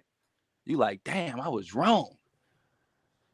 But then if it go half to your stop loss, you like, damn, I should have sold instead of bought. You was wrong. You looked at all that shit and you was wrong. You better get out of there as quick as possible. So I sell half of my when it hit half of my stop loss area. If my stop loss is 30 pips, when it hit 15, I'm selling half. It's simple. Well, this one I'm gonna do. When it hit 15, I'm zoned in on them. I'm going to the small time frame. I want to see structure. I'm trying to see what's going on. If it ends up after 5 minutes, 10 minutes going in my favor, okay, I might not sell at half. I'm gonna leave it. But if that shit start going against me after I'm selling at half, and I'm gonna just wait for it to hit the stop, or just hope that motherfucker reverse before it go down, and assume that this pullback was the pullback. But at the end of the day, my stop is set. Now, once that bitch go back past that 50, I'm looking to add that 50% back to the market. You see what I'm saying? Once I see structure going in my favor, now I'm gonna add it back and get my money right back. That's not revenge trading. That's systematic. That is a slightly aggressive approach. I don't always add back, but that's something I can do, depending on how strong I feel about that setup. Depending on how far that pullback go, for real.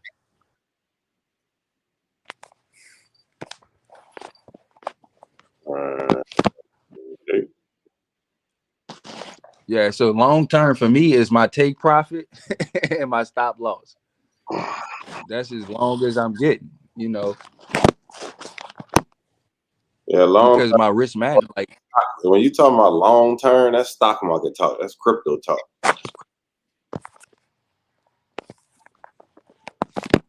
That's stock. That's investing. That's investing. Like these meme coins and shit, and these altcoins. That's long term.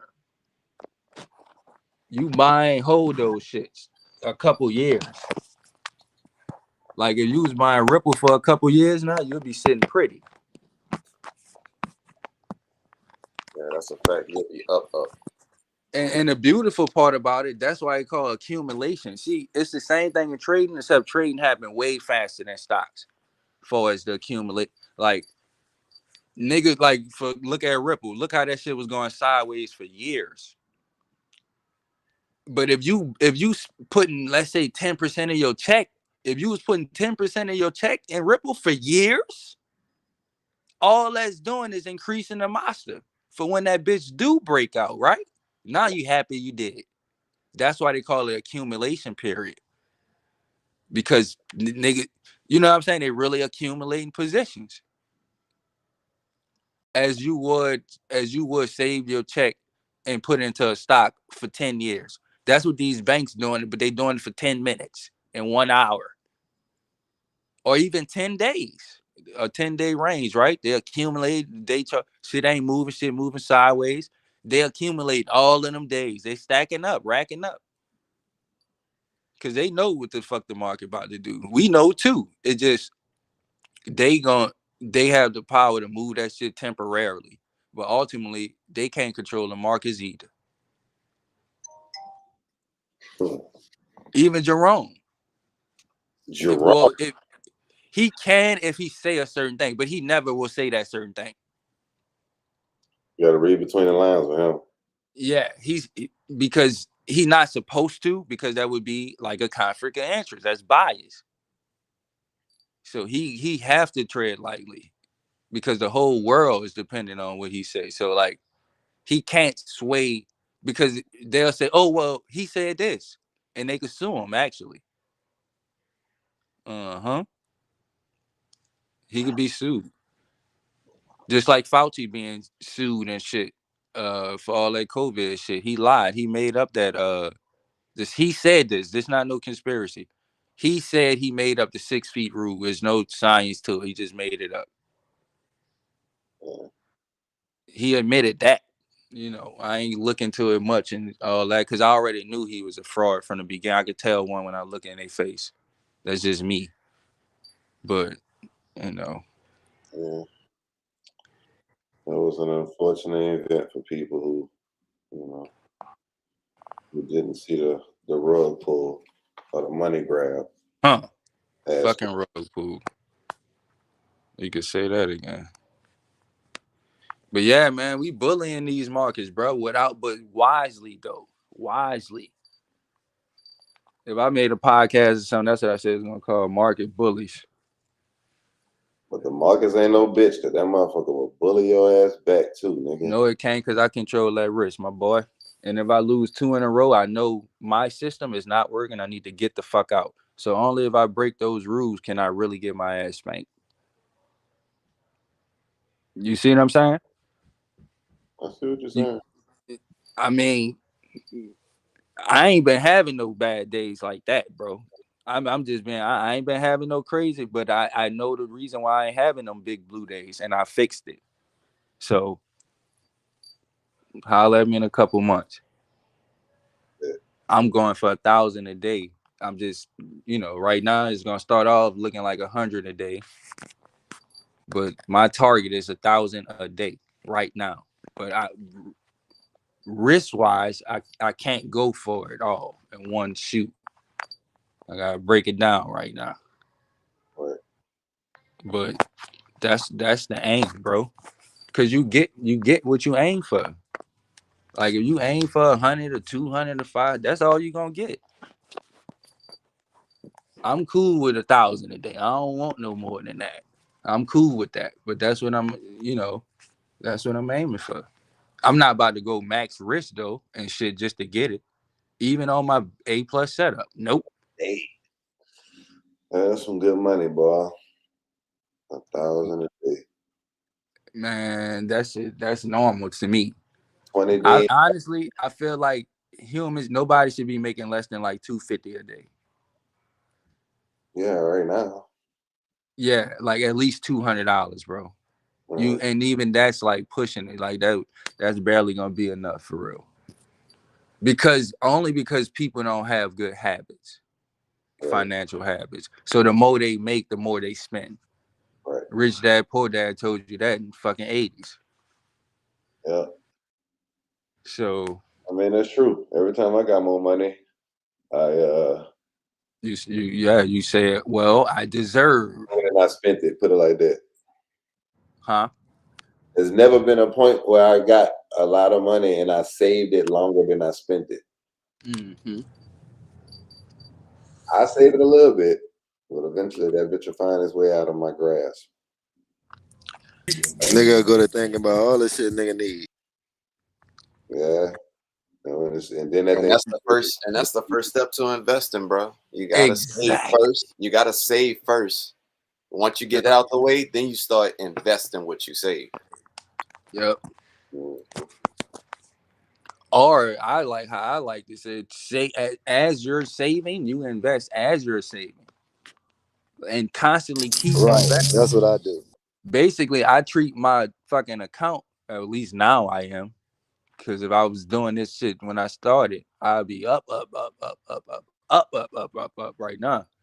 You know how many, like you just saying, we find all these different ways to spend money. You know how many times I was like, damn, what can I do with this money? What can I do with this money? And I knew about trading, but I didn't have no confidence in my setups like that. Cause I'm like, nigga, I'm barely winning 50%. How is that even possible? So I'm like, I'm not putting my money over there, and that's why people don't. But also, I was over leveraging like a motherfucker. You know, so well, not like a motherfucker, but I definitely all it takes is one time it'll fuck up your whole account.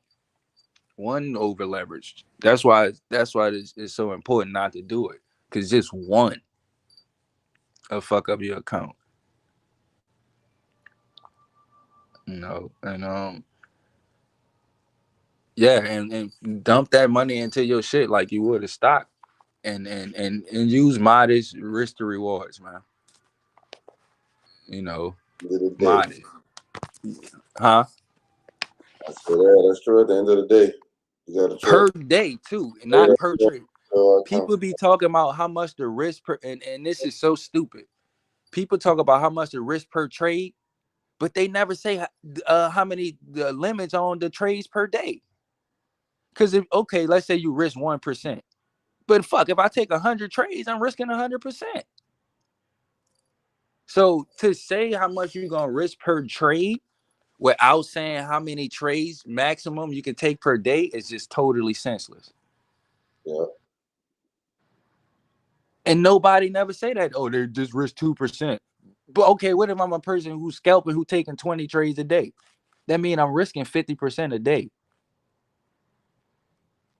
Yeah. Now with a 50% win ratio, I'm technically only gonna be risking 25% a day. And actually you're gonna be losing fucking 25% a day, technically. Crazy. Yeah. So well, now I ain't no break your ass to be losing. But right, yeah, you'll break even at best. So yeah, that makes sense, right? Like how many trades per day? Like I'm looking at my trading plan. I'm probably gonna update it. But what I got, risk to reward 1 and 2, stop loss 1 and 3%, and then I say manual exit. I got my 2 things I do for a manual exit that I see. I got 1, 2, 3 setups. Well, kind of 2 setups. Then I got max trades per day, 3. Max risk per day, 6%. My lot size, that's personal. I said 10 pips should be 1% of account, but I found actually 0.5% is best. Yeah, like your pip size should be about half, 0.5% of your account size. So if you got $1,000, 1% is $10. So half of that is $5. So you should have $5 pips. 1 pip should be $5. That I found that to be a great mathematical amount because it's not too little and it's not too much. So it's like risking what, 5%? On 10 pips, yep. No. So every 2 pips would be 1%. So on 10 pips, 10 pips, 5%. Yes, we said it right. So every 10 pips is 5%.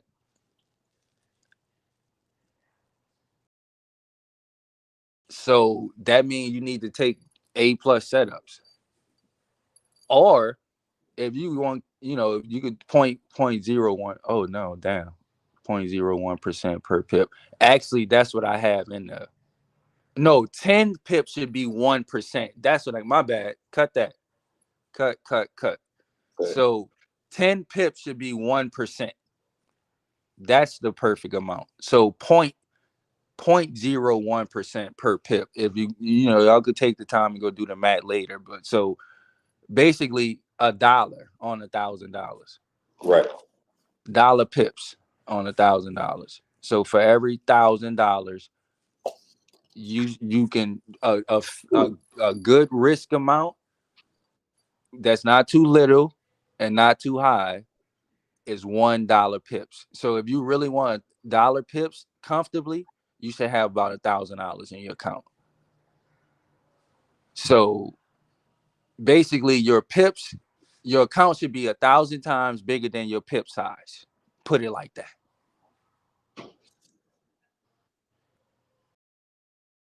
That makes sense. So if you got $10 pips, you should have about 10,000 in your account.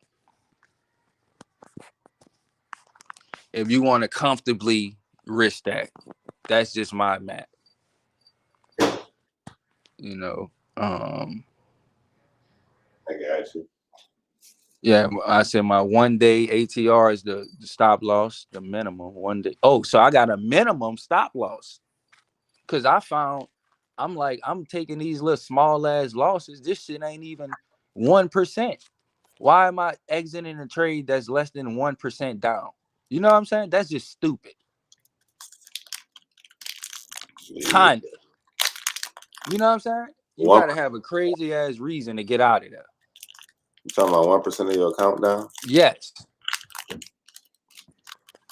Yeah. I made a trade that I thought was a great trade or a good trade. I'm down 1%. Oh no, I'm down less than 1%, but I want to exit it. What would be a good reason for that? I mean, there is some, but I don't think it's many, right? I mean, you bought at the wrong time. You bought. But how would you know? You only down one. Well, I feel basically the theory is this: you got to get a trade time to play out, and if the stop loss, if you got your stop loss and trade profit set, it's really on some set it and forget it shit. That's but how some people say this the 1%, 1 or 2%, right? Stop loss per trade. That's like the common. My whole thing was this. That's why I said my stop loss need to be at least 1 day ATR minimum. Now this is not counting the indices. This not counting the indices because because my whole thing was this, like, why even enter a trade if you're not going to put your stop loss at the 1 day ATR below, or not below, but you get what I'm saying? Like, if already moving 40 pips, why wouldn't I have at least a 40 pip stop loss? Again, it kind of all depend on where you enter at, because if you buying and you enter close to the low as much as possible. No, I'm saying from the worst. If you enter from the worst spot, even the worst possible, the market is going up and you selling from the top. Fuck, I don't know. Yeah, you selling from the top. So let's say the market we selling, right? So let's say tomorrow. Well, let's say today we sold at market open, and we see market is we down, we drawing down. Market is going up, but it ain't go up 40 pips yet. You see what I'm saying? Right. So it's like, how can you really say that market went against you if it didn't even go against you a full ATR? Basically, I was getting out of trades too early. That actually was, you know what I'm saying, decent trade. It probably wasn't the best setup. I mean, the Does best entry. the APR line up with your percent risk that you want to risk every day? Of course, me personally, but yeah, I mean, so if any, yes, my ATR should always be lower than my max percent. Like if one ATR is basically whatever one come first, my max percent that I risk per trade or the ATRs that I'm looking at. I got you. That makes sense. Whatever one come first, or it may be whatever one is further away. It just depends on the, you know, the situation. Right.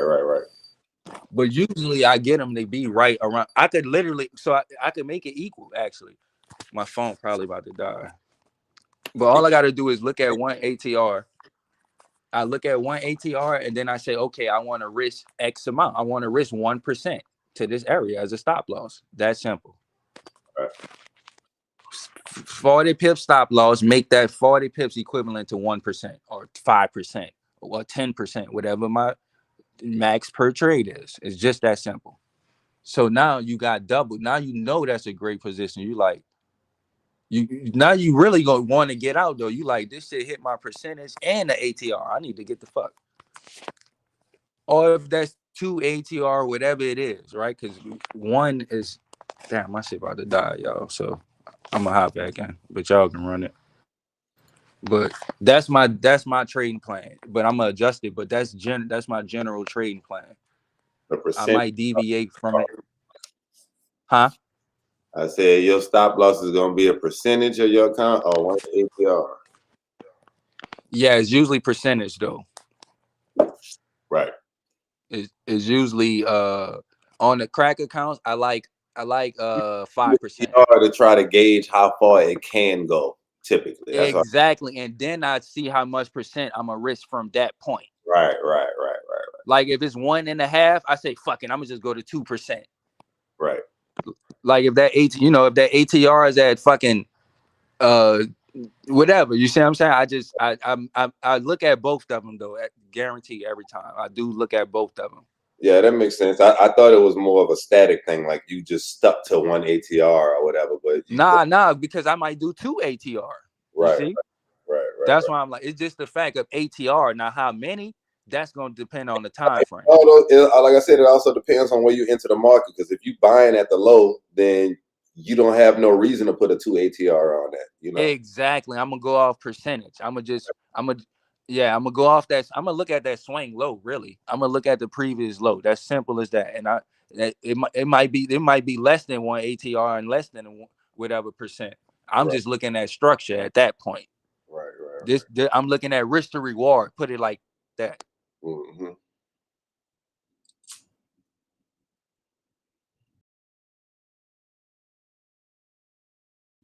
That makes sense, man. Yeah. I think everybody is pretty much post market for the most part.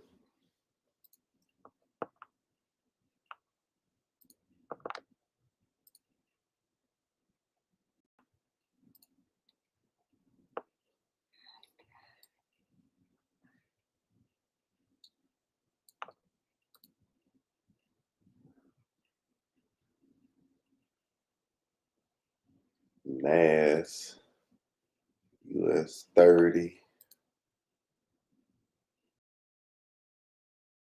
S&P.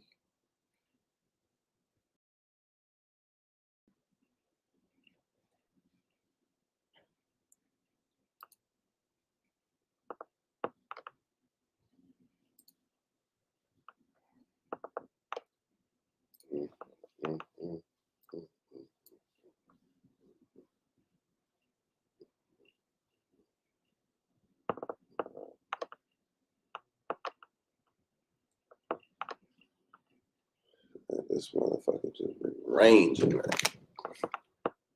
The Lone Ranger. Looking at 85. 75 to 80 pip range, roughly. How we been in? Nice little money. Easy. So about an easy 40 pips to get out of that. Then since Thursday of last week on buys. No, that was Monday sales. And then if you caught buys, it's just off of intuition for the most part. And it's really the only buy setup we got on the 4 hour. Right here, the last candle. Other than that, we didn't have it.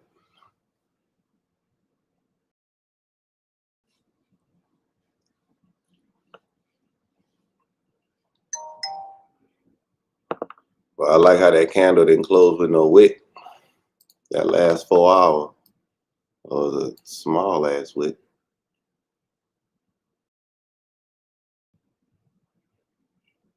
And a bitch like a pipette.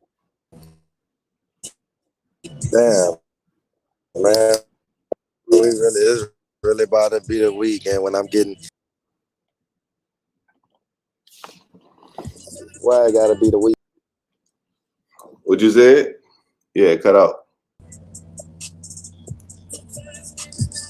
And I said, why I gotta be the weekend? I feel like it's getting good when I'm, when it's the weekend.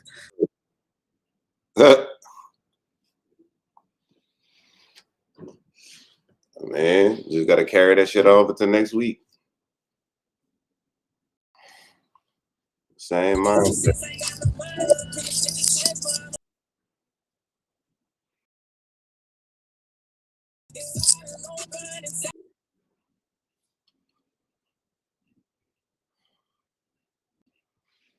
Yeah, man. I think we're gonna wrap it up.